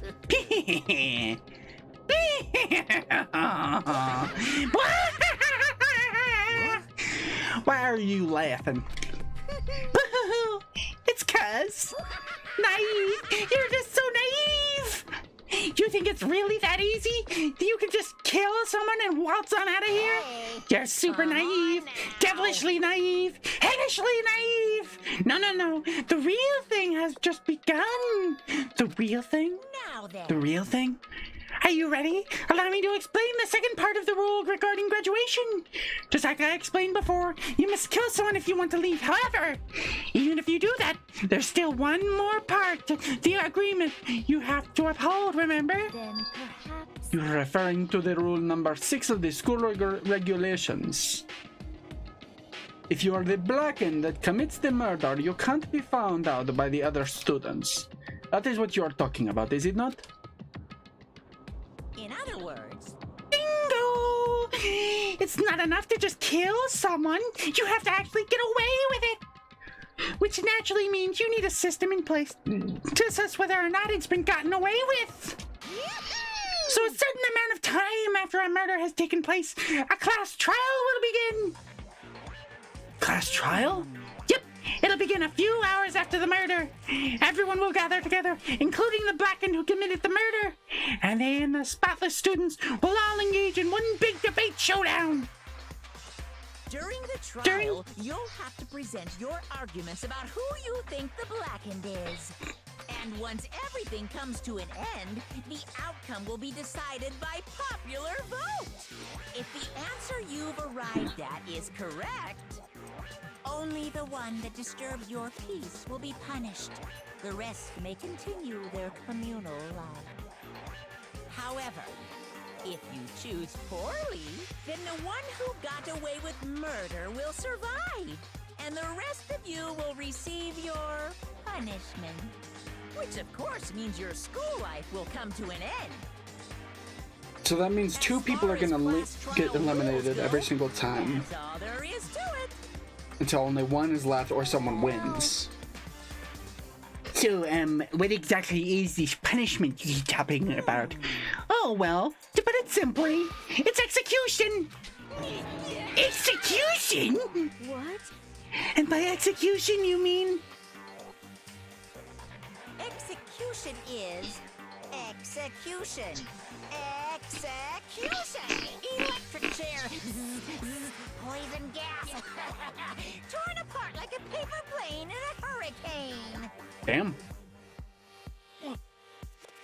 So to make sure I understand, if we get the culprit right, then only they die. But if we get it wrong, all the rest of us get executed?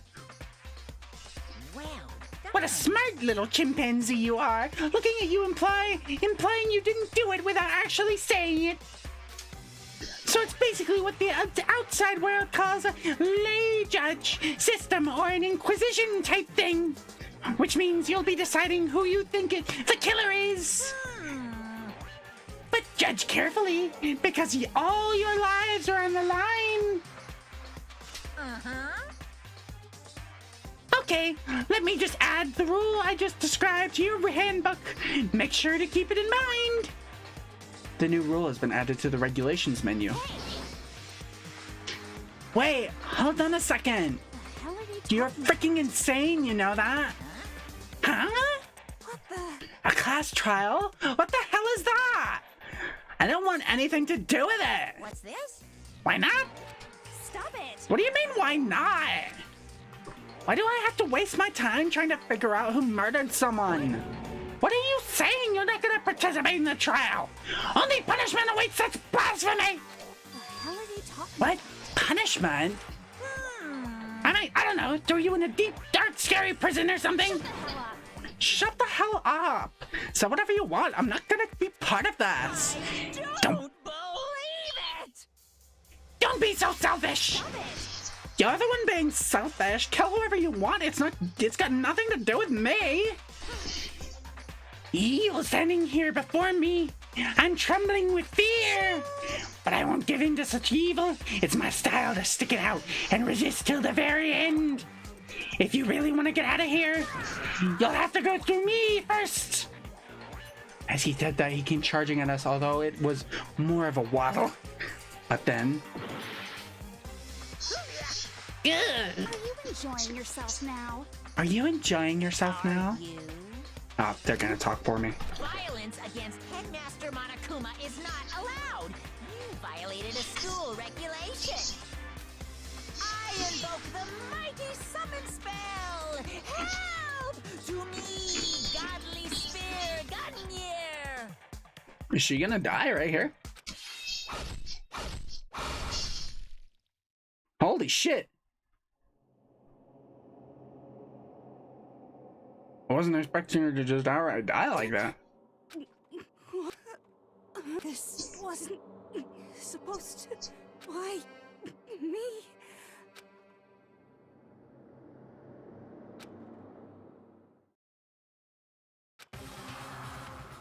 Holy fuck! I wasn't expecting Monokuma to actually kill someone. What the? I don't. This can't be real! No way! Well Now I am painfully aware of the great power and meaning of a promise. I really wanted to keep a corpse from popping up for no good reason, you know. But I guess you all needed to be taught a lesson after all. Ah, what an amazing promise! But now you guys understand, right? now you see just how serious I am. Defy me and you get shot full of holes, exploded, buried alive, disintegrated, etc. So, if you don't want that to happen to you, you'd best obey those school regulations.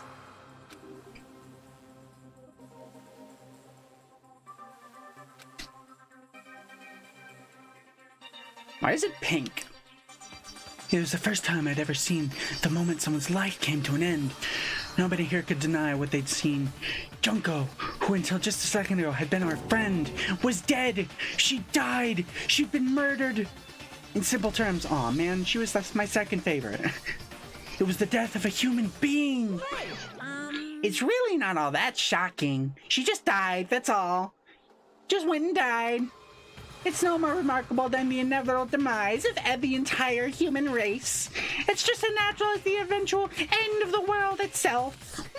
This isn't some superhero comic, so it's not like when you die, you didn't really die. This is reality! Why? Why did you have to kill her?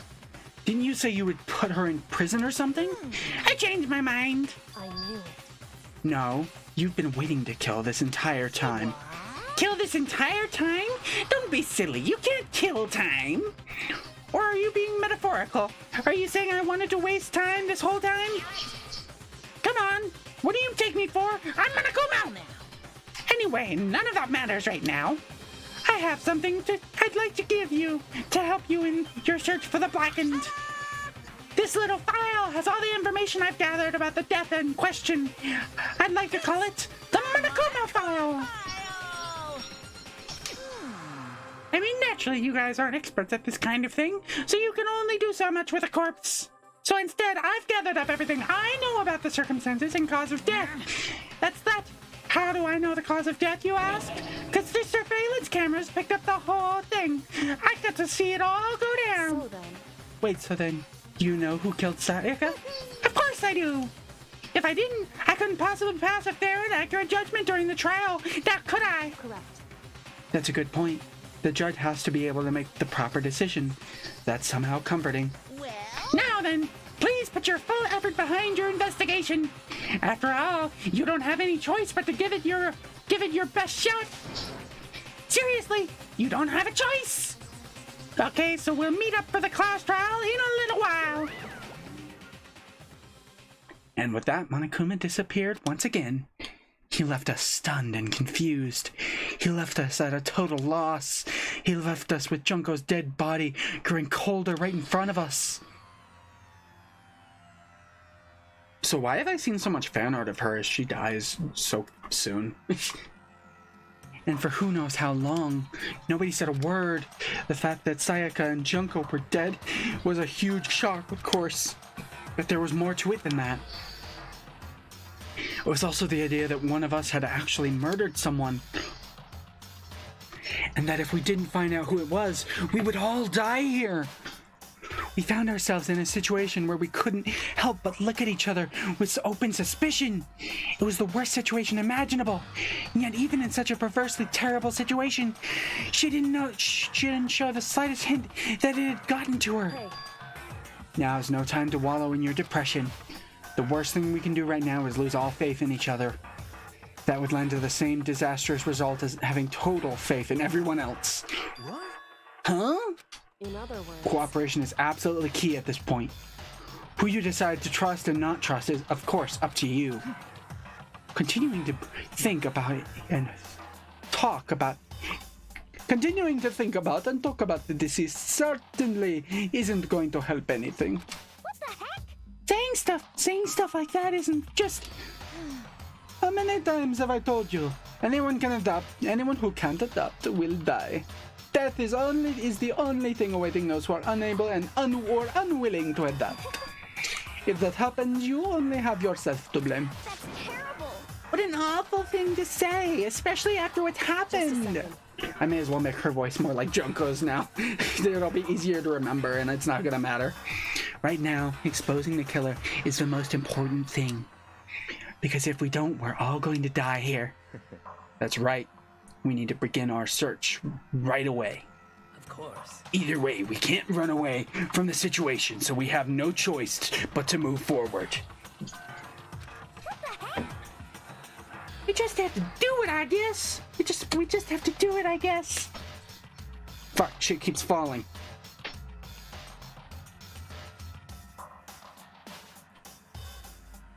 Fucking stay where you're supposed to be, god damn it.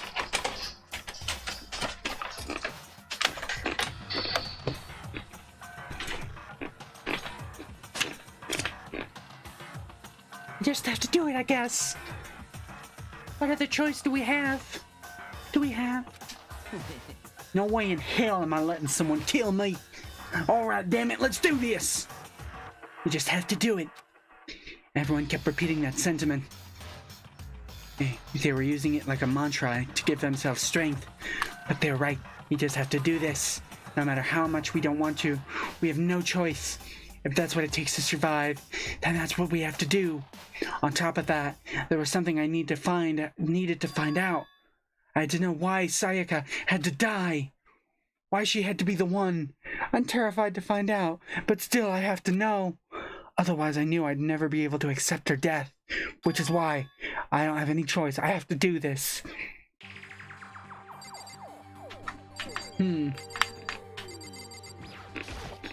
what should I do? Someone got right in front of us.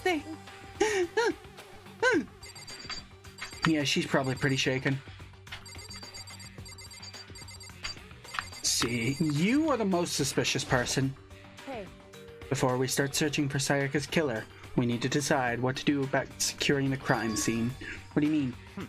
You're thinking of putting someone on guard duty so nobody can disturb the area, aren't you? After all, if the culprit decides to destroy evidence, they're pretty much screwed. Hey. In that case, I don't mind doing it. I don't like having to think anyway. I'll let you guys figure out who killed the chick. Okay, then we can let Mondo look after... You should really have two people watch the scene. Because if you just leave one person alone with the scene, how do you know they're not the killer? So two people should watch the scene. Well, no. We can't just leave him there alone. Okay, good. Someone had the sense to think about it. What? Why the hell not? Stop talking. Isn't it obvious? If you were the culprit, what's the first thing you would do? By volunteering for guard duty, you're in a position to destroy all the evidence you want. What? Fuck you! So then... Fine. And I'll stay there on guard duty as well. That way there's no problem. Two-player co-op based defense with the two of them... Two-player co-op based defense with the two of them with their stats. They're totally OP! Since we won't be able to help investigate, we're putting our faith in the rest of you. But I'm still pretty freaked, but okay, I'll try. Yeah, I probably should investigate this. Gently placed my hand on Junko's lifeless body. I touched her wrist to check for a pulse, like they do in the movies and stuff, but she really is dead. There wasn't anything else to say. She was gone. I don't know why you even bothered to check after those injuries and losing that much blood. Frankly, I'd be shocked if she did survive something like that. Huh? Hold on! Hold on! Hold on! Just wait a second! She's dead? Then that means everything that's happened so far is real. It's not a joke or whatever. It's really real. Hell no! Someone save me! Let me out of here! Somebody help me! He finally dropped his fucking everything's fine act. You're just now accepting that? Just a second. Hold on. Huh? Before we begin the investigation, isn't there something else we need to discuss? Oh yeah.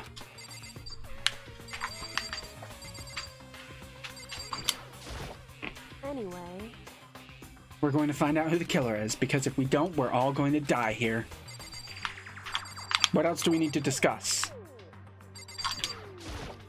Huh? Is this really happening? Screw that piece of shit bear! Agreed? We can't run away from the situation, so we have no choice but to move forward.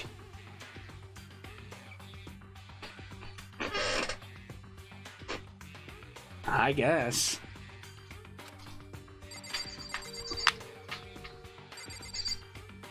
Who do I have to talk to?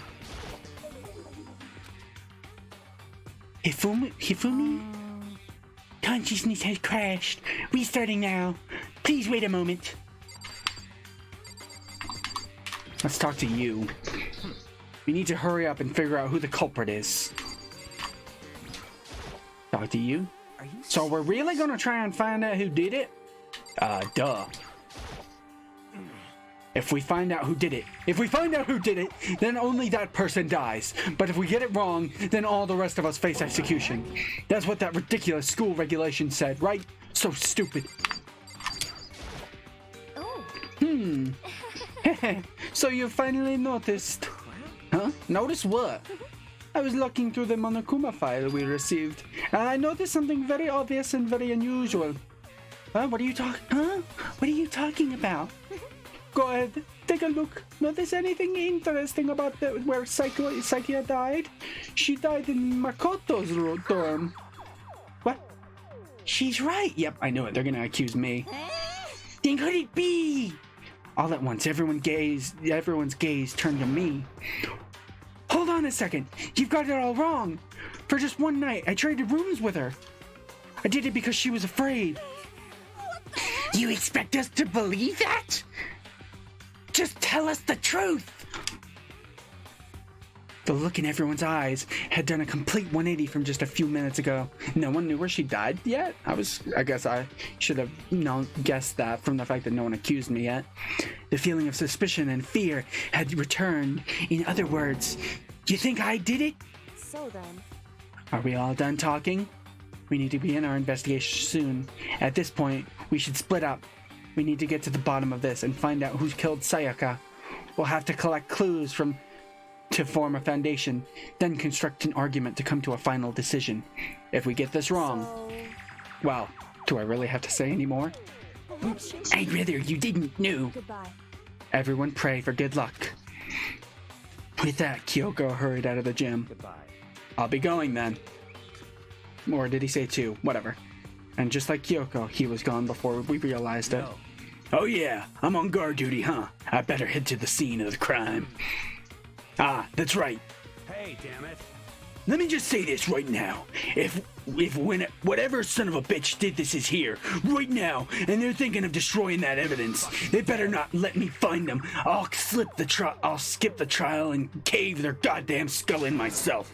I'm serious. I will fuck them up. Letting his deadly words hang in the air, his and Sakura ran off. But I mean, we're not detectives or anything, you know? And we're gonna investigate a murder? How do we even do something like that? Anyway, We don't really have to do anything in particular. We already know who killed Sayaka. No, you don't. What are you implying? It was you! I'm telling you it wasn't me! Don't come any closer! Are you gonna kill me next? Well, I guess it wouldn't hurt to give it a shot. It's not for sure that Makoto's guilty yet. That's true. We may as well at least check, just to check. Even if I wanted to, I couldn't help investigate. Why not? I'm not good with blood. There's blood right next to you. All it takes is one glimpse and I black out. Why are you still awake then? Oh, yeah? You realize the floor is coated in it. Well, whatever, I don't think anyone was expecting much from you anyway. Oh, damn. Laying down the law. Alright, I guess I better get going. Wait, don't go yet. You have to hear me out. But it was pointless. Everyone had already left, and their parting looks at me had still been filled with suspicion. Does everyone really think I'm the killer? How did it turn out like this? Seriously, they've got it all wrong. Why do they have to suspect me?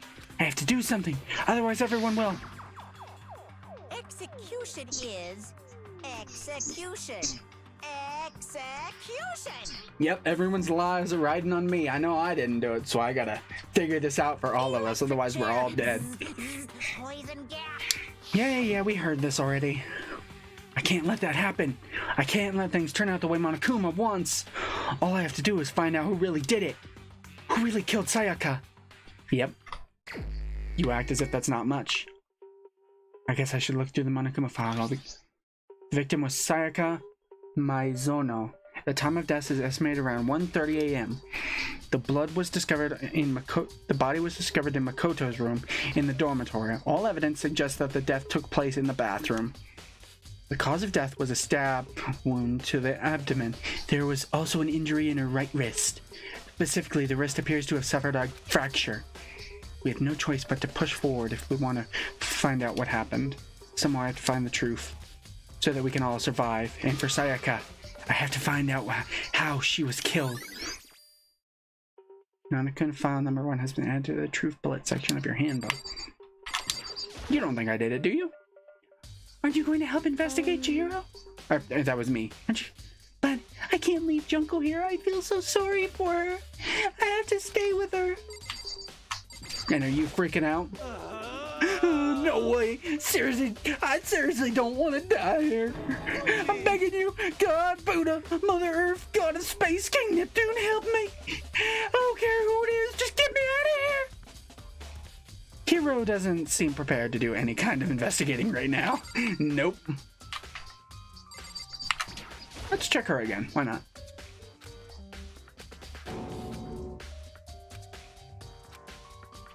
Kind of most of the same. Are they even gonna let me into the room? I mean, I guess we have guards, so I should be fine.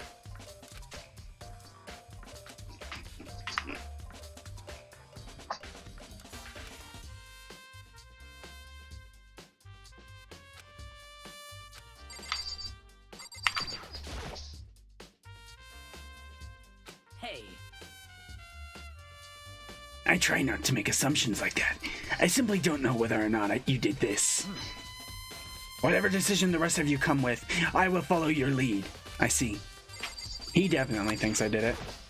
By the way... You know, I realized something while I was on guard duty. The killer could have already destroyed some evidence, right? Or anyone found the body, I mean. There's a trash room here in the dorms, right? They could have tossed some stuff in there. Yeah, that's definitely a possibility. That dirty bastard! Anyone who raises their hand to a woman is scum that deserves death. That's what my brother taught me. So if I ever find the son of a bitch that did this, I'm gonna pound his goddamn face in. But what if it was a girl that did it? Yo. It'll all get sorted out when the time comes. Let's talk to you. Hey, Kyoko. I quietly called her name while she was investigating the area, but... What are you doing? What are you doing? Isn't it obvious? Isn't it obvious? No, not really. I'm searching. Searching? Did you lose a contact or something? You're an idiot.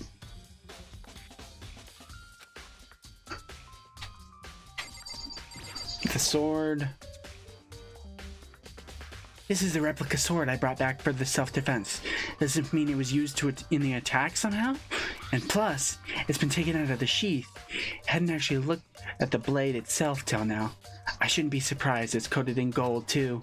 On top of that, some of the gold coating has come off the part of the blade and the handle. Yeah, the handle especially is missing a lot of its coating. Remember, the coating sticks to you even if you just touch a little bit. Replica sword has been added to the truth bullet section of your handbook.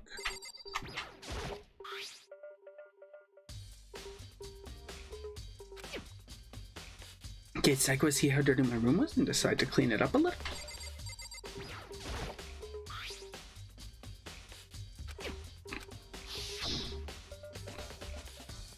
Ah, that's right. We'll have to trade keys.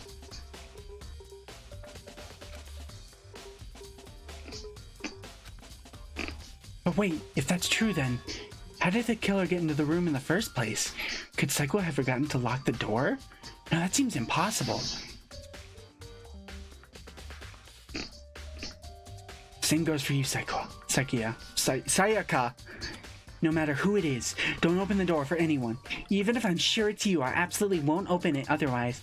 What's the point of even switching? After saying that, there's no way she would have forgotten to lock or opened it for some reason.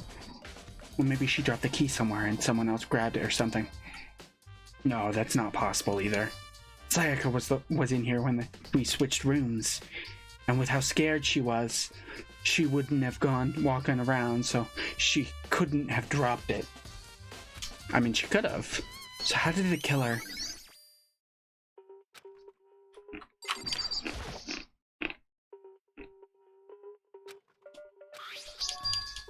Huh? There's some scratches on the sheath. They must have been made with something sharp. But how'd the sheath get scratched up in the first place? I started skipping because I thought it was going to be the same as the sword, but it wasn't. Even if someone used the replica sword during the struggle, it didn't make sense for the sheath to be damaged. I mean, if you're going to attack someone with a sword, the first thing you do is unsheath it. A heavy sheath like this would only get in the way. It could just slide out in the middle of the fight. So why is there scratches on the sheath? Obviously because they blocked with it.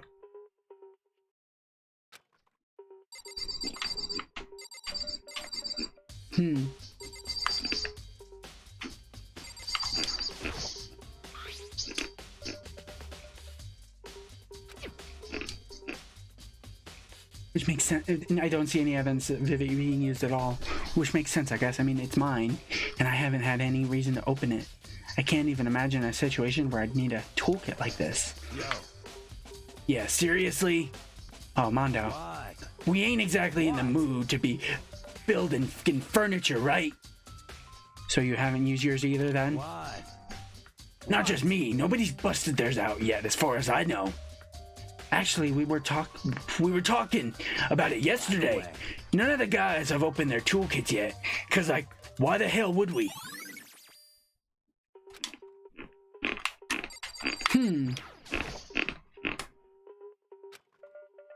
I don't think it's relevant right now. Okay, hold on. I should check the truth bullets. It's estimated to be around 1:30 a.m. The body was discovered. The cause of death was a stab wound to the abdomen. Yeah, no, it wasn't.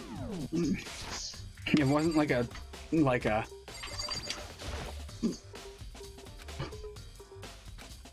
It's the same thing. Okay. What are you? Isn't it optimal? Why are you checking out here? What is she looking for, I wonder? But a few seconds later, she suddenly stood up and... Are you a clean freak? Huh? No, I don't think so, but... Nodding, she glanced around the room one more time. Interesting. What's interesting? Hey. Just as I suspected, there's something very unusual about your dorm. Unusual? What do you mean? I've searched your floor from one corner to another, and I didn't find one single strand of hair. Really? Indeed. Not one hair from the victim, and not one hair from you, even though you've been living in here. You know, now that you mention it, I noticed something while I was looking around before. It looked like the lint roller in my room had been used, but I never touched it. Could someone have used it too? Very interesting. Your room didn't have a single hair in it, and someone used your lint roller without your knowledge. In other words, someone other than you came in and scrubbed your room clean. Was it Sayaka or the killer? Well, That's the question, isn't it? That tells me that the killer has a very specific color of hair that no one else has. Let's check the scratches. There are scratches and gouges on my walls and bed. Is that evidence of a struggle? I guess. I think there must have been some kind of fight in my room. Damn it. If I was right there in the other room, if only I had heard something. Wait. That would not have been possible. Huh? Don't you remember? All of the rooms are completely soundproof. So something could happen in the room right next to you, and there's no way you could know. Well. Perhaps this was another of Monokuma's strategies, creating an ideal setting for murder. Hold on. Report cards. Let's see, who has a unique hair color? He's got a unique hair color. Leon. He's got red hair. He's probably my number one suspect at the moment. We've got multiple people with white hair. We've got multiple people with like brown hair. This guy and her have the same hair color basically, so. Also me, we have very similar hair colors. Yeah, Leon is my lead suspect at the moment because he's got red hair and the scene was scrubbed of hair and stuff, so. That leads me to believe they've got a very unique hair color. What is this? It's this display stand for the sword was on. Oh, okay.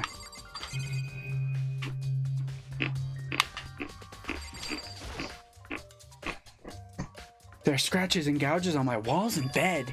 Is that evidence of a... Yes, it's evidence of a struggle, you idiot. Well. Check the bathroom.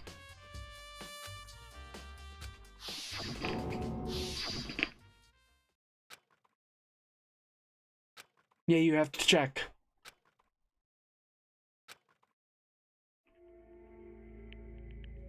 Yeah, this is a fucked up situation. Looking at her made it painfully clear. It wasn't a dream or an illusion. She had lost everything that made her her. Sayaka. All at once I was overcome with dizziness, nausea, and the urge to burst into tears. But I can't hesitate now. Why? Why did Sayaka have to die? I had to uncover the truth. I had to find out what happened. I wanted to give up. I wanted to collapse, but that thought helped me to support in me. Oh, there's writing. I looked past Sayaka to the wall behind her, and there I saw... Leon? Oh, he is my number one suspect.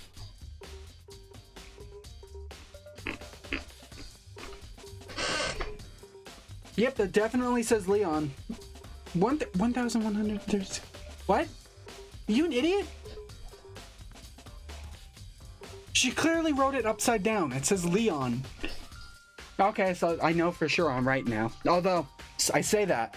In Phoenix Wright, the dead person writing their name has been false, has been dead leads multiple times to where it wasn't actually the evidence. It wasn't actually evidence, it was fake. So, maybe I shouldn't be so quick to assume I'm right, but I've already made the assumption it's Leon based on the fact that hair was completely scrubbed clean in the room. And now we see this, which very clearly says Leon on it. I'm surprised he didn't clean that. He seemed so sure to try and clean the room.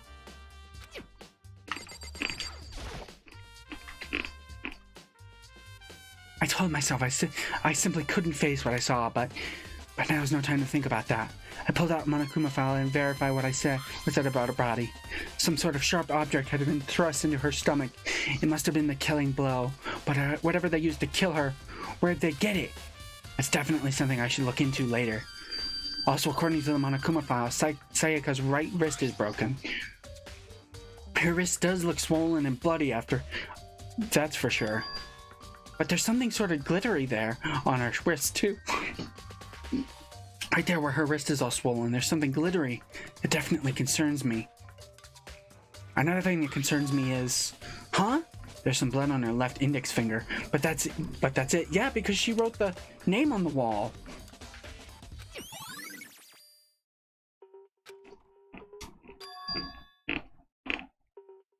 That must have... Oh, I missed something. That must have happened earlier on. I mean, how would her wrist get broken after she'd already been killed? So it's very possible she broke her wrist during the struggle. The killer attacked Cycle in the main room, which is when her wrist got broken. After that, the killer cornered her in the bathroom, where they inflicted the deadly wound. She must have been in here from the start, right? How would she have opened it in the middle of a struggle?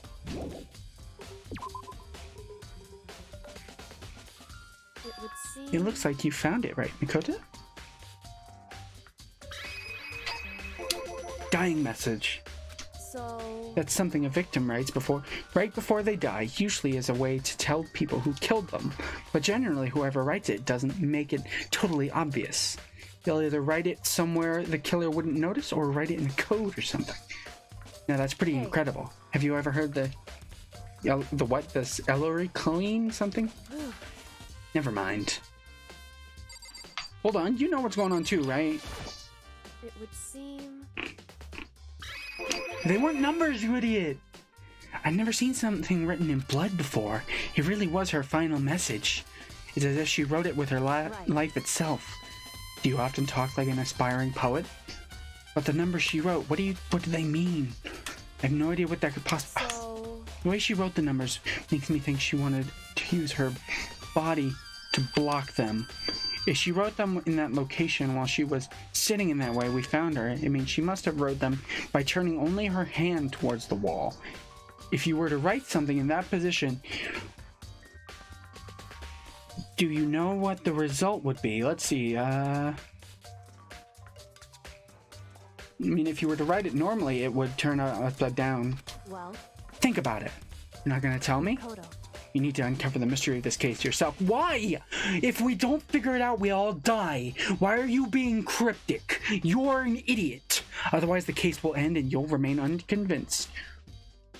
I have no idea what you're trying to say, but it's obvious you're not gonna tell me. Sounds like Kyoko knows what Psycho's dying message means.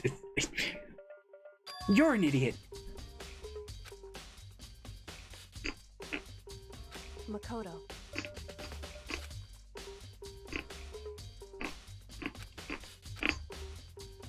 What?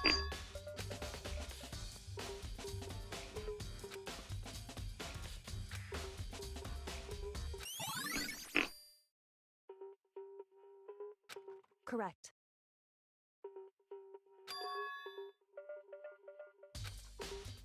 That's right.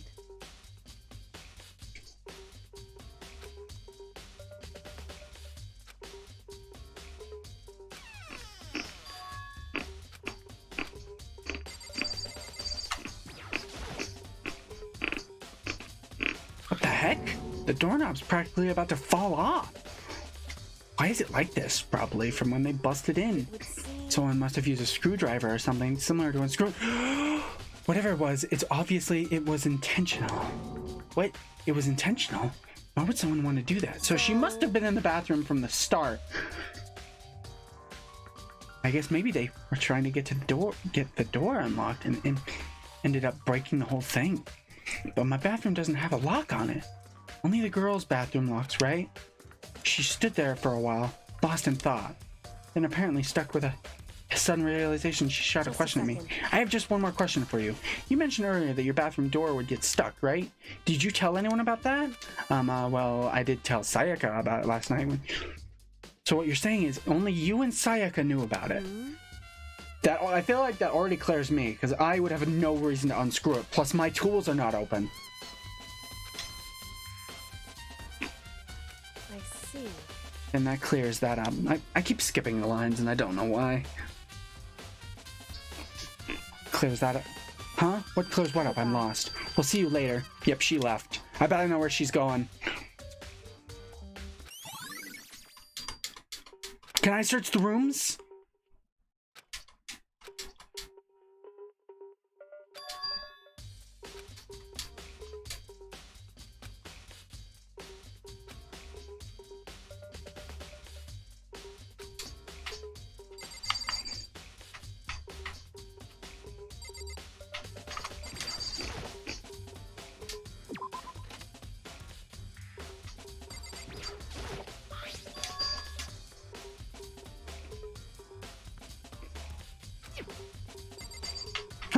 Interesting. Hello there. Did you switch the nameplates? Very strange. So why was Sayaka in your room when she was killed? Could it be because you are the culprit? You're very calm about that. I bet you don't actually think that. No, you've got it all wrong. Sayaka and I switched rooms last night. He didn't even try to hide the suspicion on his face. Even if what you say is the absolute truth, you're still responsible for her death, wouldn't you say? No! No, I am not. I offered to stay in the room with her, and she decided against it. After all, she wouldn't have died if she hadn't switched rooms with you, right? That was her idea. I offered to let her stay in the fucking room. She could have just slept in the room, but no. She decided that she wanted to switch rooms. That is not his fault. He should not feel at blame for that. The reason Sayaka was killed is because I suggested we switch rooms. She's dead because of me. Then it shouldn't have been that me. It should have been me that died. Well, all we can say right now is that it's a possibility. If that's really true, then I...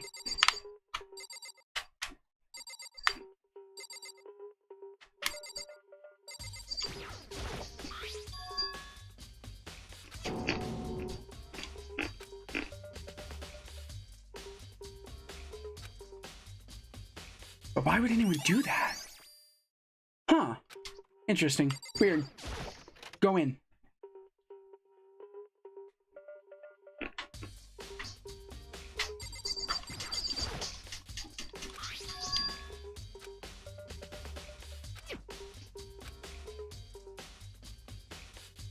Maybe we're checking out anyway. I'm sorry, Sayaka. I need to borrow this DVD. Yeah, let's go watch that. But first, I have another place to check. Hello. Something doesn't seem right. The Monokuma file said Sayaka was killed in your room. I just can't stop thinking about it. Could it be the nameplate? Why is he pointing stuff out as suspicious? That's interesting. Let's see. Here it is. Let's see if I can get in. Hold up! Hey, what the hell you think you're doing? Huh? I mean, seriously? How does my room have anything to do with the investigation? Well, I suppose that's a natural reaction to someone trying to go into the room without permission. God damn it! Fuck. Bastard! Here, let's follow the other guy's advice and check the trash room. Nope, still blocked off.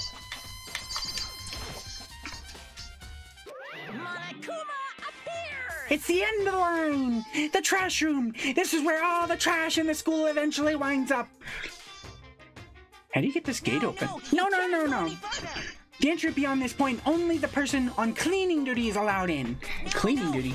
No. The entry beyond this point is only the person on cleaning duty is allowed in. Who's on cleaning duty? You can't go any further! This is stupid. It'd be faster to just go around and ask the others. You can't go any further!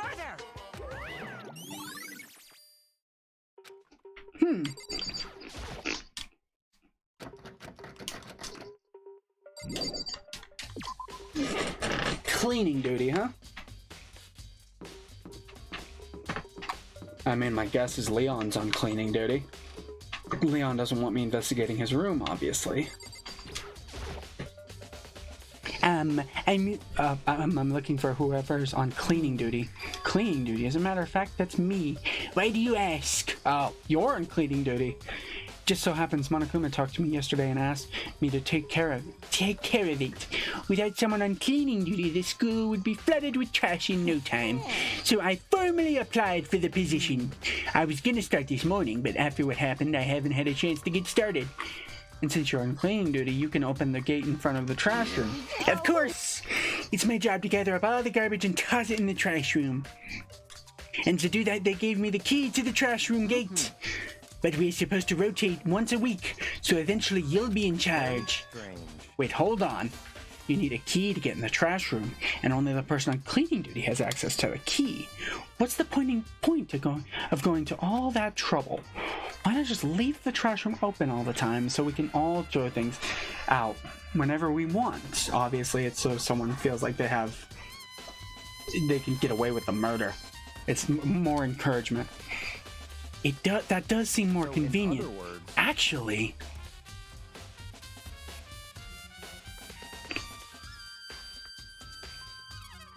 anyone who kills a fellow student becomes blackened, will graduate unless they are discovered. so that's it. That must be why. If anyone could go in and out of the trash room whenever they wanted, then destroying evidence would be easy. The thrill would disappear and things would become boring. Boring? Hey, listen, Anyway, more important than that. you bastard. Hey, fatty, why'd you have to have the cleaning duty gig anyway? I just decided to volunteer for something I knew no one else would want to do. That's the big deal. You... Liar. I know why you did it. Is it? You want to dig through the girls' trash looking for, and poking around in it. You're looking for their goddamn underwear, aren't you, you freak? What are you talking about? All my love is for Tootie. I only have love for my waifu. Let's see, who would his waifu be?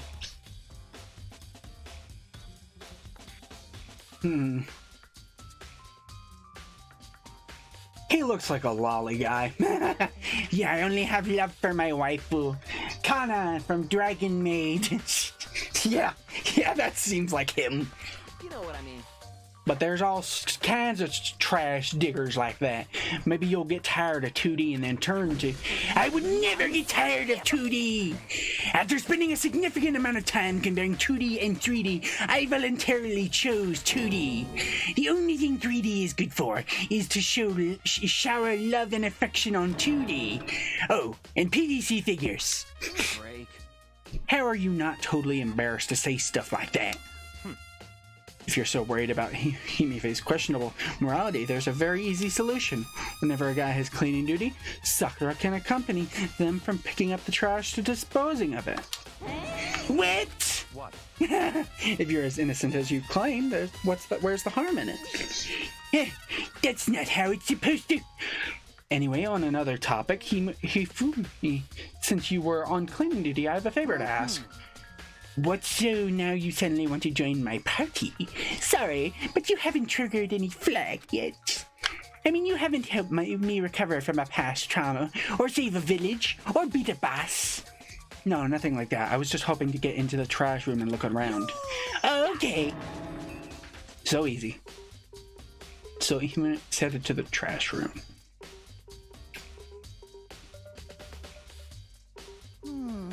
You'd like me to open the gate, wouldn't you? You know, when I look at it, it makes me think.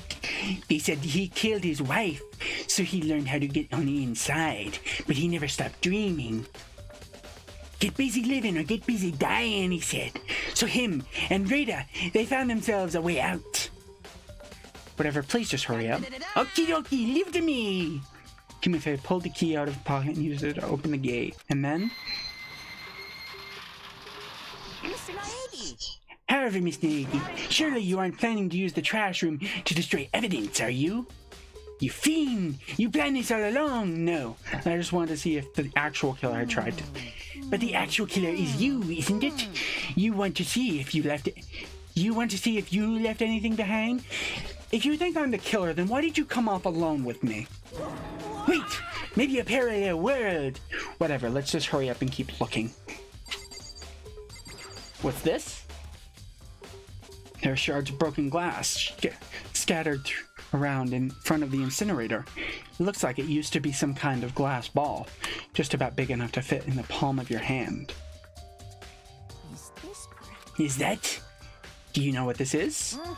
They say it's a collection. Collect all 7, a dragon will appear and grant you a single wish. Stop talking about Dragon Ball. Kidding aside, it's the kind of thing you might see on a big city street corner. Gaze into it, and it will show you a glimpse of the future. Just like that Mina girl who was on that quest to find the one guy. So it's a crystal ball? They're saying? Yeah, I get what you're trying to say, but who did this particular ball belong to? There's only one person it could be. They should all still be in the gym. I'd better go find out for sure. And what is this? There's something on the ground in front of the incinerator. Looks like a burnt piece of something. A burnt piece, like a hunk. like a hunk of burning love. Are you referencing Elvis now? Are you just the stupid reference guy? Anyway, this looks like a piece of cloth and a shape. It's part of a sleeve from a button-up shirt. And now that I look at it, it's definitely blood on the cuff, which means is all that's left of some of the evidence the killer destroyed. But there are a lot of people here with white button-up shirts. This isn't enough by itself to figure out who the killer is. Okay. This is the incinerator. It's way in the back part of the trash room. It's a good 30 feet from here to the gate. And it's on right now. Do you see the green and yellow buttons next to the mouth of the incinerator? It's a pretty simple step. Setup. You press the green button and get it going, and the yellow button to turn it off. Sooner or later, you'll be on cleaning duty, so make sure to learn this before you leave, okay? Huh? Someone turned the incinerator on? Very strange. I'm quite certain it was off last time I was down here. Perhaps it was the work of a fairy. Hifumi, do you realize what you just said? Oh, hold on. Someone's knocking at my door.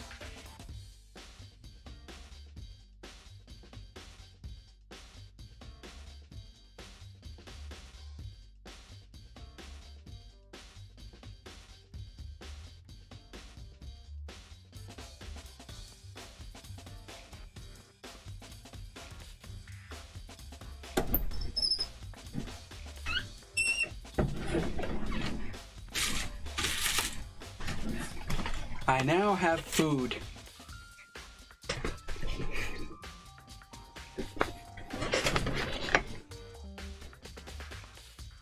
Izumi, do you realize what you just said? Huh? The fairy? No, you said the last time you were here, the incinerator was off. Ah, yes. About that, there can be no mistake. If I've got one thing going for me, it's my memory. I feel as if... Yes. Yesterday, as soon as I was appointed, I came down to check the place out. It definitely wasn't on then. I haven't been back to the trash room since then. And since I'm the only one who has the key to open the gates, it should be impossible for the incinerator to be on, and yet. So that means someone was able to switch on the incinerator without opening the gate. But how is that possible? Did he throw a fucking baseball at it? This whole thing is quite strange indeed. When I was here last, the incinerator was off, and those glass shards and burnt clothes weren't.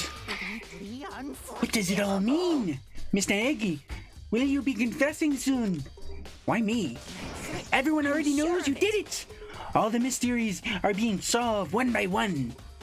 Then why did you come alone with me if you thought I was a murderer? Sounds like he's living out one of his comic book fantasies. You could just say manga.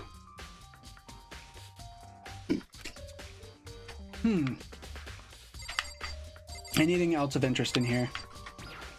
There's a dumpster. That's a huge trash can. Is that where we're supposed to put whatever trash we can burn? We can't burn? Whatever it's for, it doesn't look like it's hiding any clues. Okay. No red hair. Here, I guess we'll talk to him. Mr. Naegi, you seem a little down. Huh? Really? If you need help lifting your spirits, call on me anytime. I've got all sorts of stuff that might help cheer you up. I have plenty of hentai available for your perusal. I drew all of it.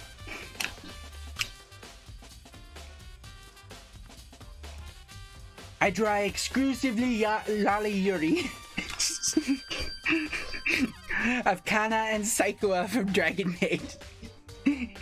So if you enjoy that, I have plenty of it. Fucking god, why have I committed to this bit?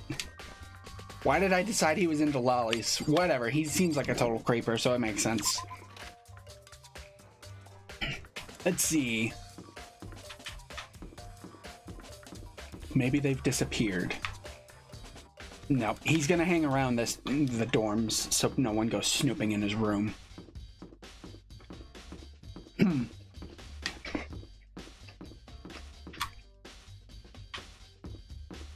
Where else would I check?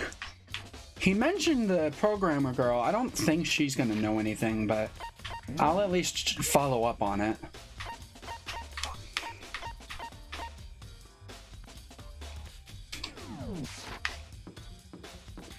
Something in the dining hall, huh?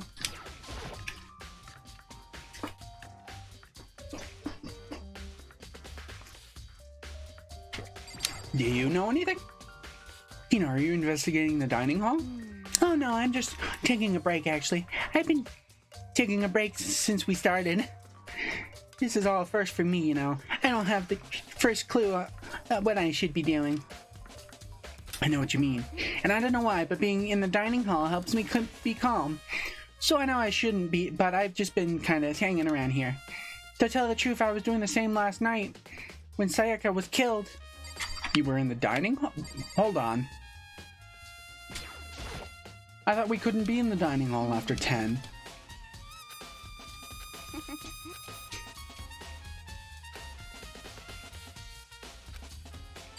Interesting.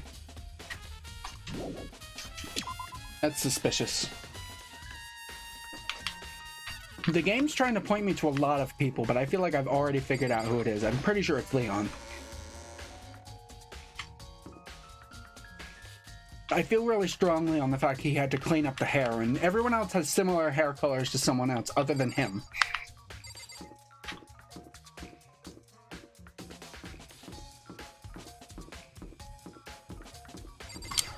May as well talk to everybody. Listen to me. Do you have a second, Makoto? I've uncovered something most unusual. The door to everyone's dorm has a nameplate on it to show whose room it is, right? Well, it just so happens... Wait, no. You might be the killer yourself. I can't tell you anything. Forget everything I just said. Forget Beam! Sorry, just a little joke. Even I do jokes sometimes. Ha ha ha. Okay.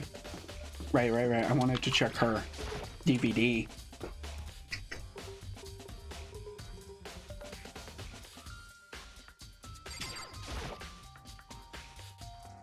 I should be able to use this to see what's on the DVD. The DVD that Psycho threw in the garbage. The screen and put the DVD in the player. I pushed play on the screen and it was dark for a few seconds, but then an image slowly appeared. It looked like some kind of concert. And standing on stage, front and center, was a face I recognized all too well. Sayaka. She was there, along with a friend she said had been so important to her. She was positively glowing there in front of the crowd, so full of life. Seeing that image made it even harder to accept. Except that she was dead.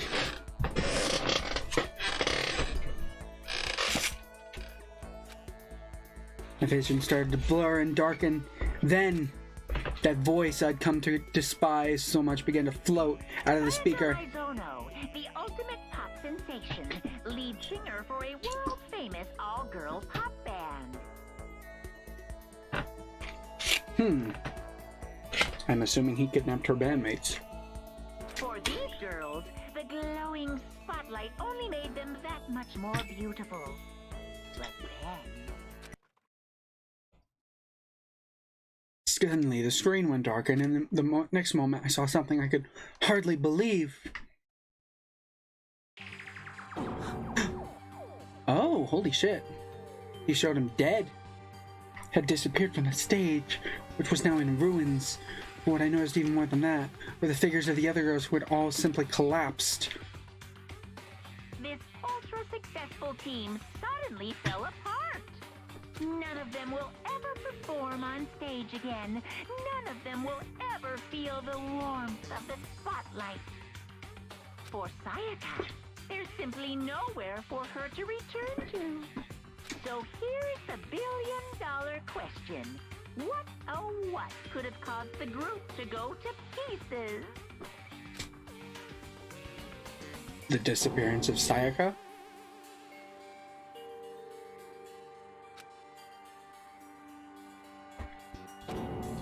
What the hell? That wasn't real, right? They're a super famous pop group. Everyone knows who they are. Is he trying to say he was able to get to them? If that really happened, and everyone in the outside world must be going crazy. What kind of person would take things this far? Crazy person. Very crazy person. He wants to tell me that the nameplates got switched, which I already fucking know. So I don't really care what he has to say.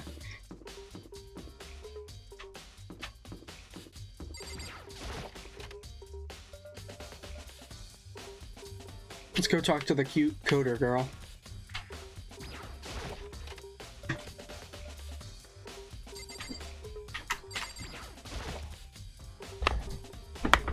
Hey Chihiro, I was hoping I could ask you something. Oh, what is it? Before she died, Sayaka wrote a message. She wrote out the numbers 11037. Do you have any idea what these numbers might mean? Like, could they be a code or something? Sorry, no. Chihiro suddenly shook her head. I'm sorry, I just don't know. Okay, well, don't worry about it. Thanks anyway for trying. Even she doesn't know. Or could she maybe know more than she's letting on? No, she doesn't. No, it couldn't be. She doesn't know more than she's letting on. Are you starting to calm down yet? Hey, Hero, can I ask something? No. I gotta get out of here. Gotta get out of here. Get out now. I've had enough. Gotta break free. Hero, snap out of it. Okay. Makoto, what are you doing here? What? Does this look familiar? That's my crystal ball. But it's all smashed. What the hell? I only bought it because that guy said it was blessed. He said it was unbreakable. So how did it break? How did it break? Was it actually just made of glass and not crystal? Did that guy totally dupe me? He said it belonged to the pillars of history, Genghis Khan, George Washington, Napoleon.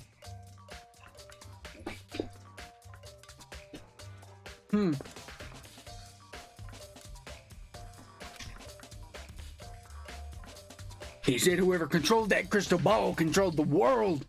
Was that seriously all BS? Obviously. Let's put that aside for now. So can you say without a doubt that this belongs to you? Yeah, that's mine for sure. Probably forgot it in the laundry room last night. Someone must have come by and smashed it. Oh!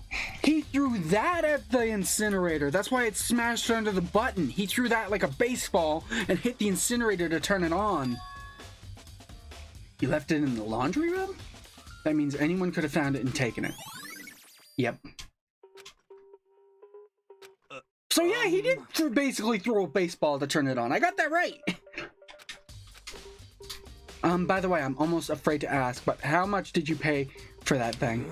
Everything I saved from fortune telling for 2 full years came out to be like $1 million. Holy fucking shit, you're an idiot. That's pretty cheap, actually. I mean, considering it gives you the power to control the world, it obviously doesn't. That's just too stupid. I can't even feel bad for him. No, I can't. I can't feel bad for him. He's just too stupid to feel bad for.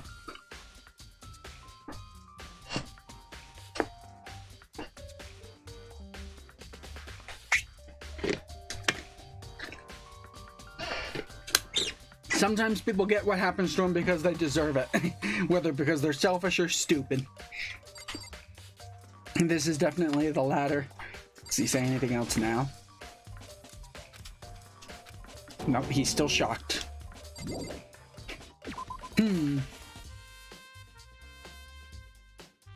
So the laundry room is my next lead.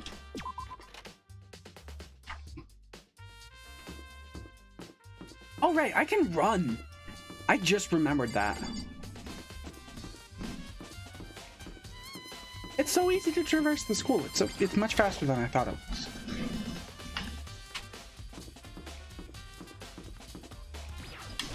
This is the laundry room, right?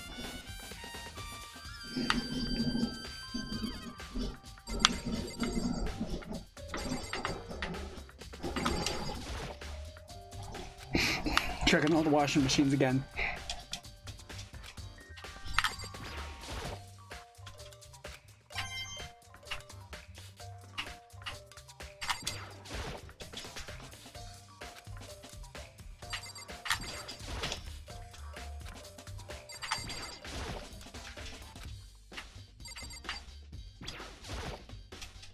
Damn it.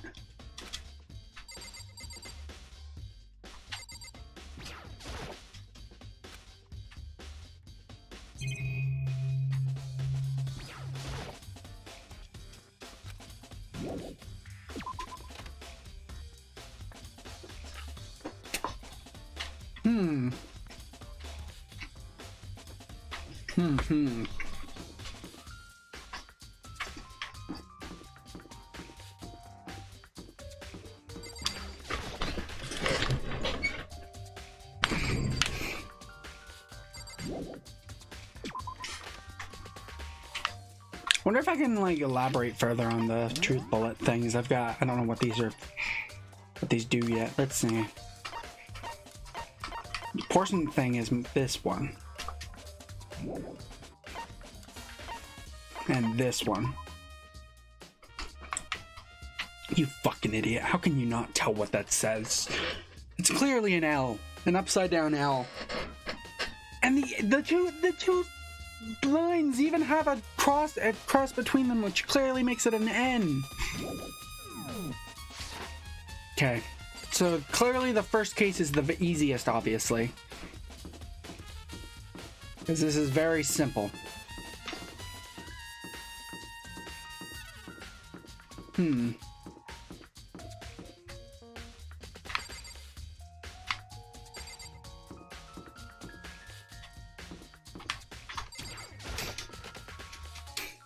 Okay, let's check.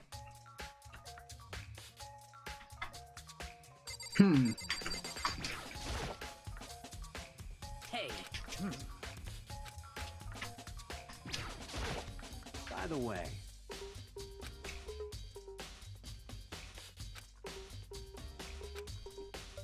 you son of a shit. You're Yo. See, is there anything in here I'm missing?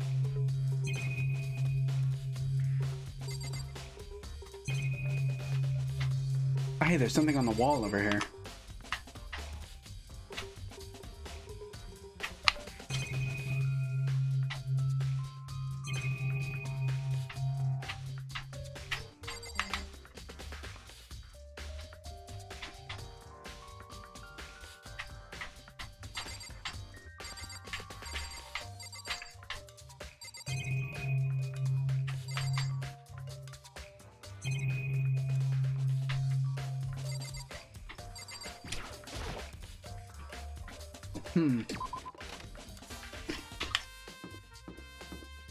Can't help but feel like I've already got the evidence I need.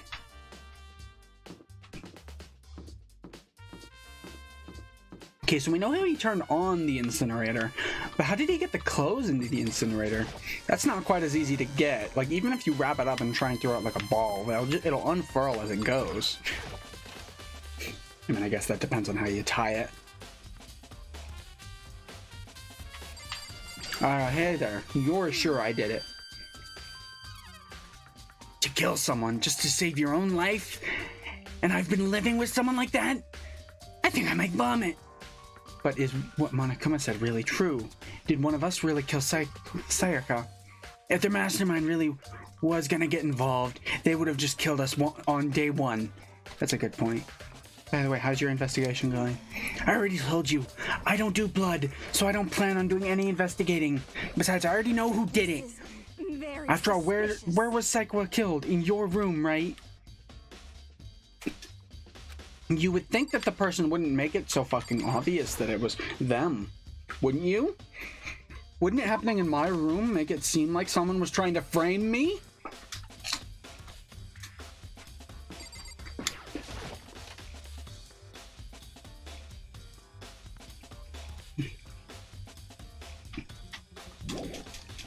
I feel like at this point I just have to talk to everyone.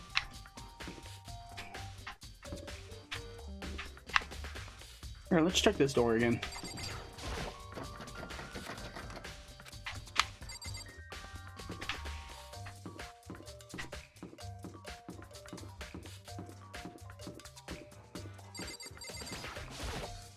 Listen to me! You hear me? Got it! Ha! It's fine, I already noticed the nameplate's changed. You don't need to tell me squat. Nope, no one in here. Well, let's check this.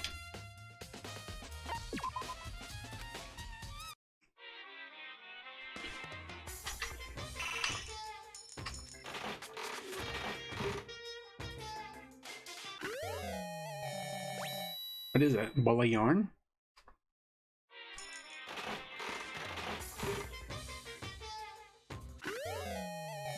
Water. Okay.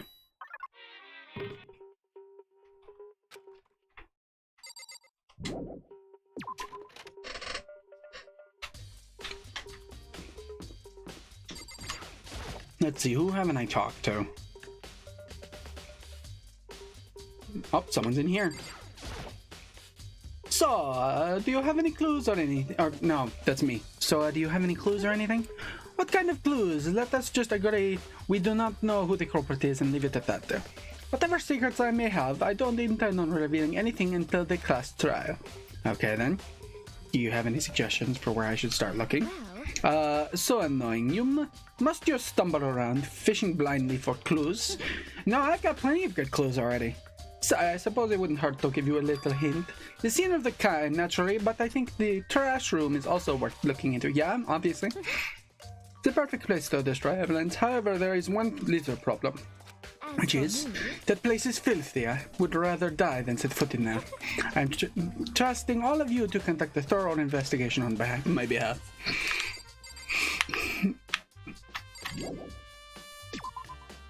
Okay. Check the other bathroom.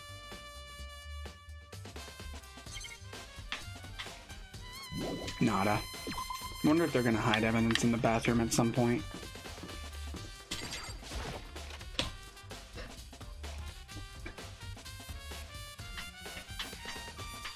I honestly feel like I've already got the evidence I need. No, I talked to both of you. Why did I come back here?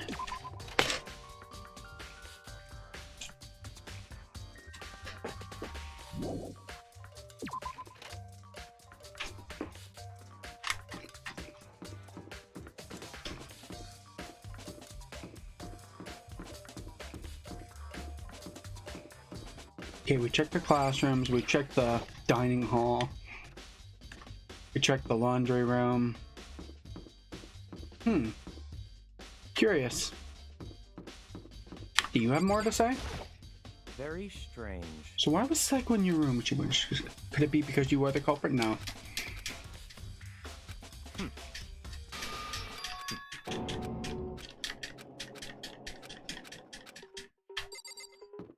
You're the one I'm most suspicious of. Seems like...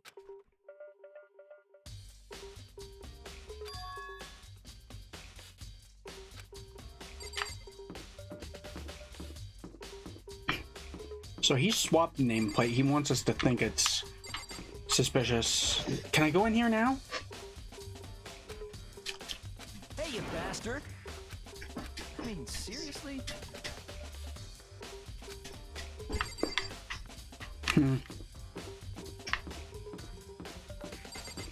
Is there more in the trash room?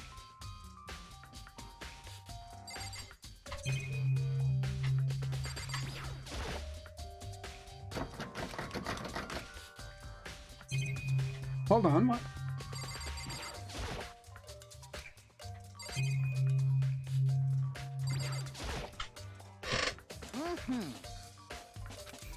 Come on.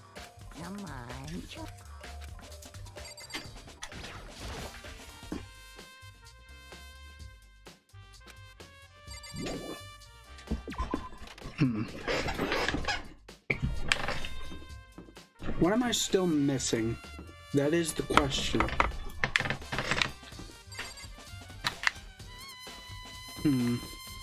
He said he left his thing in the laundry room. I think the laundry room has the last piece of evidence I'm missing.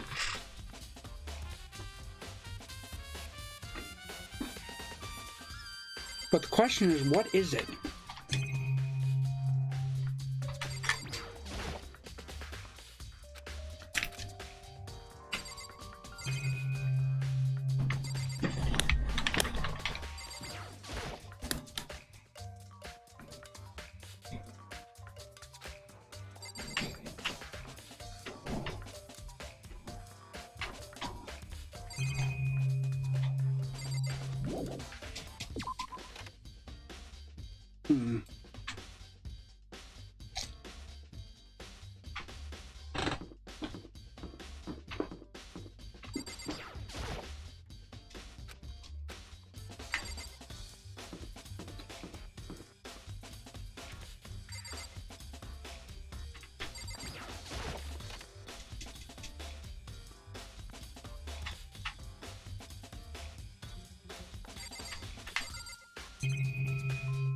Let's see, is there anything I'm missing here?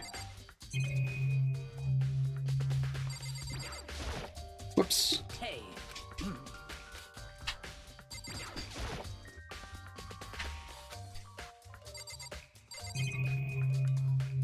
I haven't investigated the bed, I guess.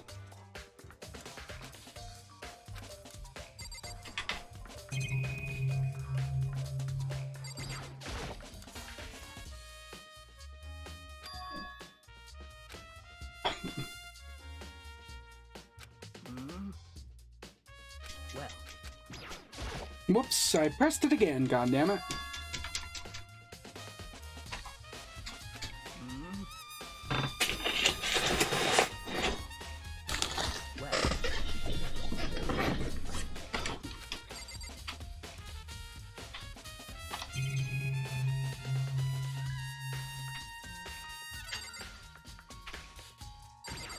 Is there something in here I'm missing?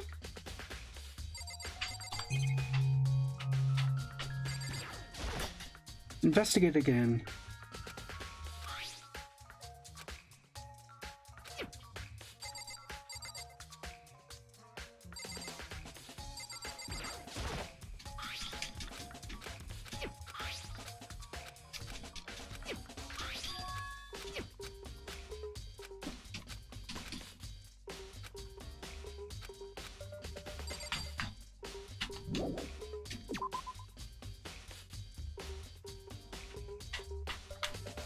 Where'd little Miss Silverhair go?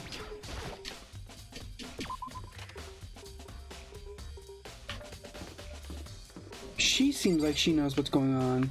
Was it Kyoko?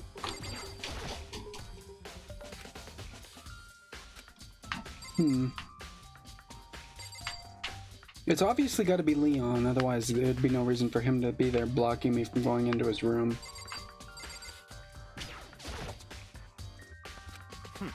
Hey, huh? Did I give you permission to do that? Get your hands off that door. Sorry. Oh, I can't imagine this has anything to do with the case anyway. Yeah, no, I doubt it's him.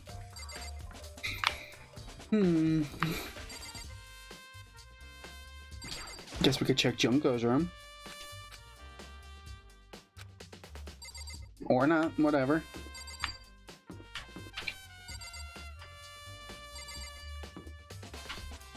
He made a weird comment about Chirino knowing more than they let on. Okay.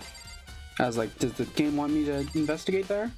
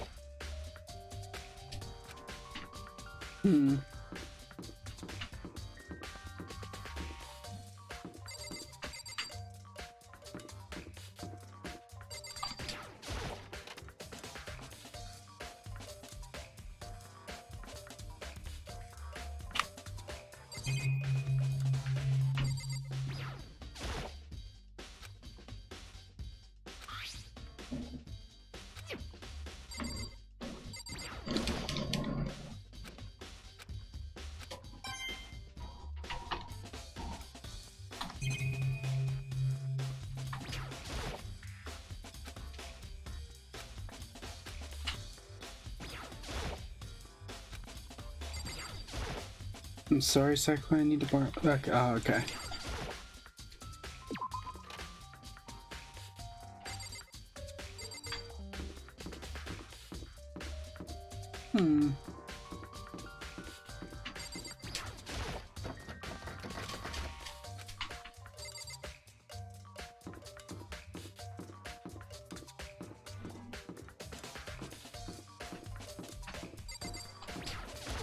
See, what am I missing?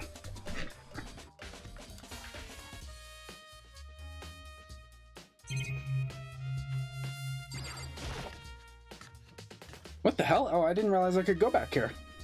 Oh. Oh, this is where the knife came from. Oh, this is what I'm missing.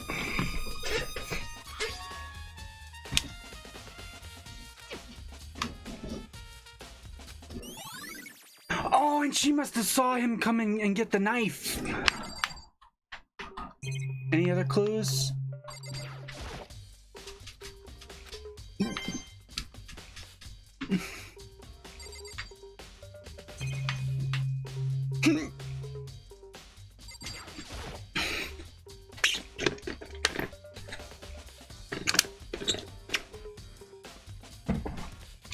Bunch of vegetables all piled up. Okay.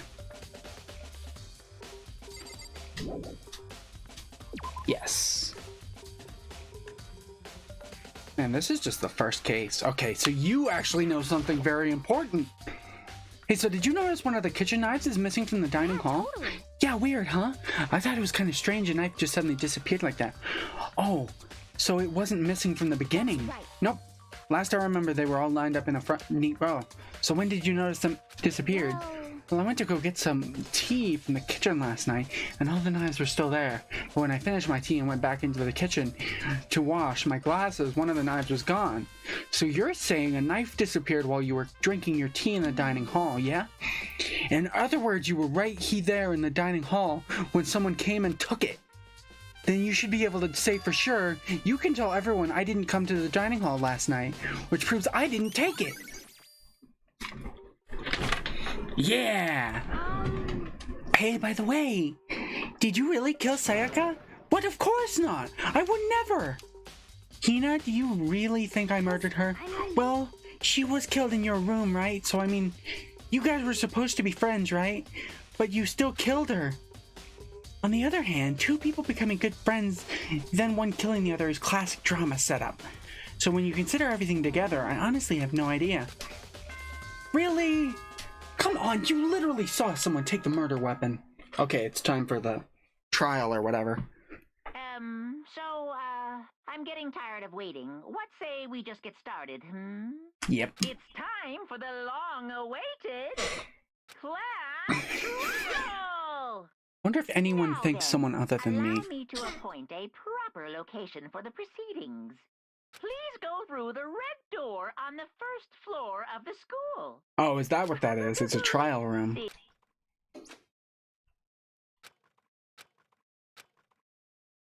Well, I mean, of course it's on the first floor. We can't go anywhere else. It's life or death now. Let's go. What was his name? You're late, Makoto! We've all been waiting for you! I bet you were afraid you would be discovered as the murderer. Listen to me. As you are. Let's not jump to conclusions just yet. Save that for the class trial. There we can all reveal the details of Makoto's crime. So they really are convinced I did it, but I didn't do it. Me and Sayaka both know that all too well. But then, who is the killer? The one who murdered Sayaka. Is it really one of us? Yeah. It's Leon. Please board the elevator in front of you, which will trip where all your fates will be decided. I'll meet you all down there. I'll be waiting.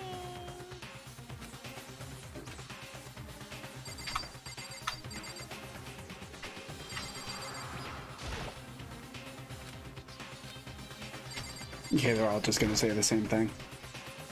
Well Let us begin. Yes, indeed. Good idea. Hey, Are you scared? No, scared isn't quite right. I said it before, but it's up to you to uncover the mystery surrounding this case yourself. If you don't, you'll never come to grips with the truth. I need to uncover the truth of Sayaka's death. I didn't need someone else to tell me to do that. In Sayaka's honor, I swear I'll find out who the real killer is. As I raised my voice to try and give myself courage, I turned, trembling with anticipation, toward the elevator. With each step forward, I could feel my heart starting to race faster and faster. Everyone else was already on the elevator when I finally stepped on. The doors closed and the elevator started to move. The steel box descended with heavy clunking sounds towards the school's basement. I wonder if this is how a death row inmate feels when his time finally comes. Rather than that, is it not more like a defendant waiting to receive his judgment? Oblivious to our shared anxiety, the elevator lowered us further and further into the bowels of the school.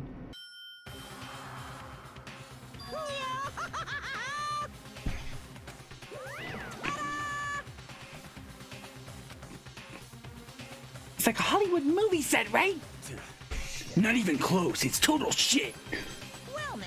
Okay. Everyone, your assigned seat. Everyone, find your assigned seat and sit down.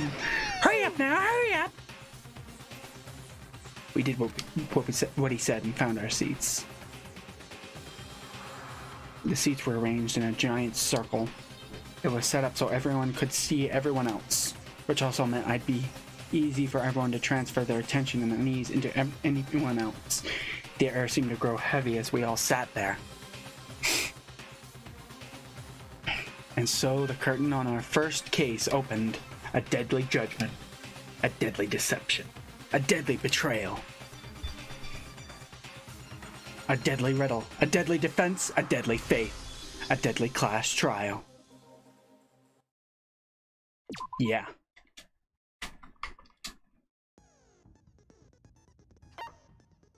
Is that skills? What do skills do? Increase damage to the opponent when a statement is destroyed. Effective during the bullet time battle. Cost. What the hell is this?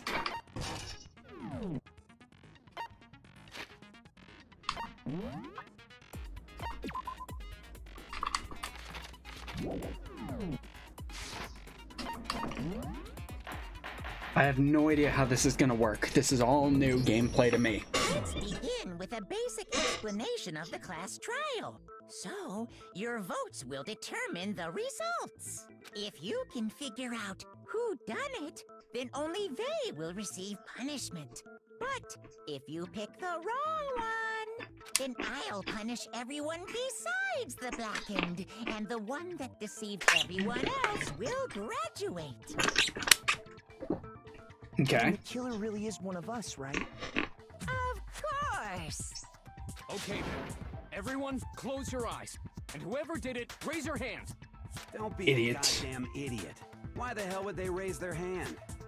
Before we move on and start the trial, can I ask a question real quick? What's going on with those pictures? I'd feel awful if they got left out just because they died. Friendship penetrates even death's barrier. Friendship penetrates? Friendship penetrates. Yes. But what about that other empty seat? There were only 15 of us to begin with, so why are there 16 seats? Oh, no reason. It's just that our little courtroom here can technically fit up to 16 people. So another person's going to be added at some point. That about does it for the preamble. Get ready to get started. First up is the case summary. Now, let the class trial begin. It's about to begin the debate to decide who we think is the killer is. Anything I found, anything I noticed, I have to be ready to speak up about everything, because this isn't just about me. Everyone's lives are on the line. Your first non-stop debate is about to begin. Would you like to hear more? Sure.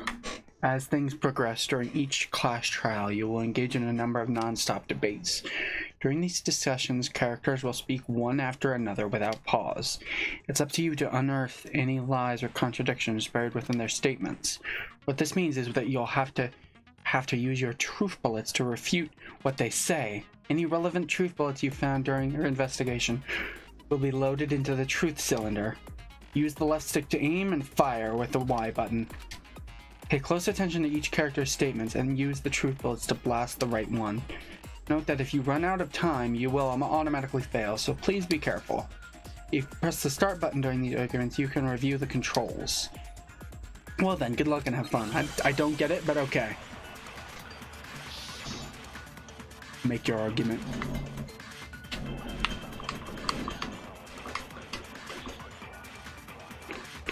I assert that the one who was murdered was Miss Sayaka Maizono. Yep. Yeah, we know that part already. And the murder took place in Makoto's room. In the bathroom. So it seems most likely that the killer must have taken her by surprise while she was in the bathroom. She didn't even have a chance to resist. No. No, because the Sayaka didn't have a chance to resist at all. There's no explanation for what happened in my room. For this first debate, we'll like to take a quick sidebar. If you're unable to spot and refute someone's lies or contradictions, the argument will repeat.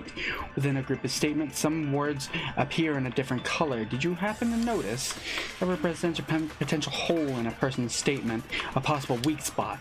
These weak spots reveal important, though not always inaccurate, sections of a person's statement. Your truth bullets are only effective against these weak spots. So when you see one come up, take aim and fire, but only if you're sure it's actually wrong. Also, you can fast forward an argument by holding down the B button. Well then, good luck and have fun. I assert that the one who was murdered was Miss Sayaka. Wait, what? Hold on, I hit it, didn't I?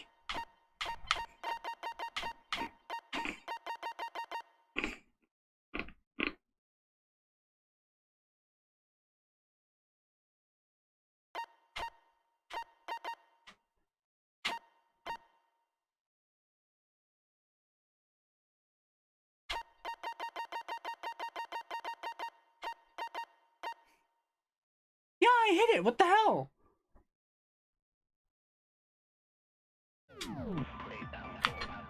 Yeah, we know that part already. What the hell? I hit them. Place in Makoto's room. In the bathroom. So it seems most likely that the killer must have taken her by surprise while she was in the bathroom. She didn't even have a chance to resist. No, that's wrong.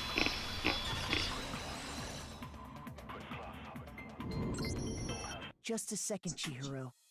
Try to remember how my room looked. With the way things had been damaged, I think we can definitely assume there was a struggle. A struggle? Between who and who? Between Sayaka and the killer, of course. So you're saying Sayaka wasn't caught by surprise in the bathroom? Obviously. She must have been attacked in the main room first. Then, she ran to the bathroom to try and hide. The killer followed her in, and that's where they finished the job. That's not right either. She had to have started in the bathroom. Otherwise, why would they have had to pick the room? It shouldn't even need explaining. Sorry. Okay, so what's next? Next is the subject of the murder weapon. Wow, this is starting to sound like a real trial. We need to determine what was used to kill Sayaka. I mean, it was the knife, obviously.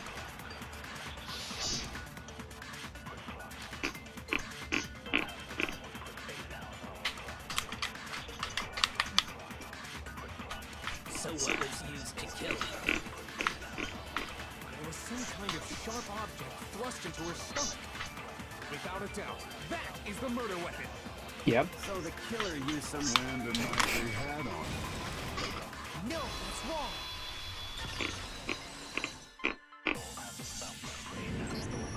No. I do think it was a knife, but not just any knife. I'm almost positive it was a kitchen knife. Huh? A kitchen knife? After the murder, we discovered that one of the knives from the kitchen was missing.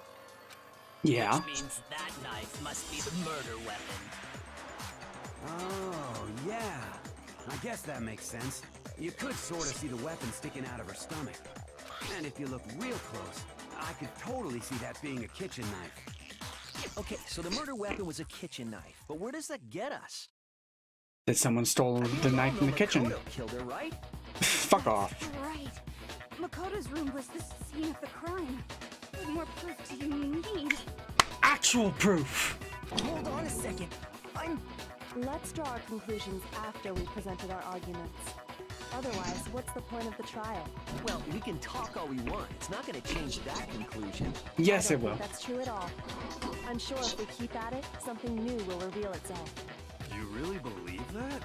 Yeah. She's right. She's right. There's gotta be a breakthrough somewhere, just waiting for us to find it. Because I know damn well I'm not the killer. There's a bit more to learn about non-stop debates. Would you like to hear more? Sure. You can concentrate holding on it while you're so you can pay close attention to what everyone's saying. On top of that, it'll steady your aim, making it easier to target potential weak spots. Concentrating like this consumes the focus gauge, and it's great. As this gauge empties, you can't concentrate. You'll recover over time, so let your brain take a rest. No time to rush. Well then, good luck and have fun. I intend to. What are we arguing about now? Aoi's account. Which one's Aoi? Oh, that's the girl in the kitchen, right? So I guess there's no question that the kitchen knife was the murder weapon. But where does that get us? Makoto must have taken it from the kitchen, right? He did it in secret. Nobody was in the dining hall. Wrong! No, it's wrong.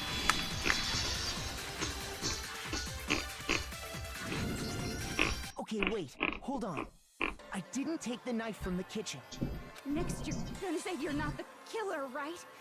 Go ahead. Well, what if I have a witness? What do you think, Tina?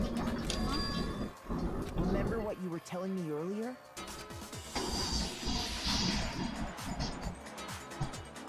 Well, I went to go get some tea from the kitchen last night, and all the knives were still there. But when I finished the tea and went back into the kitchen to wash my glass, one of the knives was gone.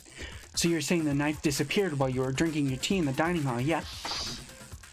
Just to be perfectly clear, the knife disappeared while you were in the dining hall, correct? Yeah, that's right. And at any point while you were there, did you ever see me come into the dining hall? No, I don't think so. You don't think so? No, he definitely wasn't there. The knife disappeared while Hina was in the dining hall, but I wasn't there the entire time. In other words, there's no way I could have taken the knife. Okay, then what about this? What if the idiot swimmer girl and Makoto are in on it together, and lying to protect each other?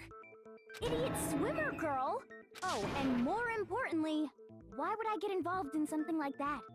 Speaking of which, I'd like to ask the bear, if there is an accomplice, do they also become blackened? So you ask, and so I shall answer. Each murder is allowed to have an accomplice, but only the one who does the killing will get to graduate.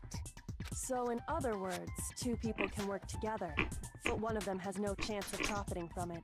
Then there's no way anyone would work together, right? But what if they did work together, and they just didn't know about the rule? Good grief! Enough already! No, okay? There are no accomplices in this case! Oh, thanks! Did I say that out loud? Anyway, I didn't go to the dining hall, and I didn't take the knife, so I'm not the killer. Okay, so then, who did take the knife? Leon. Hina seems the obvious candidate. After all, she just said she was in the dining hall. No way! I swear it wasn't me! Sure, but can you or anyone else prove that? I can. That's right! Sakura was with me the entire time I was drinking my tea. I hate to have to ask, but just to be sure, Sakura's... Me. Right. But then, couldn't either one of them have grabbed the knife? Actually, no. Because, well... Just spit it out already. I stayed in Hina's room last night. I got so scared thanks to those creepy videos. I wasn't really thinking, I just asked her to stay over. Which means we have airtight alibis. You stayed over? Doesn't that violate one of the school regulations? What regulation? We're not allowed to sleep anywhere but the dorms. But it doesn't say we have to stay in our assigned room. So, I don't think that's a problem. Yeah, if only our idiot protagonist and his girlfriend could have known that. You had decided to stay in the same room. Girls spend the night together? It's unwholesome. You're in a lot of trouble with that statement. I'm not gonna explain to you why, but... I'm a girl. Yeah, you might get your ass whooped. You are? Oh my gosh, I'm so sorry. You're gonna get whooped at some point, boy. If he dies, I know who did it. Actually, there is one other possibility. Right, Hina? Oh, yeah, that's true. One other person did come to the dining hall while we were there. Leon? Why didn't you say so in the first place? Well, because they're not here anymore. Wait, what? Sayaka. She's the one who came to the dining hall. And then later, she wound up dead. Ah, fuck. So she grabbed the knife.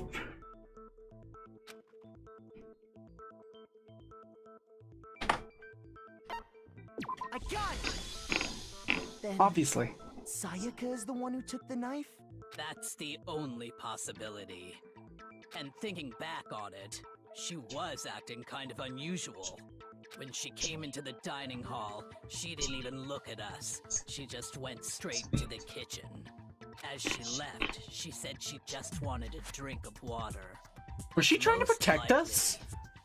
Because someone came to try and murder her. She keeps going on about being psychic, so maybe she saw us dying. That's why she switched the nameplates. And the person who took the knife was the victim herself. I'm sure she just took it for self-defense. So you're saying the knife she took was then taken from her, and she was killed with it? Ah, great. Now everything's back on me again. In that case, you may not have taken the knife, but you still could have killed her. Yeah. What? Fuck. See? He did do it after all. No, you're wrong. So, that's how you would twist the argument and send us all off in the wrong direction? You possess a most terrifying talent. Damn it.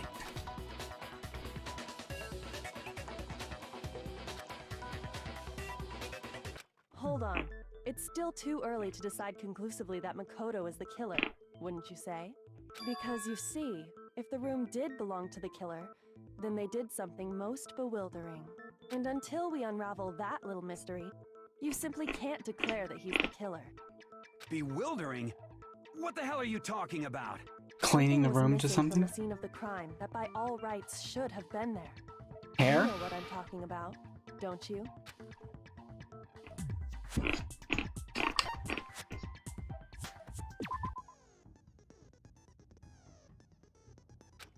The point of this is to reveal an important phrase related to... I'll have to deduce the phrase from the letters flying around and the letters already known. Complete the phrase by shooting down the flying letters in the right order. Use the left stick to aim and then press the Y button to shoot the letters. Shoot down the wrong letters, you'll suffer damage to your influence gauge. If the gauge reaches 0 or you run out of time, you fail. Well then, good luck and have fun. Okay. Yeah, it's seen, but that must be the critical point. If you can just figure out what that something is. Hair? Yep.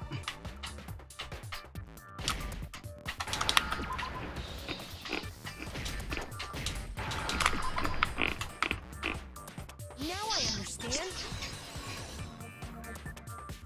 God, that's gonna be bad for me. I don't know how to spell worth a damn. That's gonna be trouble later on. Fuck. So, the culprit removed some evidence? Yeah. And if Now I we're was pointing it to what I culprit, want. Why would I need to get rid of all the hair in my own room? It wouldn't be unusual at all to find my hair at the crime scene if the crime scene is in my room. The reason all the hair was gone was to remove any trace that Sayaka had ever been there. That makes sense, does it not? No. If that were the case, they would have had to do something about the body itself, not just her hair. Yes, very true, very true. Okay, then why wasn't there any hair on the ground? 'Cause you removed it, The Leon. killer got rid of it all, of course, to remove any trace that they had ever been there. Then that means... Precisely. It's simply beyond reason to believe that the room's owner and the killer are one and the same. Then Makoto isn't the culprit? Are you Yeah. sure you can decide something so important based solely on the absence of some hair? No. There are other reasons that prove why Makoto couldn't have done it. I would like to hear these reasons. Do you remember anything remarkable about the bathroom at the scene? Sayaka was attacked in the main room first, then fled into the bathroom, right? Yeah, then they ran after her, got into the bathroom, and stabbed her. And No. how did the killer get into the bathroom? Did they have any trouble with it? What do you mean? It's fairly certain that the killer had some trouble getting into the bathroom. There was clear evidence left behind. Do you remember, Makoto? Yeah.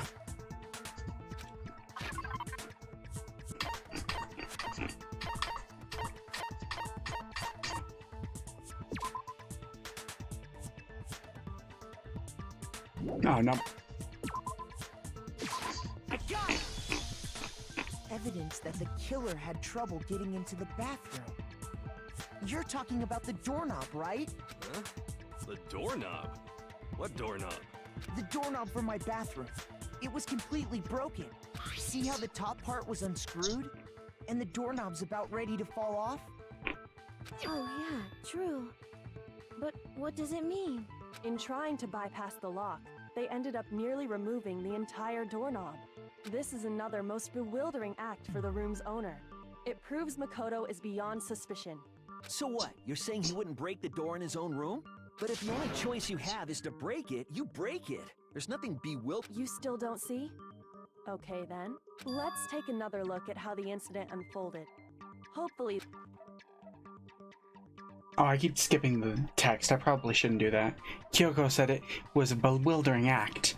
I almost didn't notice it at first, but is that the key point here? There's a bit more to learn about non-stop debates. Would you like to hear more? Sure, why not? From here on out, the number of weak spots will start going up. But no matter how many weak spots are, there's essentially only one lie or contradiction in that debate. What I'm trying to say is not all weak spots you see are necessarily false. Use the truth but on the wrong one, and not only will you fail to refute what they said, but you'll also lower your trust with everyone, and your influence gauge will take damage. Now, that is important because if your influence gauge reaches 0, you fail. You'll have to rely on your own logic to determine which weak spot are actually lies or contradictions. Well then, good luck and have fun.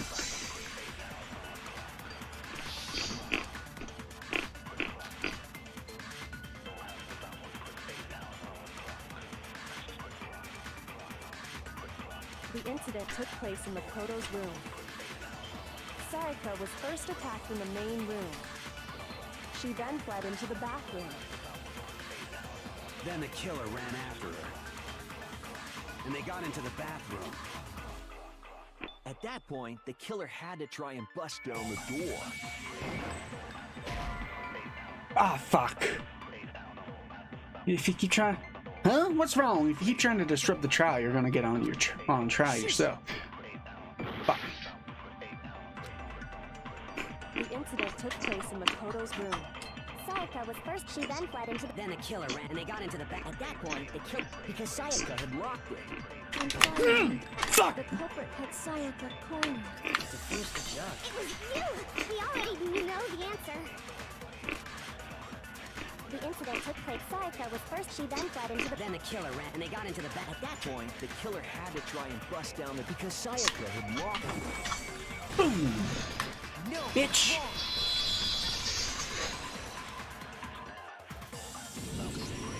The reason my bathroom didn't open wasn't because it was locked. After all, The girls' rooms are the only ones with walking bathrooms, right? Yes, now that you mention it, that is true. Then why didn't your bathroom door open? Because it was stuck. Huh? What are you talking about? My bathroom door doesn't fit in the frame quite right. Monokuma over there can testify to that. Yup, true as true can be. But you know, you're supposed to be the ultimate lucky student, right? But to have such a cruddy door, that's not lucky at all. So the reason the door didn't open was just because it was stuck. But the killer didn't know that and assumed it was locked. So they tore apart the doorknob to get in. Okay, but then why would the killer even think the door was locked in the first place? Everyone should have known you can't lock any of the boys' bathrooms. The Because they killer could switched easily it. make that mistake, thanks to one important detail about this.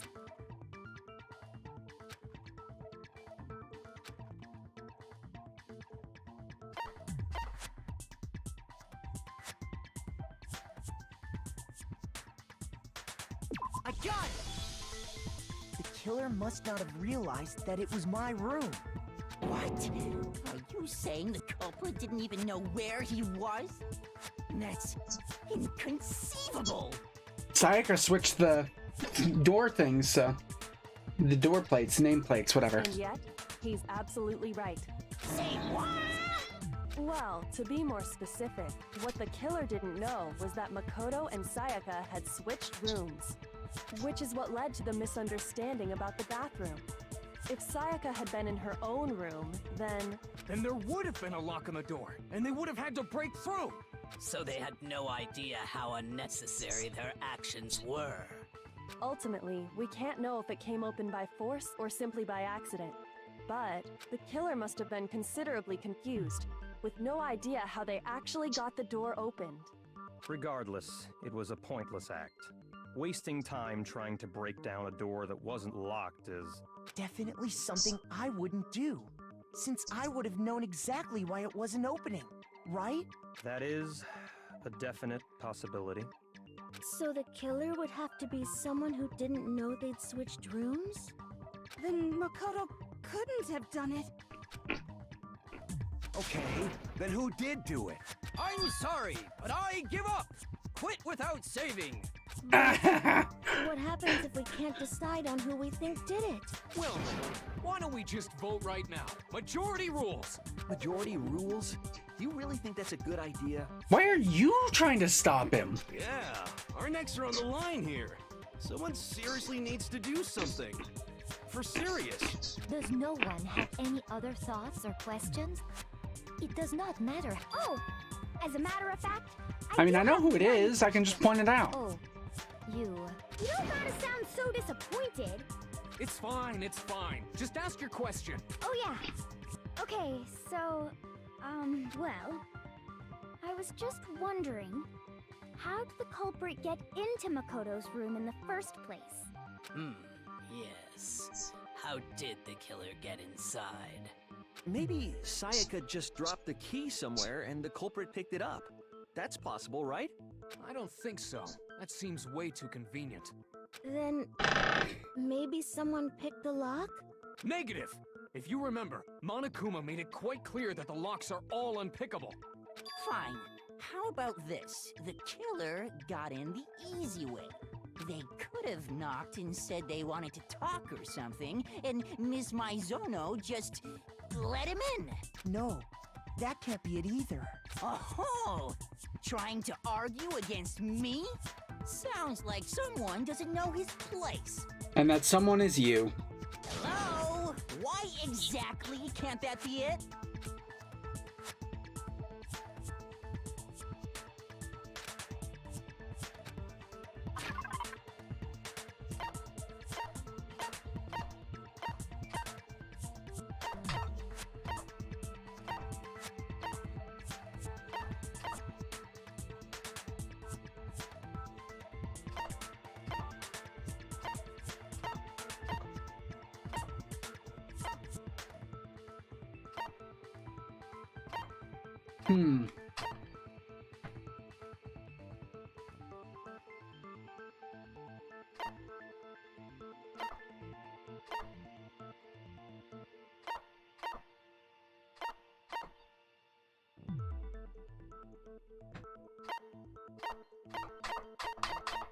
Huh, I don't actually know. I assume this?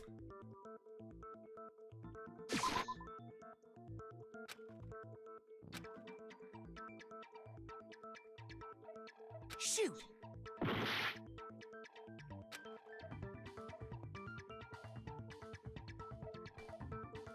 She asked me to do something in... She asked me to do something in particular.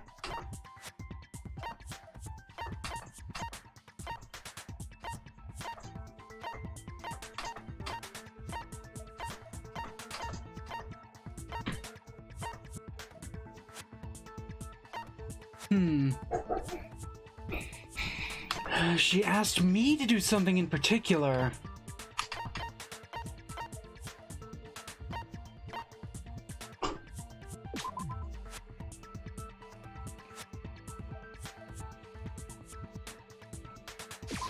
I got it!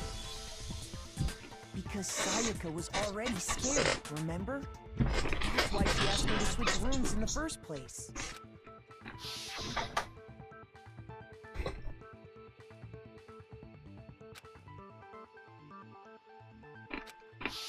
Knowing what she'd been through, I just can't believe she would have opened the door for anyone. What if her being scared was a lie? Huh? Well, what the hell is that supposed to mean? Why would she lie about something like that? I know you don't want to consider it, but look at this and tell me. Can you still deny the possibility?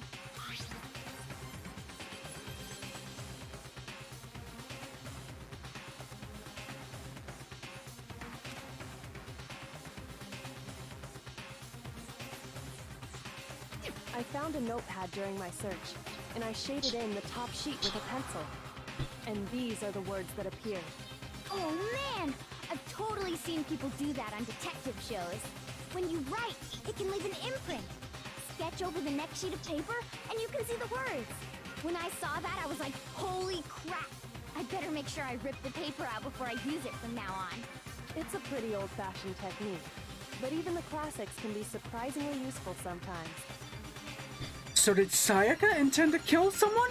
Oh, and I should also mention, I found the notepad on the desk in Makoto's room. Huh? Which means only someone who had been in Makoto's room before the incident could have written it.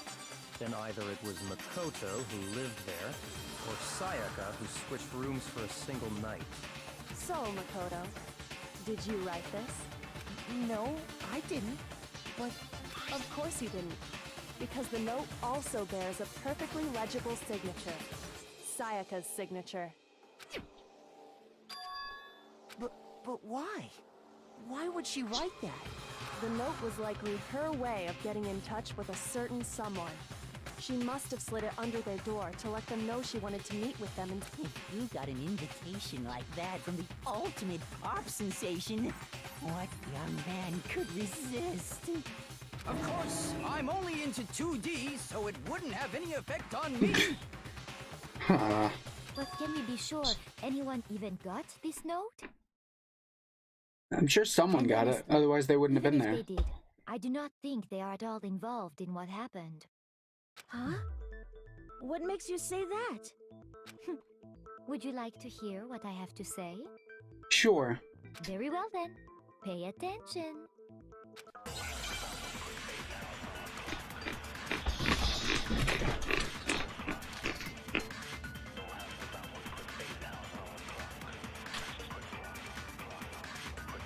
Sayaka and Makoto switched rooms, correct? But in the note, the place they were asked to come to, it specifically says, my room. I see. So if someone read that note, then they would have gone to Sayaka's room. Exactly. The room that Makoto was staying in. Nope.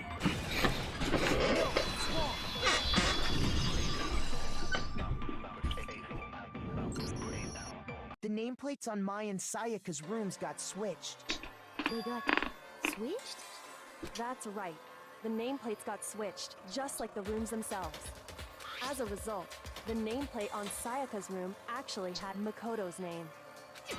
And the nameplate on Makoto's room had Sayaka's. So what you're saying is, the room Sayaka was staying in was actually marked as her room. Yeah, that's what it had to be. Then, if someone did do what the note said, they would end up at Makoto's room where Sayaka was. What was even the point of us switching rooms if she was going to switch the nameplates? Plus, their rooms are right next to each other, so switching the nameplates would be no problem. And the one who switched the names was... Well, of course it wasn't you, right, Makoto? Right? Okay, then who did it?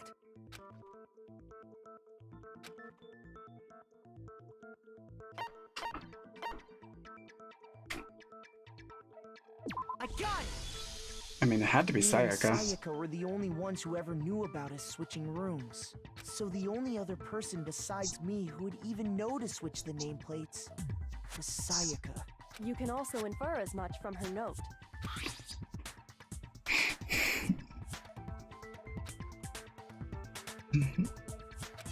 She specifically tells the reader to check the nameplate. She would only have written that if she knew the nameplates had been switched. But why would she switch them in the first place? She wanted someone to come to the room she was in, and also hide the fact that it was Makoto's room. What? Inviting someone to your room, but not telling them you'd switched rooms. Why would anyone do that? To understand that, we first need to understand what happened after she invited the person into the room. Oh, she was gonna try and fucking frame me, wasn't she? Ah, she was gonna try and kill him in my room, leave him there, and then she was gonna switch the nameplates back. Oh yeah, she was totally gonna fucking frame me. That's where the answer lies. What happened then was probably whoever she invited over came in and attacked her. We figured it out! We know who did it! Whoever she invited over is the culprit! But we still don't know who it is, you goddamn idiot! Sayaka fought with her killer there in the room, yes? Perhaps the answer to our previous question lies in that initial struggle.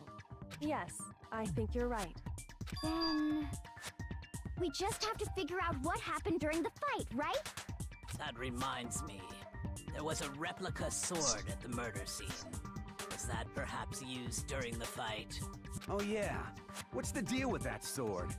Sayaka suggested I should hold on to it. I thought it might come in handy if I had to defend myself. It seems pretty likely that the killer used it to break Sayaka's right wrist. How the hell could you possibly know that's what broke her wrist?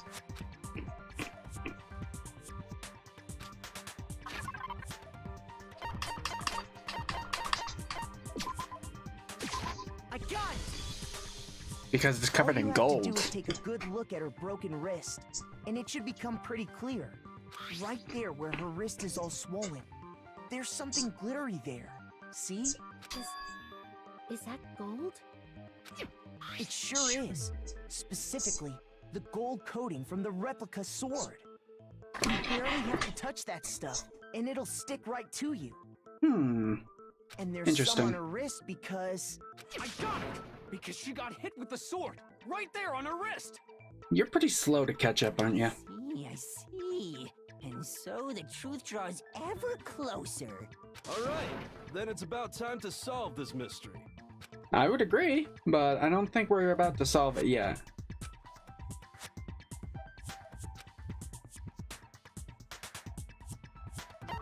Sure, if you got some, are you getting used to these non-stop debates? Starting with the next debate, I'll start loading multiple truth bullets into your truth cylinder. But just like with the weak spot, only one of those bullets can actually refute the proper statement. In other words, from here on out, you'll have to combine the right truth bullets with the right weak spots to refute each statement. If you come up with the wrong combination, you'll take damage to your influence gauge. You can press the LB button to rotate the cylinder and choose which bullet to fire. Press and release the LB button to cycle through each bullet. Or you can just hold down it and use the left stick to... Okay. By the way, if the logic difficulty is set to kind, fewer bullets will be loaded. Oh, okay, that's what it changes. Got it. For our purposes this time, the logic difficulty will be set to mean. Well then, good luck and have fun.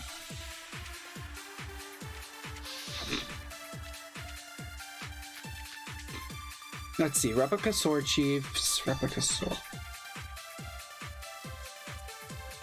When the fighting broke out, the culprit grabbed the sword, and that's when the first blow was dealt. The sword-based sneak attack.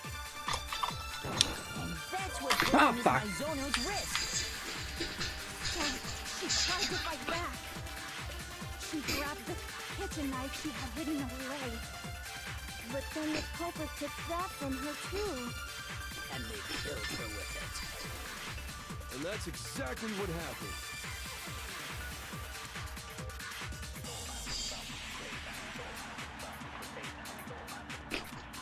Yeah, that's what I was about to do. The culprit grabbed the sword, and that's when the first blow was dealt. A sword-based sneak attack. No, it's wrong. No, the first hit would have happened on the sword, because why would the sheath be damaged otherwise? No, I don't think the fight started with the sword. Why not? Because the sword sheath had been scratched. See? There's a gash in it. Like someone cut into it with something sharp. Something sharp? You mean like the kitchen knife? That was the only sharp thing found at the scene. Leon defended himself with the sword. Jumping ahead. Slow down and explain it so I get what the hell's going on. So Leon's not really that bad a person. He got caught, and she was trying to kill him If the sword and was frame used me. first, there wouldn't be any explanation for the scratch on the sheath. Man, we're only on the first one, and we've already got them trying to frame me. You are going to attack with the sword. You'd take it out of the sheath first, right? That's true. With the sheath on, it'd be heavy and bulky and useless as shit. Okay, so how did the sheath get damaged? If they got attacked with the kitchen knife, maybe they grabbed the sword as a defensive impulse. In that situation, there wouldn't be any time to actually unsheath. So you're saying the sword was initially used to defend against an attack from the knife? Yeah, that makes sense. Which means whoever had the kitchen knife was the one who attacked first. Yep. I get it. So here's how it all played out. The culprit came in, found the kitchen knife hidden there somewhere. Then they took the knife and attacked Sayaka before she knew what was happening. So she grabbed the sword to defend herself. But then the culprit took that from her too. Then, after they broke her wrist No, I'm with the pretty sure sword, she tried to attack him. took the knife and finished it. Sorry, but I don't think Sayaka used the sword to defend herself. What? How the hell can you not think that? Because she never held the sword at all. There's a certain part of her body that makes this clear.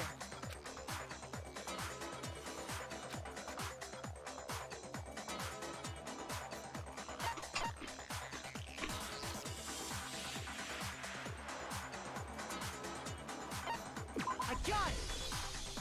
You're talking about her palms, right? The palms of her hands were perfectly clean. So I don't think she ever picked up the sword. Okay. How can you know that just by looking at her palms? Like I said before, the gold coating on that sword. Why is he comes pointing his right finger off. out like he's All you have to do making is some touch it. bold accusation? In fact, if you look, you'll notice that a lot of the gold has already come off the handle. It's safe to assume that's because whoever used the sword got some of it on their hands. There's really no way she could have picked it up and come away completely clean. Maybe she washed her hands after she had escaped into the bathroom. Yeah, she's gonna wash her hands while someone's trying to bust down the door and kill her. Sorry, but I don't think so. Why do you say that? Is it because you think I'm ugly? Yes! Like a goddamn frog. You fucking amphibian bitch. No, that's not it at all.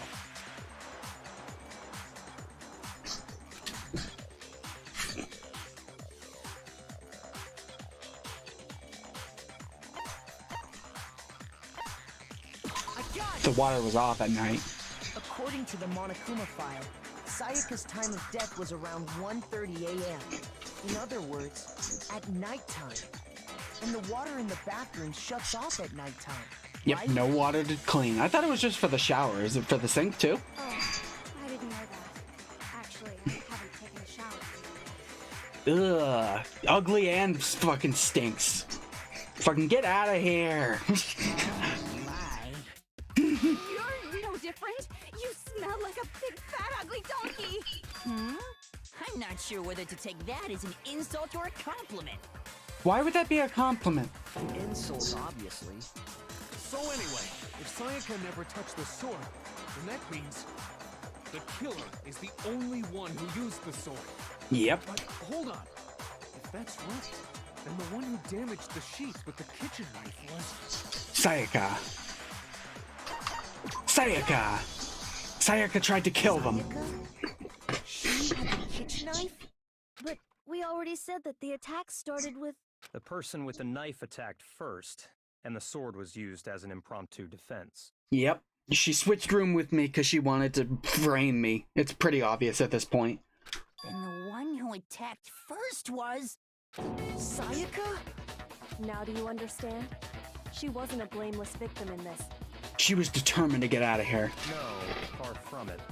It's almost She literally as if said she would do whatever it she was takes. planning to commit a murder of her own. Anything. She literally said that in front of us. She seemed more desperate than anyone by far, and if anyone was going to be the first murderer, I would 100% believe it was her. Yep. She took the knife from the kitchen, then invited the culprit to the room she was staying in. And if it's true that she had the kitchen knife and attacked without provocation... Indeed. These are all the actions of an assailant. Which brings up another point. Makoto, Sayaka was the one who suggested you two switch rooms, correct? Maybe the reason she wanted to switch rooms was so that she could pin the crime on you. That is a possibility. Yeah, they're seeing what I'm seeing. Sayaka wanted to... on me? Yep. Yep, you better get it through your thick skull, lover boy. That would also explain why she would switch the nameplates. She wanted to get whoever she had targeted to come to Makoto's room where she was staying. And by committing the murder there, instead of her room, that would implicate Makoto. But for that to work, the target had to be lured out while still keeping the room swap a secret. If the target knew she had switched rooms, they would have become suspicious right away. So all that's why she switched the names? But doesn't that plan seem a little risky? For one Kinda, thing, yeah. Even if her plan worked, Mr. Naegi would just tell everyone they'd switched rooms. I don't know. I'm not sure our soft-hearted Makoto is capable of that kind of cutthroat behavior. I'm sure Sayaka realized the same thing, which is why out of all of us, she asked him to switch rooms. Yeah, he's kind of a fucking softie. He wouldn't have ratted her out. She was the ultimate pop sensation. A totally forgettable kid. Or a national superstar. Who are you more likely to believe? Wait, then you're saying she had this all planned out? Yep. Holy shit! But in the end, her plan backfired. She launched her attack with the knife, then found herself under attack in turn. That must be when her wrist got broken, and she was forced to drop the knife. The tables Does all make sense to me. turned on her, and she died at the hands of the one she planned to murder. Just hold on! That can't be true! It is. Hey! You guys have totally derailed the argument! You're being super boring right now. Come on, hurry up and decide who did it. Wouldn't it be awful if I had to punish you all just because you ran out of time? Oh yeah, we gotta decide who we think did it. Makoto, right now you just need to concentrate on figuring out the answer to this mystery. If we can't uncover who murdered Sayaka, it's over for all of us.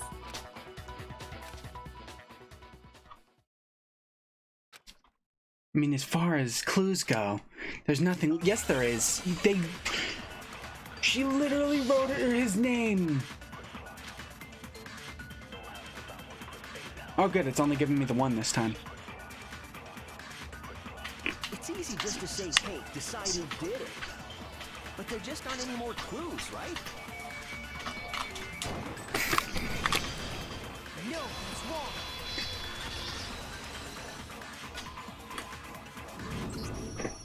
There still might be one clue left. Sayaka's dying message. dining. Wait, what did you say? The dying message. She wrote something on the wall behind her, remember? 11037. Written in her own blood. There must be a clue about the killer hidden in there. It literally has a line going between the two lines that make it look clearly like an N. These people are so stupid. Well, before we get too far into that, I need to ask, can we really be sure that Sayaka is the one who wrote it?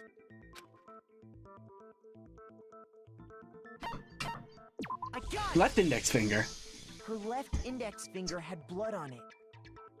Though, from a point they made from a Phoenix Wright case before, the killer could have used her finger to write it. Could have grabbed her finger and used it, so there's could that. only be because she used that finger to write the message. I see. She broke her right wrist during the fight, so she'd have to use her left hand to write. Sure. I think we can all agree Sayaka wrote it. But still, what the heck do those numbers mean? What? Hey, Chihiro. You're a computer nerd or whatever, right? You should know all about numbers and shit. Yeah, we asked her. That's not...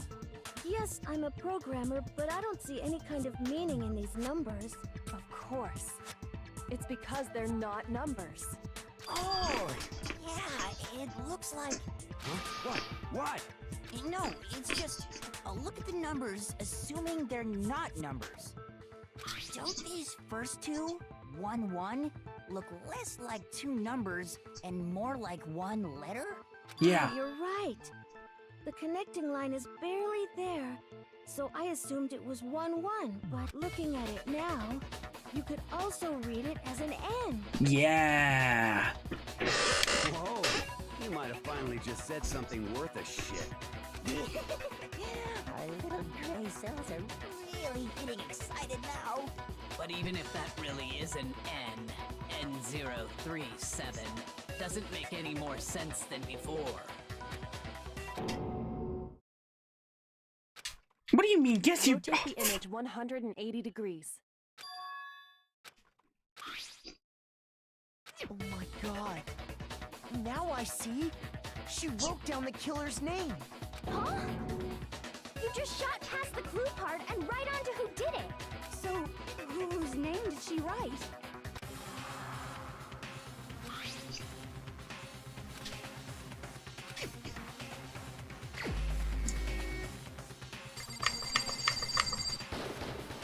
Here's my answer. The key to solving this mystery was simply to rotate the right. If you turn the message around, It says Leon. it becomes the letters L-E-O-N. L-E-O-N. Or more accurately, Leon. What the hell are you talking about? It's just a coincidence. It's just a bunch of random squiggles that happen to look like my name. Yeah, sure. It's not random at all. I'm so sure it was completely She random. wrote that message on the wall behind her as she was leaning up against it. In that position, she couldn't move to write normally, and had to write upside down, as it were. And as a result, when you look at it standing in front of her, it ends up getting flipped. Try it for yourself if you want. Write something sitting like her, and the letters will be inverted. Yeah, that makes sense. That sounds like one hell of a stretch to me.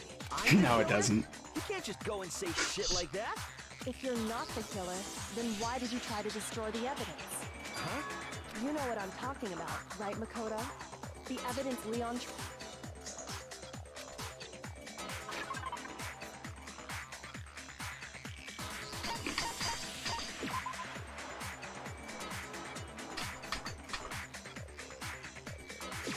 I got it! You mean the burnt shirt piece I found laying on the ground by the incinerator, right? As the killer stabbed Sayaka, they must have gotten some of her blood on them. And to dispose of the shirt covered in the victim's blood, they threw it into the incinerator. But one piece burned off and got left behind. And the killer didn't notice. If they had, they most certainly would have panicked. Isn't that right, Leon?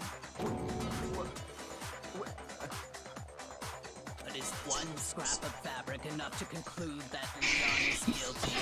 No. Leon's not the only one wearing a white button-up. Why would they have gone to the effort to clean up all the hair unless they had a very unique hair color that wouldn't be confused with anyone else in the room? Who here has the most unique hair color out of everyone here? The only people who had super unique hair colors were Leon and Sayaka. That's right. There are plenty of other people here with shirts like mine. With just that one little charred piece, there's no way you can say for sure who it belongs to. You're right. That alone isn't enough. But there are some other points that may reveal the truth. Are you finally starting to understand? The answers to all the riddles are right here. Yeah, I think so.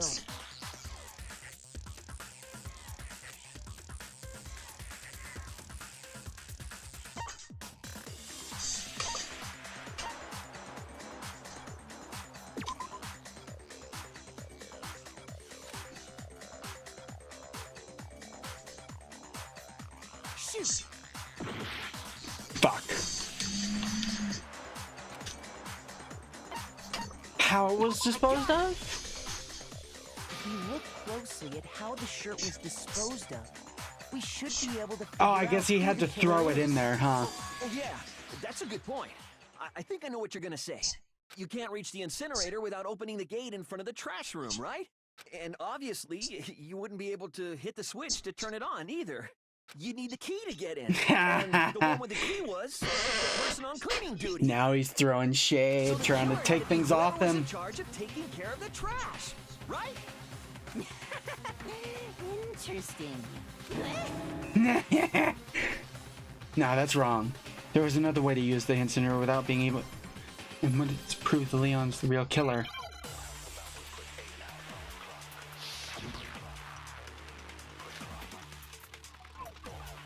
Yep. I'm surprised it's not giving me more things. The key to the trash room. Whoever was on cleaning duty must have had it, right? So the only one who could get to the incinerator was the person in charge of the trash?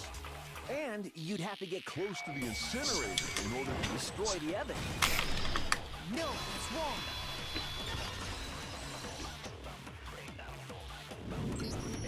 Hold on.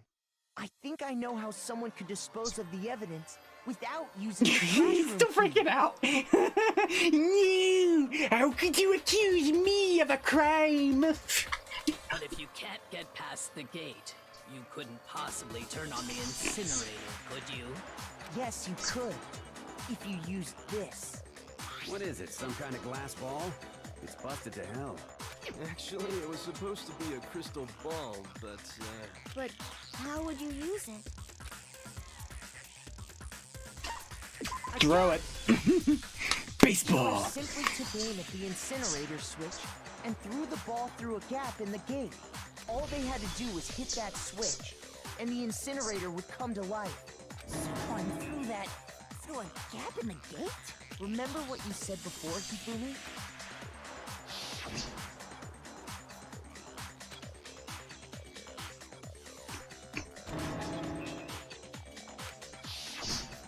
Hifumi had the key, so the only way the incinerator could have been turned on without his knowledge was because the killer was able to hit the switch without opening the gate.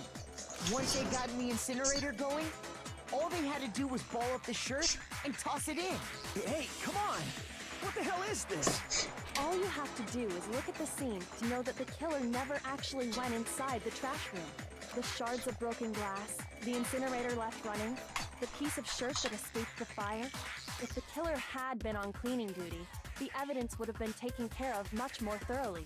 Yeah. Wait, no, just hold on. But the distance from the gate to the incinerator has to be at least 30 feet, right? The pinpoint accuracy you'd need to throw a glass ball that far and hit something that small. Could someone really do that? A baseball star There's could. no way. It'd be impossible. Difficult, absolutely. Impossible? I don't think so. Because the killer is... A baseball star. I got it! Because the killer is the ultimate baseball star. Isn't that right, Leon? Do you have any idea how stupid you sound right now? This sucks because he's not actually the bad guy, because she tried to kill him first. A target 30 feet away would surely be little challenge for the ultimate baseball star. And you can't even really say he's trying to frame Makoto, because she already tried to frame Makoto. He's just going with the plan she already set in place to try and go along with. You can't be serious. I'm not the killer. These goddamn shipper brains have got it all wrong, I'm telling you. You still won't admit it? Okay then. Makoto, go ahead and review the incident one more time to make his crime perfectly clear. And with that, we can end this. Listen to me! What the hell do you mean, end this? Say what you want, Leon. But all the questions have been answered. Now here's what happened. Sure. Every case has one last element to bring the class trial to an end. This is the closing argument. In the phrase, you'll give a complete summary of the case. You'll have to reproduce the flow of events for the case in the form of a comic book. However, you'll notice that in the comic there are a number of pieces missing. It's up to you to complete the comic using the provided truth panels. Also, if you take aim at a missing section and press the A button, holy cow, you'll get a hint that might lead to a breakthrough. I don't need hints. Well then, good luck and have fun.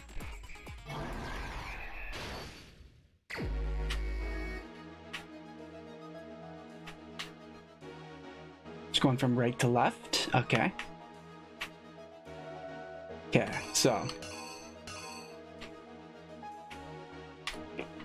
very first one is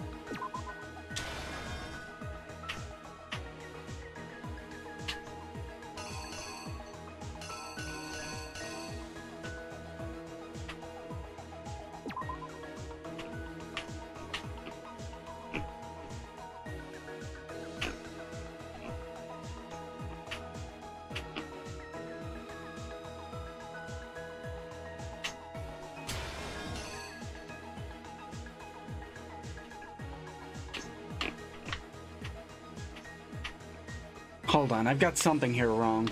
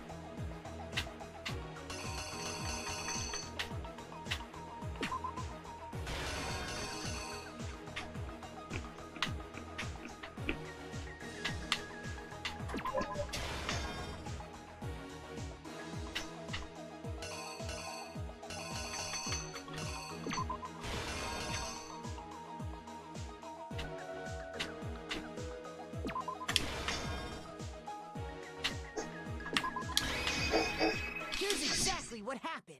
I think I'd better take one more look back at the case from the beginning. Last night, the killer went to the room Sayaka was in. In other words, my room. From what we can tell, Sayaka invited that person there intending to kill them. She attacked them with the knife she'd taken from the kitchen earlier. Poor Makoto, he got framed by the girl he had a total heart boner for. But then something happened that she wasn't prepared for. They grabbed the fake sword I put in my room and fought back. During the struggle, a strike from the sword broke Sayaka's right wrist.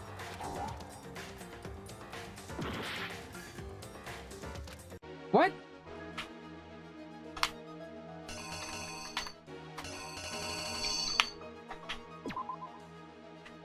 Oh, it already shows her dropping the knife. During the struggle, a strike from the sword broke Sayaka's...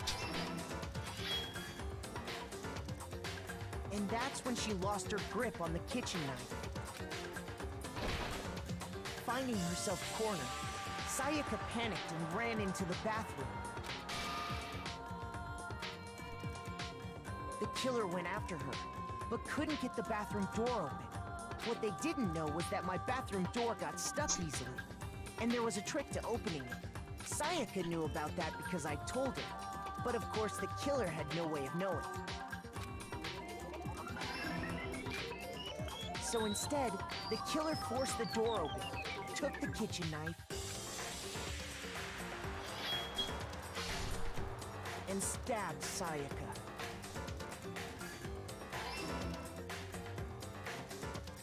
But with what strength she had remaining, Sayaka left a dying message. To keep the killer from noticing, she wrote it on the wall behind her. I like that. I remember this being wrong both times it was brought up in Phoenix Wright, but it's right here. And with that, all her strength was gone. With Sayaka dead, the killer quickly began destroying the evidence. First, they took off their shirt, which was covered in their victim's blood. Then they took the lint roller in my room and cleaned up the entire area.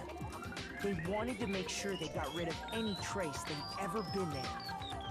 Because they have a very specific hair color that everyone would notice. Afterwards, the killer headed to the trash room to destroy their bloody shirt.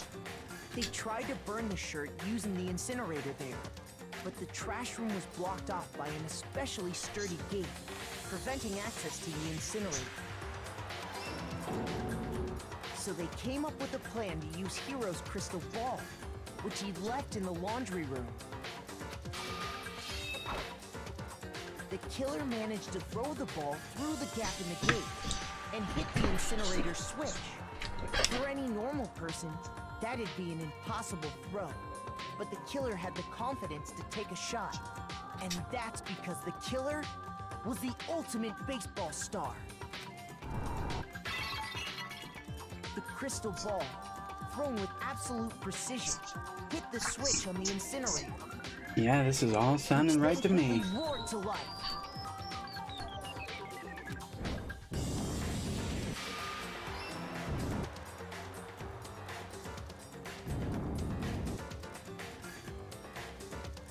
Having destroyed the final piece of evidence, they left the area with, I imagine, a sigh of relief. Because he wasn't close enough to see that something had gone missing. Part of the shirt they'd thrown into the fire burnt away and fell out of the incinerator. The killer didn't notice this, and so left behind a piece of indisputable evidence.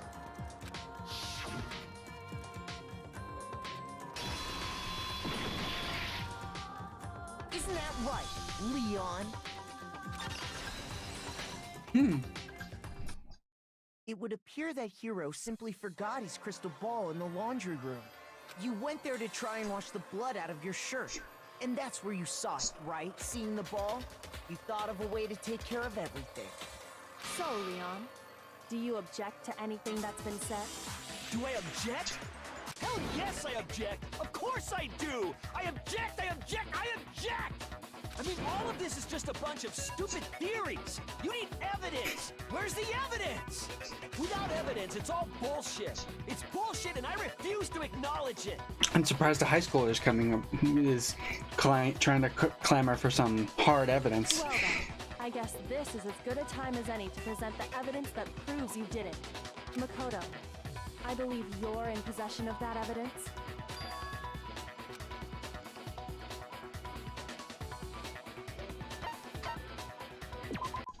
First bullet time.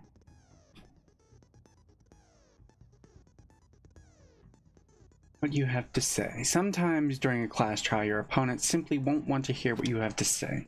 When this happens, you will engage them in a head-to-head battle. We like to refer to this as bullet time battle. During the BTB, you want to destroy your opponent's statements each in time with the rhythm. Match your button presses with the tempo maker as they move across the screen and reach the center.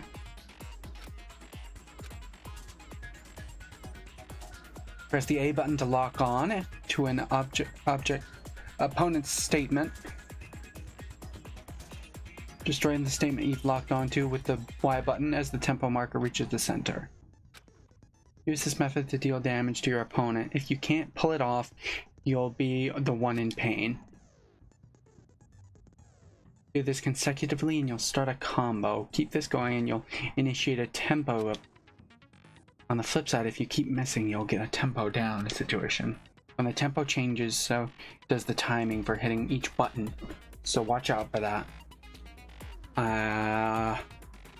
Deal enough damage to your opponent and their weak spot statement will appear. Damn it, why do they have to have these weird, like, action things going on? Why can't it just be me trying to solve a puzzle by presenting evidence and stuff? At that point, you can press the Y button to shoot it down with a truth bullet, like any other statement. Refute their statement fast enough and you'll come out victorious. But just like before, if your influence gauge reaches 0 or you run out of time, you fail. Well then, good luck and have fun. When the killer removed the screws from the doorknob. Can I save? Nope. Screws from the doorknob, they didn't use anything from your room to do to instead they must have used something that belonged to them. I refuse to acknowledge you. You're stupid. Stupid, stupid, stupid. Stupid, stupid, stupid, stupid, stupid, stupid, stupid. Ah yes, the logical argument of a true lawyer.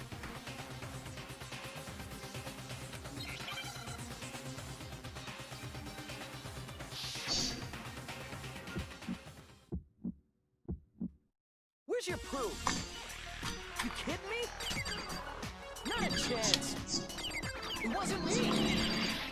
Stupid. You lied. Stop talking. Shut up. Where's your proof? You kidding me? Not a chance. You lied. Shut up. Where's your proof?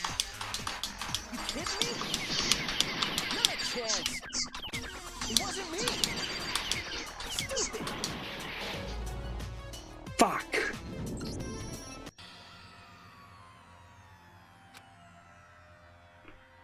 Oh, what?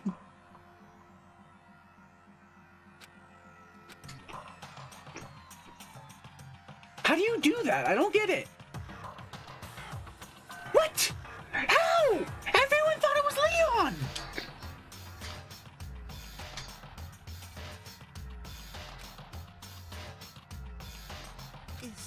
Is this really the end for all of us? Yeah. I refuse to give up yet.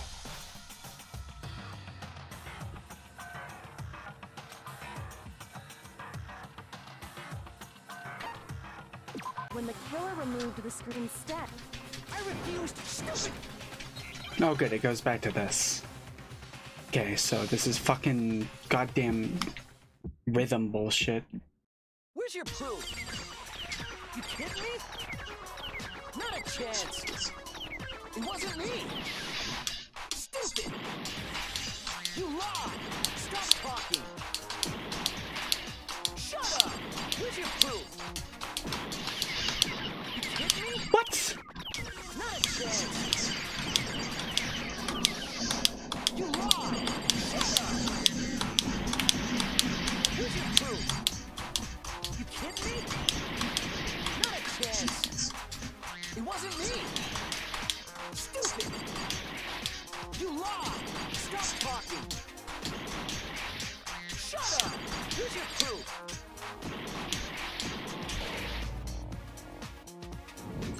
I don't get it!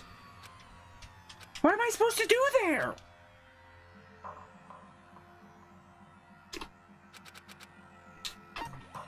I refuse to give up yet.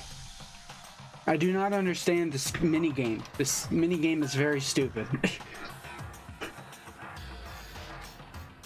Come on, why can't I just present evidence and fucking solve a mystery? Okay, let's hear this again. Sometimes your opponents simply won't want to hear what you have.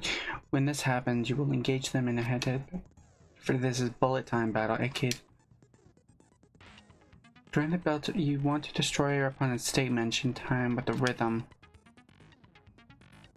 Match.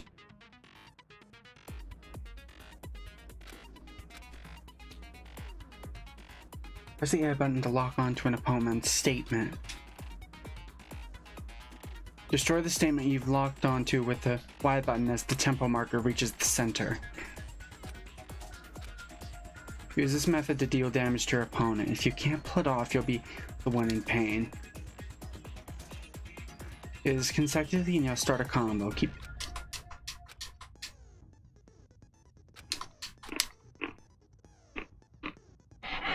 damage to your opponent and their weak spot statement will appear. At this point, you can press the Y button to shoot it down with a truth bullet.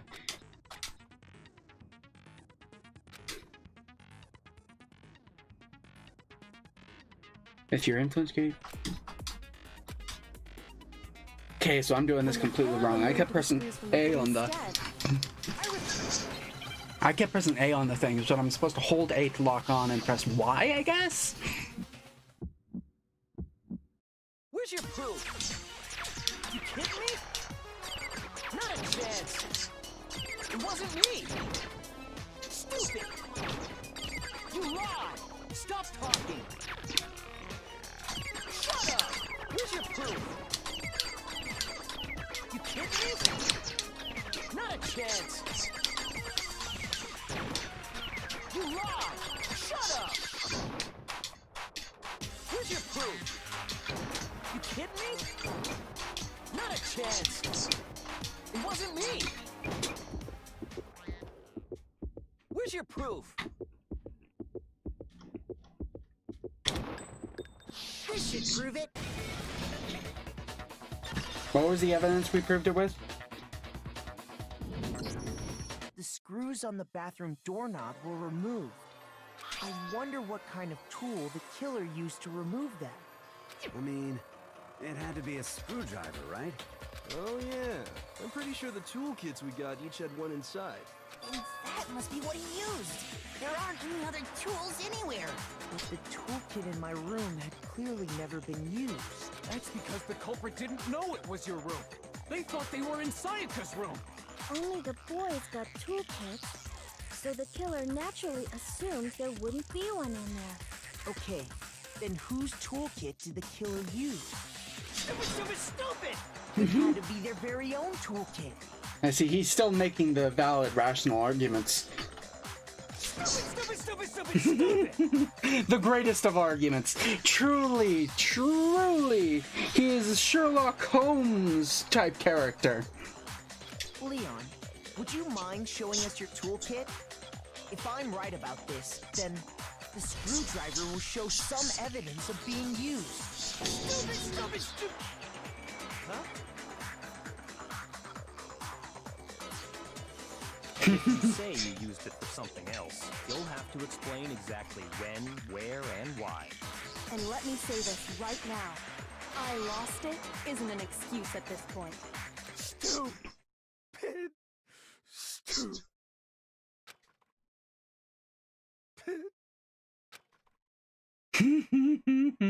So, you have no rebuttal? Then it would seem we are finished here.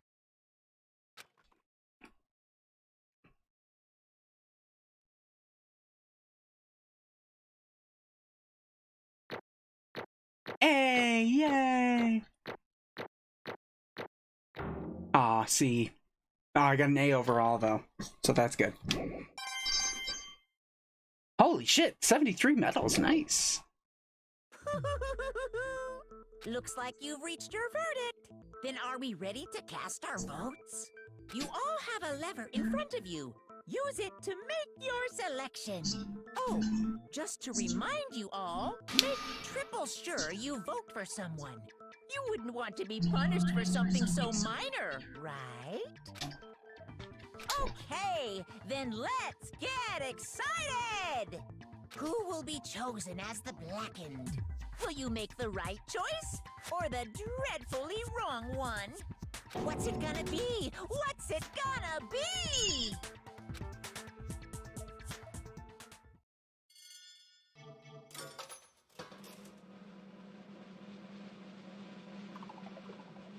Dun dun dun!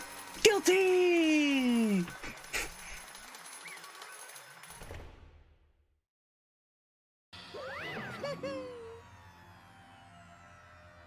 Uh-oh, looks like you got it right on the money. The Blackened in this case, the one that killed Sayaka, was none other than Leon! Or Kwat! Kwata! Huh? Huh? Hey, hold on. Hold on a second.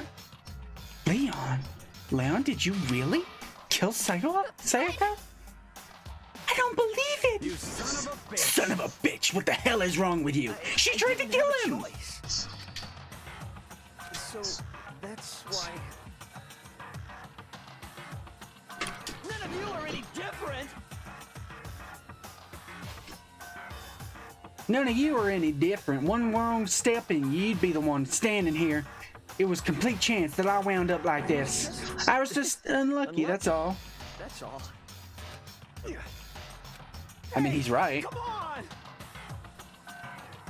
Though I guess that's not technically true. He could have just left her alone in the bathroom and gone back to his room and locked himself in. He didn't have to go in and make sure to finish it. Everything's become clear. The decision we made was right after all. But when I think about that, honestly, I'd be better off if we'd been wrong. Because if what we came to really is the truth, then the truth is that Sayaka was trying to frame me. But even if that's true, I can't say she was wrong. After all, the mastermind, it's all because of that video. Even I couldn't handle what I saw in there. If I was her, the video actually had something to do with me? I can't even imagine. Now we're trapped here, with no way out. They're probably waiting for me. I can't afford to be stuck in here. One thing that was more important to her than anything else, her dreams, her friends. To have to see something like that happen to them. And Sayaka. I did whatever it took to reach that dream. I mean it, even some things that weren't so pleasant. And that's why Sayaka, for the friends that meant so much to her, that's why she betrayed me. So when she said, No matter what happens, please always be there for me. I need you on my side. she was right. She was lying to me from the very beginning. She was using me. Is that why she talked to me in the first place? I guess I'll never know. Because there's nothing I can do to ask her what she was thinking. Once you're dead, that's it. People die when they are killed. Boy, howdy! The entertainment industry must sure be terrifying, huh? I mean, to try and kill someone just because of those relationships. She seemed so nice and lovely on the outside, but inside, she descended into pure madness. What did you say? I understand. Really, I do. Yep. You're in utter despair, thanks to Sayaka's betrayal, right? Compassion, intimacy, love. The stronger those feelings, the stronger the despair when they collapse. Stop screwing with us. This is all your fault. Sayaka being forced to do something like that. All of it, everything. It's all your fault. Suddenly in a frenzy, I lunged at Monokuma, but That's enough. that's enough. As angry as I was, Kyoko latched onto my arm without hesitation. Her grip was like iron, strong enough I was sure it would leave a bruise. Calm down. If you really want to make her enemies pay for what they've done, you need to let it go for now. Damn it! Ah, that was a close one. I thought for sure you were going to give me a good walloping. Just barely avoided punishment, you did. Yes, indeed. Now then, since you so magnificently revealed the identity of the killer during the class trial, the blackened Leon Kawada will receive his punishment. Punishment? You mean execution? Wait a second! I didn't have a choice. I had to kill her. That's it? I was just protecting myself in the heat of the moment. It was self-defense. I mean, true. It was kind of self-defense. She started it, but he did kind of go out of his way to force his way into the bathroom. Yeah. She did start it, but he did go out of his way to finish it.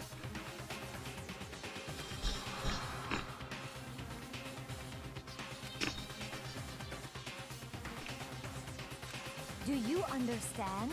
You had any number of chances to stop what you were doing, but you chose not to. Is it not because you had an unclouded intent to commit murder? So, that's why... No, that's not. Stop it! I've had enough of this! Oh, are you sure? You are closer to her than anyone, were you not? He killed your precious Sayaka, do you understand? I can't say Leon is solely to blame. Of course, I don't plan on blaming Sayaka either, because the one to blame is him! Wait, oh no. The one to blame is him! For some reason I thought Monokuma said that, I don't know why. Swa? If it weren't for you, this never would have happened to Sayaka or Leon. We shouldn't be fighting each other. We should be fighting against the one who put us in this situation, the mastermind. Uh-oh! Did you awaken to your sense of justice? Hey, Well, it just so happens that there's nothing more unethical than an unwavering sense of justice. After all, it's people with that sort of mentality that perpetuate war all over the world. Is that the kind of justice that's awakened within you? Just shut up! Okay, well, anyway, more importantly, let's hurry up and get to what everyone's been waiting for, the punishment! I'm begging you, please, don't do this! Hey! No more begging! No more excuses! You must pay the penalty for breaking the rules! Society demands it! Stop, please! Now then, I've prepared a very special punishment! For Leon Kuat, the ultimate baseball star! No! Let's give it everything we've got! It's punishment time! No!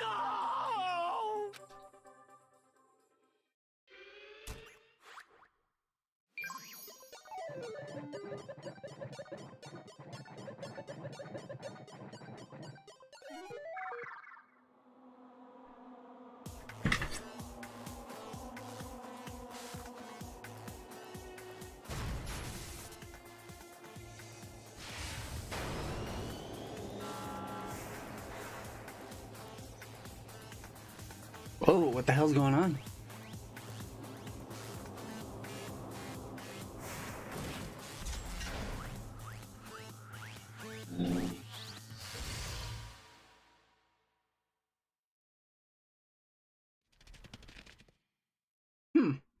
And everyone watches.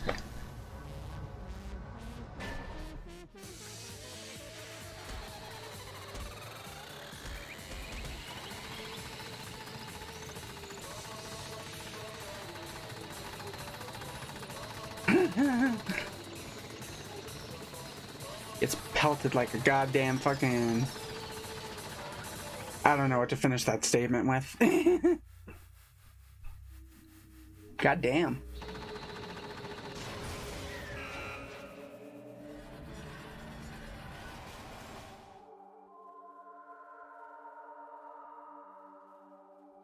Now we really see how serious this all is.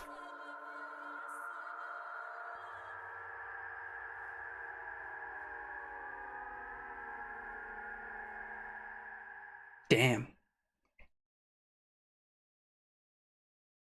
These poor, poor kids. What we saw, that was the true face of despair. I mean, if we can't call it that, what else could we call it? Extreme! Woo! Extreme! Man, my adrenaline is pumping right out of control!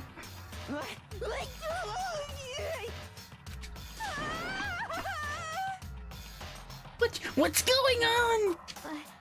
I can't take this anymore! Do we really have to keep doing this? I just can't take it! Well? Well, hey, if you don't like it... All you gotta do is swear to cut all ties with the outside world and accept living here forever. But that's only if every single one of you can get on board with that.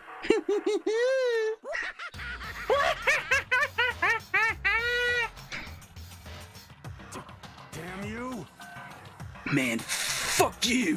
What the fuck are you doing all this evil shit to us? Why the fuck are you doing all this evil shit to us? Evil? You make it sound like I'm some dark, awful secret society type guy. Or in this case, a dark, awful secret society type of bear. So why are you putting an upstanding young citizen like me through such a grueling ordeal? Hey, It seems like you're trying to use common sense to make sense of something that doesn't make sense. That's like trying to put a mile on a scale. I just don't think it's possible. Hey, don't think I don't think what you're saying and what I'm saying quite fit together. You piece of shit! I don't know who you are, but I'm gonna pound your ass into the ground. That's right, I'm gonna fuck you into oblivion. Prepare the fucking lube.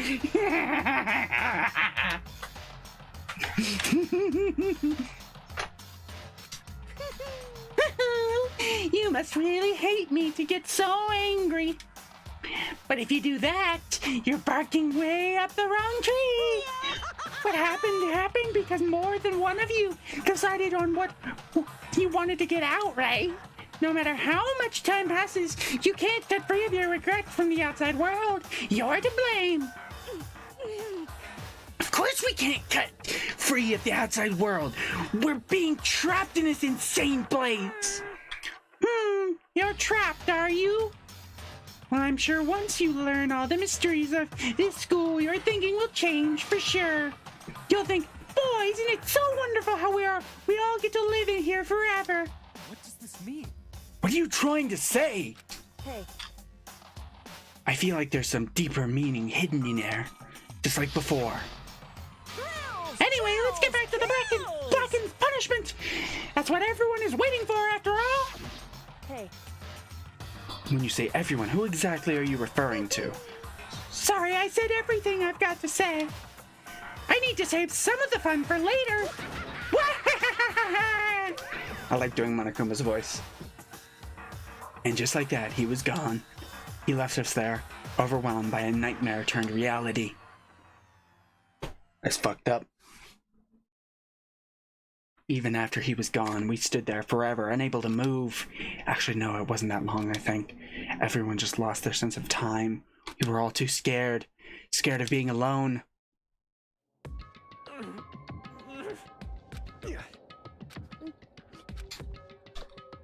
No one even tried to speak. Their faces were stone, their voices dead. But it was in that moment. Just a second. Makoto, can I talk to you for a second? She moved in close and whispered into my ears. Before we head back, there's something I want to talk to you about. It's about Sayaka, isn't it? I'm surprised you figured it out. Listen. I told you before the class trial started. You had to figure out the mystery in this case for yourself. You wanted me to realize how Sayaka betrayed me by myself, didn't you? The thought never crossed my mind, and I feel like I'm such a fool becoming such an easy target like that. True. Sayaka meant to double-cross you. That's a fact that you can never change. But even till the very end, she wasn't sure of her decision, that's why. As she lay dying, she was thinking of you. She was thinking of me? You can't just say something like that. I mean, there's no way you can know that. Only Sayaka would know for sure, and we can't ask her for now. Even if you can't ask her, you can infer it, don't you think? Her final thought was how she could protect you. What? So... The fact she used her last ounce of energy to leave her dying message proves it. If she didn't care what happened to you, she never would have left that message. Well, maybe she just wanted to get back at the person who had killed her. Certainly. That's certainly one possibility, but I don't think that's what it was. Anyway... She was uncertain. She wasn't sure she could kill someone or deceive you, which is why her plan failed. Her hesitation attracted failure. It's almost ironic when you think about it. Why are you telling me all this? Because you're a kind of person who can overcome this. Because you can move past the deaths of your friends Sayaka and Leon and keep moving forward. Correct. Without someone like that, the others would never be able to break free of such a desperate situation. Move past their deaths, I could never do that. No! I'm going to carry them with me the rest of my life. How could I possibly move past something like that? Leon, Sayaka, I'll carry them with me forever. I'll carry their memories with me wherever I go. So instead of forgetting them, you're choosing the hard road. Well, I have high expectations for you. As she said that, she revealed the smallest smile. By the way, I have to admit, I'm curious. How did you know I wanted to talk to you about Sayaka? Oh, well, I'm psychic. What? Oh, fuck. Kidding. I just have pretty good intuition. We've inherited her abilities. That's the end of chapter 1. Surviving students, 12. 3 dead. One of them died kind of pointlessly. Got an item! You received a despair bat present! Want to save the data? Yep. Here, let's do it in slot 2. Why not?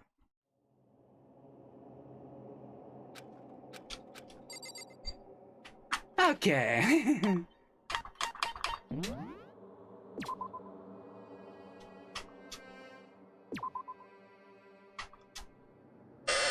Okay, so I have been going for over 7 hours, so I think that's a pretty good stream.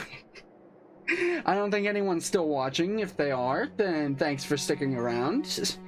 I doubt anyone's still here. That was fun. I like this game. It took quite a while to get into, but I like it. I just wish there weren't so many, like, weird mechanics to it. I wish it was just a mystery solving, like presenting evidence. Like, I prefer Phoenix Wright over this, definitely. Even though I prefer the movement system in this. Like, you actually move around and move through the environment, rather than just going through menus. But I still think I prefer Phoenix Wright over this. But I'm liking it so far. It definitely seems like an enjoyable game. I think I'm gonna have fun with it. And we will start the next chapter and figure out who's the next person that's going to die next time. And I'll see you all next time.